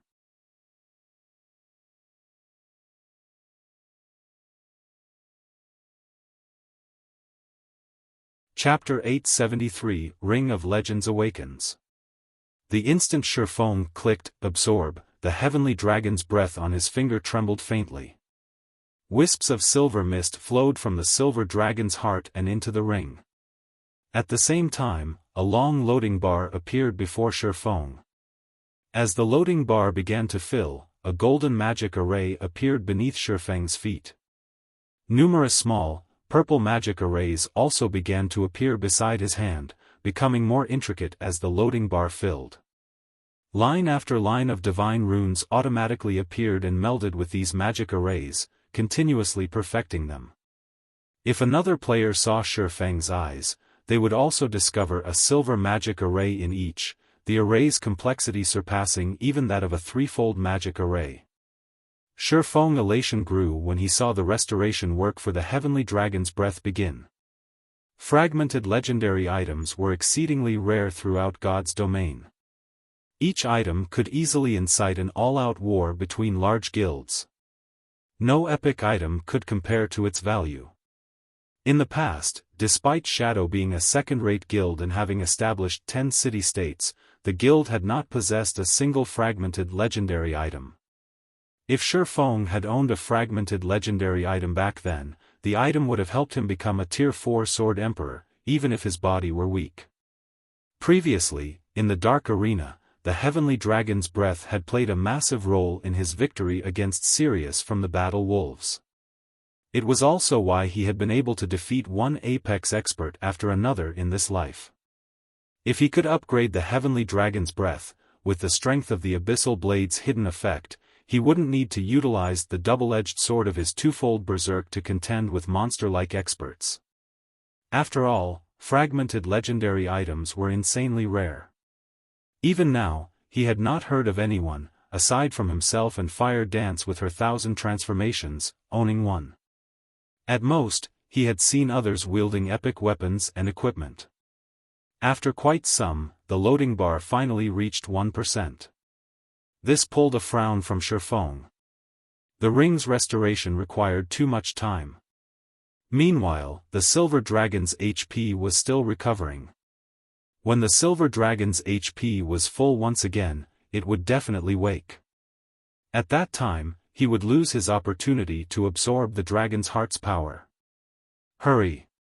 Please! Xiaofan panicked as he watched the Silver Dragon's HP reach 30%, whereas his absorption progress had only climbed to 4%. Moreover, Xiaofan still had to worry about those mutants. Currently, he couldn't move. Although White Knight's team was impressively strong, against so many mutants, it was only a matter of time before they fell. If he had not finished repairing the Heavenly Dragon's breath by then, and those mutants returned, all his effort would be for nothing. Please, you guys have to hold on for a little longer. Xiaofan prayed as he watched the loading bar reach 5%. Time flowed quickly. When the Silver Dragon's HP recovered to 50%, Xiaofan's restoration progress had only reached 32%. Although his restoration speed was slightly faster than the dragon's recovery speed, the latter's HP was nearly full. Meanwhile, White Knight's team also faced an intense situation. From the start of the battle to now, White Knight's team of 100 had fallen to around 70 players. In contrast, only 3 common mutants had died so far. If a team of ordinary, even elite, players stood against these mutants, the monsters would have long since annihilated them without losing a single mutant. The fact that Owl had persisted until now and had performed so stunningly proved that there had been a reason for their legendary reputations in the past. Don't hold back. Use all of the magic scrolls we have. White Knight ordered when the team reached the top of a steep hill. In God's domain, the terrain was an important factor in determining the outcome of a battle. White Knight's main goal behind the retreat was to move to favorable terrain. In a battle between players, steep highlands were easily defensible. Now that the team was on higher ground, they only needed to repel the incoming enemies. They could prevent the mutants from surrounding them. Under White Knight's command, everyone on the team gnashed their teeth as they took out their precious magic scrolls and tools. If they couldn't stop the incoming mutants in time, they would use every magic scroll they had to force these monsters back. Like this, they fought off one wave after another. After a short period, 2 more common mutants died. However, these mutants were not easy foes either. Realizing that the battle was at a standstill, the dozen or so elite mutants began to work together to block White Knight and his melee companions' attacks, creating opportunities for the common mutants to break through Owl's defensive line. "Boss, I'm nearly out of mana. If this goes on, they will exhaust us to death, even if they can't kill us directly," a level 38 male cleric anxiously reported as he glanced at his remaining mana. This battle was far more taxing than any boss battle they had fought so far. In the past, he had only needed to focus on healing the lead MT. Now, however, he also had to heal the rest of the team, which significantly increased his mana consumption. Moreover, they had already exhausted themselves during the battle against the Silver Dragon. Healers, control your mana usage. If your mana is running out, drink a potion. Melees, focus on pinning the monsters down, don't fight. Try to reduce the burden on the healers as much as possible. If your HP is low, drink a potion, White Knight commanded. He also knew how dire their situation was. He had not expected that these mutants to be so strong and possess such high intelligence. If they continued fighting as they were, their only outcome would be a team wipe. As the seconds and minutes passed, White Knight's team lost members. Elsewhere, Xiaofan's anxiety grew with each passing second. The Silver Dragon's HP had already reached 97%, while the Heavenly Dragon's breath's restoration had only reached 93%.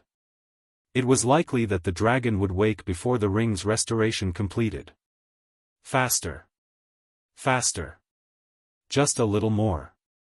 Xiaofan inwardly yelled. He had never been this nervous after re-entering God's domain in this life. 95%. 96%. 97%. 98%. When the Heavenly Dragon's breath's restoration reached 99%, the Silver Dragon's HP bar finished filling. The dragon's massive eyelids slowly opened. The Silver Dragon noticed Xiaofan immediately, and flames of rage filled its gaze. Despicable human. You dare try to steal my power, the Silver Dragon bellowed. Widening its jaws, it used dragon breath on Xiaofan. Without hesitation, Xiaofan initiated absolute defense, the aura of Earth's activatable skill, which he had long since prepared. Boom! The powerful dragon breath created a massive crater around Xiaofan. Even White Knight and the others, who were fighting quite a distance away, felt the ground tremble. After the dragon breath ended and the smoke cleared, Xiaofan held onto one of the Silver Dragon's scales with one hand, while his other hand pressed against the dragon's side over its heart, absorbing the power of the dragon's heart. Although Xiaofan had not received any damage, he was dazed. Unfortunately, absolute defense, which should have lasted 5 seconds, had been destroyed. However, the Heavenly Dragon's breath's restoration finally reached 100%. The magic arrays that surrounded him then began to merge with the ring, one after another. As if the ring had awoken from its slumber, it radiated an astounding aura. The ring no longer felt like an inanimate object.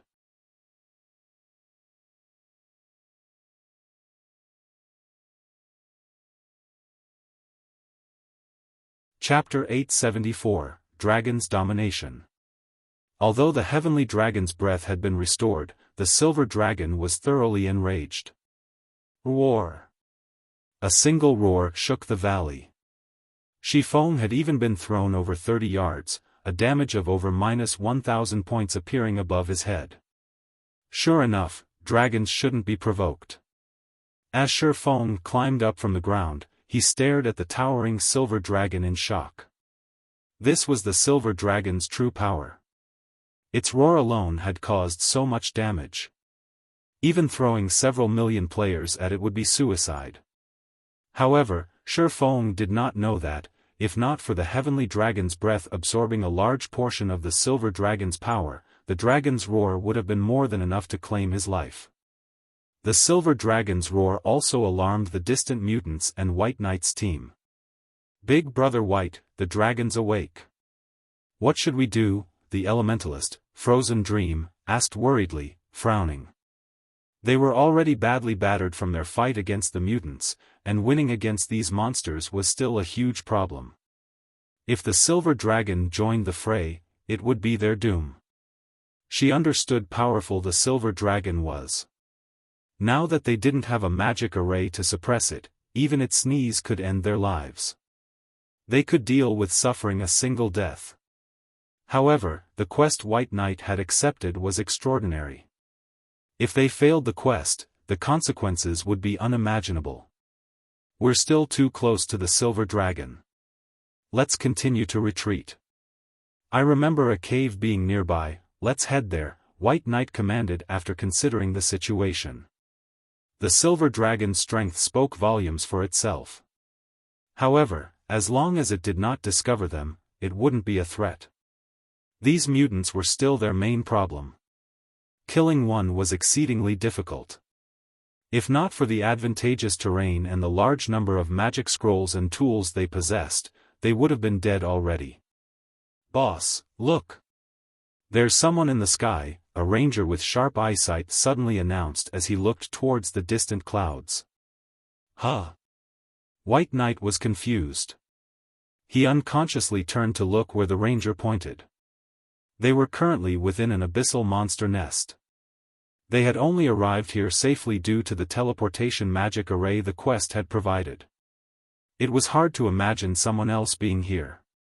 After a close look, White Knight discovered someone flying across the sky. However, roughly 2 seconds later, White Knight's expression darkened. His team members' expressions were similarly grim. They noticed the silver dragon following the player closely. Based on the dragon's appearance, it seemed furious. Moreover, now that the silver dragon was free of the magic array's suppression, it looked far stronger than before. The silver dragon they had previously faced felt like an adorable kitten compared to the prehistoric beast that flew through the sky. Crap, just who is that?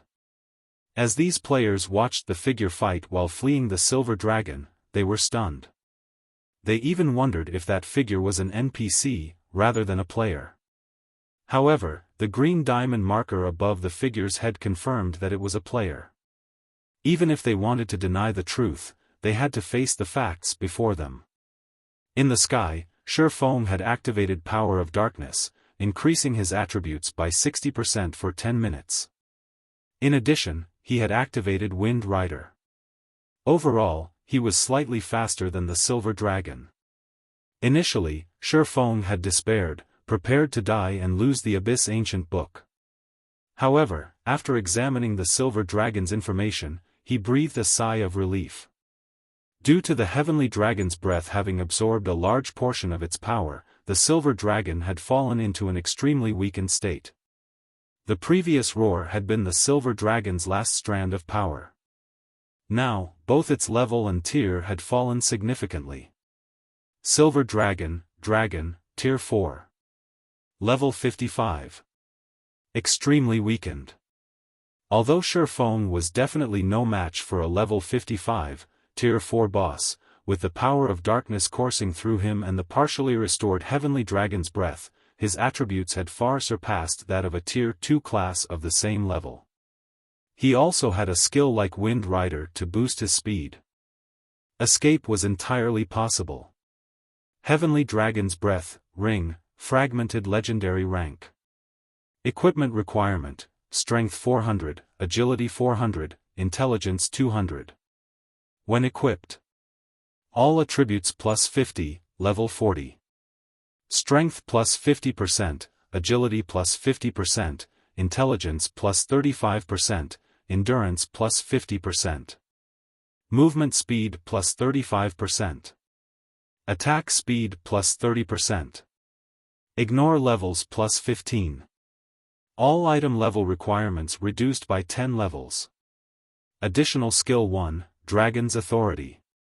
Suppress all enemies in the surroundings with the might of the Heavenly Dragon, inflicting the fear status onto enemies within a 50-yard distance, reducing their attack power by 40%, attack speed by 40%, and movement speed by 40% for 1 minute. Cooldown, 3 minutes. Additional Skill 2, Dragon Breath.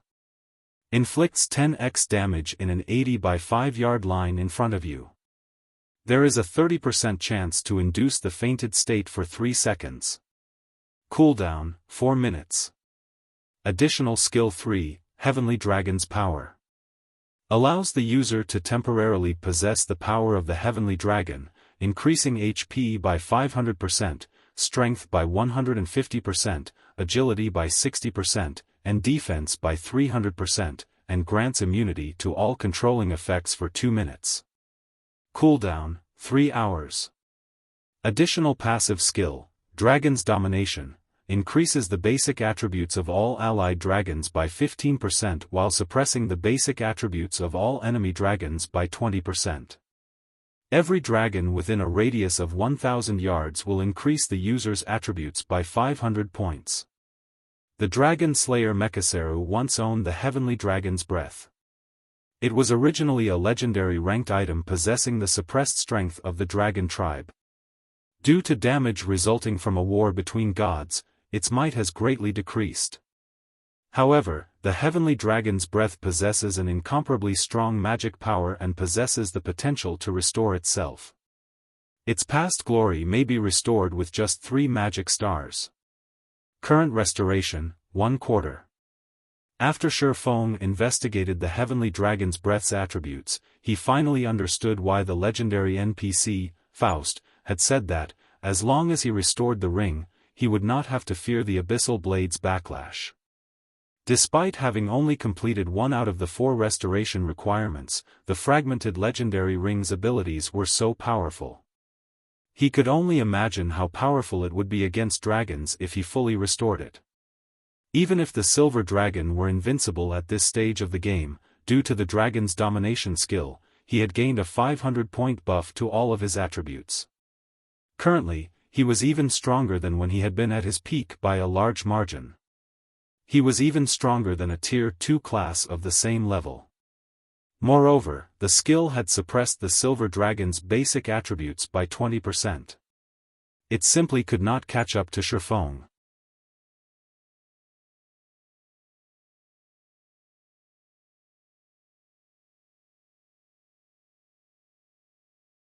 Chapter 875, Temple Ruins. In the sky over the valley, Xiaofan dodged the Silver Dragon's attacks as he observed the surrounding terrain. Although the power of darkness had a very long duration, it was bound to end eventually. Once he lost the power of darkness's buffs and had to rely solely on the Heavenly Dragon's Breath, escaping the Silver Dragon would be impossible. There it is. Xiaofan quickly found the Silver Dragon's egress. He then turned and dashed towards that area. Dilapidated temple ruins used to occupy the area. However, the dragon's emergence had raised the ruins. Now, there was only a massive crater with the scattered fragments of the temple ruins. The scene reaffirmed Xiaofang's previous assumption. There was a 99% chance that White Knight and the other Owl members' unexpected arrival was due to a quest. The silver dragon's entrance was even more precipitous. Moreover, as soon as the silver dragon had appeared, the Tier 5 Curse Dark Sanctuary had activated. This spell had obviously been set up to prevent something from escaping, and that something was definitely the silver dragon. Since the spell had been set up to prevent the silver dragon's escape, there should be a spell that could reseal it, just like in the obelisk in Stone Forest Town. The crater was bottomless. The dragon soon realized that Xiaofan was flying towards the crater. Although it was afraid to go near the pit again, Xiaofan had stolen its power and left it weakened. Even if it could still recover, recuperation would take a long time. It wouldn't be able to soothe the hatred in its heart if it did not get rid of this swordsman. Hence, it, too, flew into the crater after Xiaofan.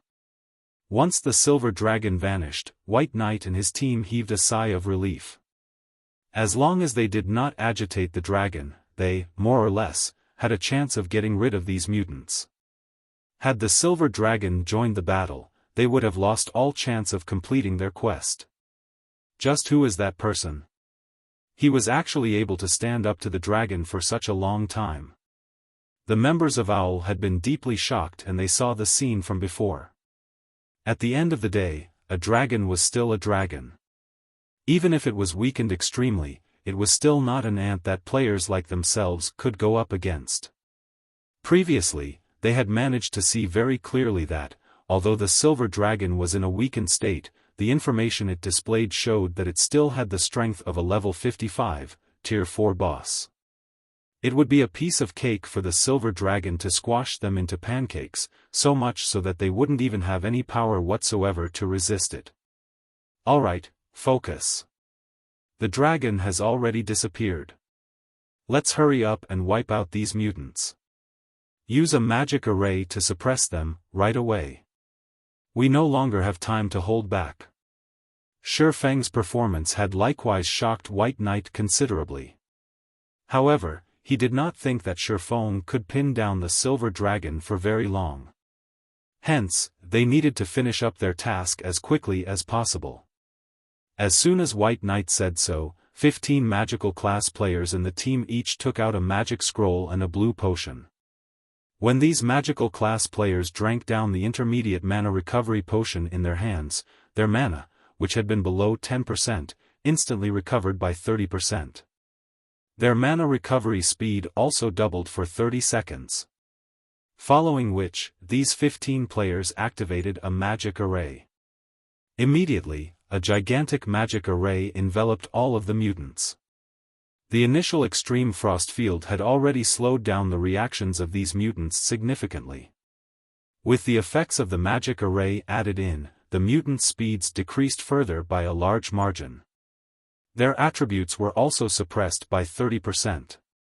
Although the attributes of the mutants were still superior to theirs, they were no ordinary experts. Originally, with just the effects of the extreme frost field, each of them could easily handle a common mutant by themselves. Some of them were even capable of pinning down the elite mutants. Now, against these much slower and weaker mutants, everyone had an even easier time fighting. The appearance of the magic array had instantly turned the tide of the battle. At the bottom of the crater, Xiaofan very quickly discovered a gigantic magic array surrounded by 36 stone pillars over 100 meters tall with numerous divine runes engraved onto them. In addition to these pillars, he also spotted a destroyed altar at the corner of the magic array. It seems that, as long as that place gets repaired, I can reactivate the seal. Xiaofan immediately rushed over to the altar. As soon as he arrived before the stone altar, however, he immediately felt as if he had been scammed. To restore the stone altar, he actually needed 1,000 magic crystals as well as the permanent sacrifice of 80 points of all his basic attributes. The number of magic crystals required was nothing to Xiaofan. After all, he always carried several thousand crystals with him in case of emergency. However, the permanent loss of 80 points in all attributes was a different story. To current ordinary players, losing that much in attributes would practically cripple their account. However, seeing the silver dragon already flying over, Xiaofan gritted his teeth and clicked, accept. Anyway, after restoring the heavenly dragon's breath, the ring now provided additional basic attributes. It also received massive improvements in various other aspects. Overall, even after factoring in this loss, he still ended up with a net gain in basic attributes. The instant Xiaofan clicked, accept, he immediately felt power draining out of his body. Meanwhile, the silver dragon, which had just arrived before Xiaofan and was about to slap him to death with its claws, suddenly froze, fear flashing in its eyes. At this moment, it distinctly heard the clanging and jangling of metallic chains. All at once, the silver dragon was terrified. It no longer cared about Xiaofan as it instantly tried to distance itself from this place that had once trapped it. You want to escape? At this moment, a cold smile appeared on Xiaofan's face. If he were to let the silver dragon escape now, he would have sacrificed his attributes for nothing. Abyssal bind. Suddenly, over a dozen pitch-black chains emerged from the ground, directly binding the silver dragon. Although Abyssal bind had little effect on a monster of the silver dragon's caliber, it still managed to delay the dragon by half a second. To most, this half a second might not seem like much. To the silver dragon, however, this half a second was sufficient to send it falling from heaven straight into hell. The silver dragon broke free of the pitch-black chains, but before it could escape the crater, numerous golden chains shot out from the magic array and bound it. No matter how hard the silver dragon struggled, it was slowly, bit by bit, dragged back down to the bottom of the crater. At this moment, the silver dragon's heart overflowed with despair. It had gone through such lengths to escape its bindings and regained its freedom, yet, just for the sake of getting some petty revenge on a puny little human, it now suffered the binding of these damnable chains once more. Human, you are very amazing. You managed not only to plunder my strength but also to survive against me for so long, and even to reseal me now. I acknowledge you to be an existence equal to myself. At this moment, the silver dragon stopped struggling. Instead, it quietly observed Xiaofan as it asked, "Are you willing to make a trade with me? You should know that dragons won't easily make trades with weak existences like humans.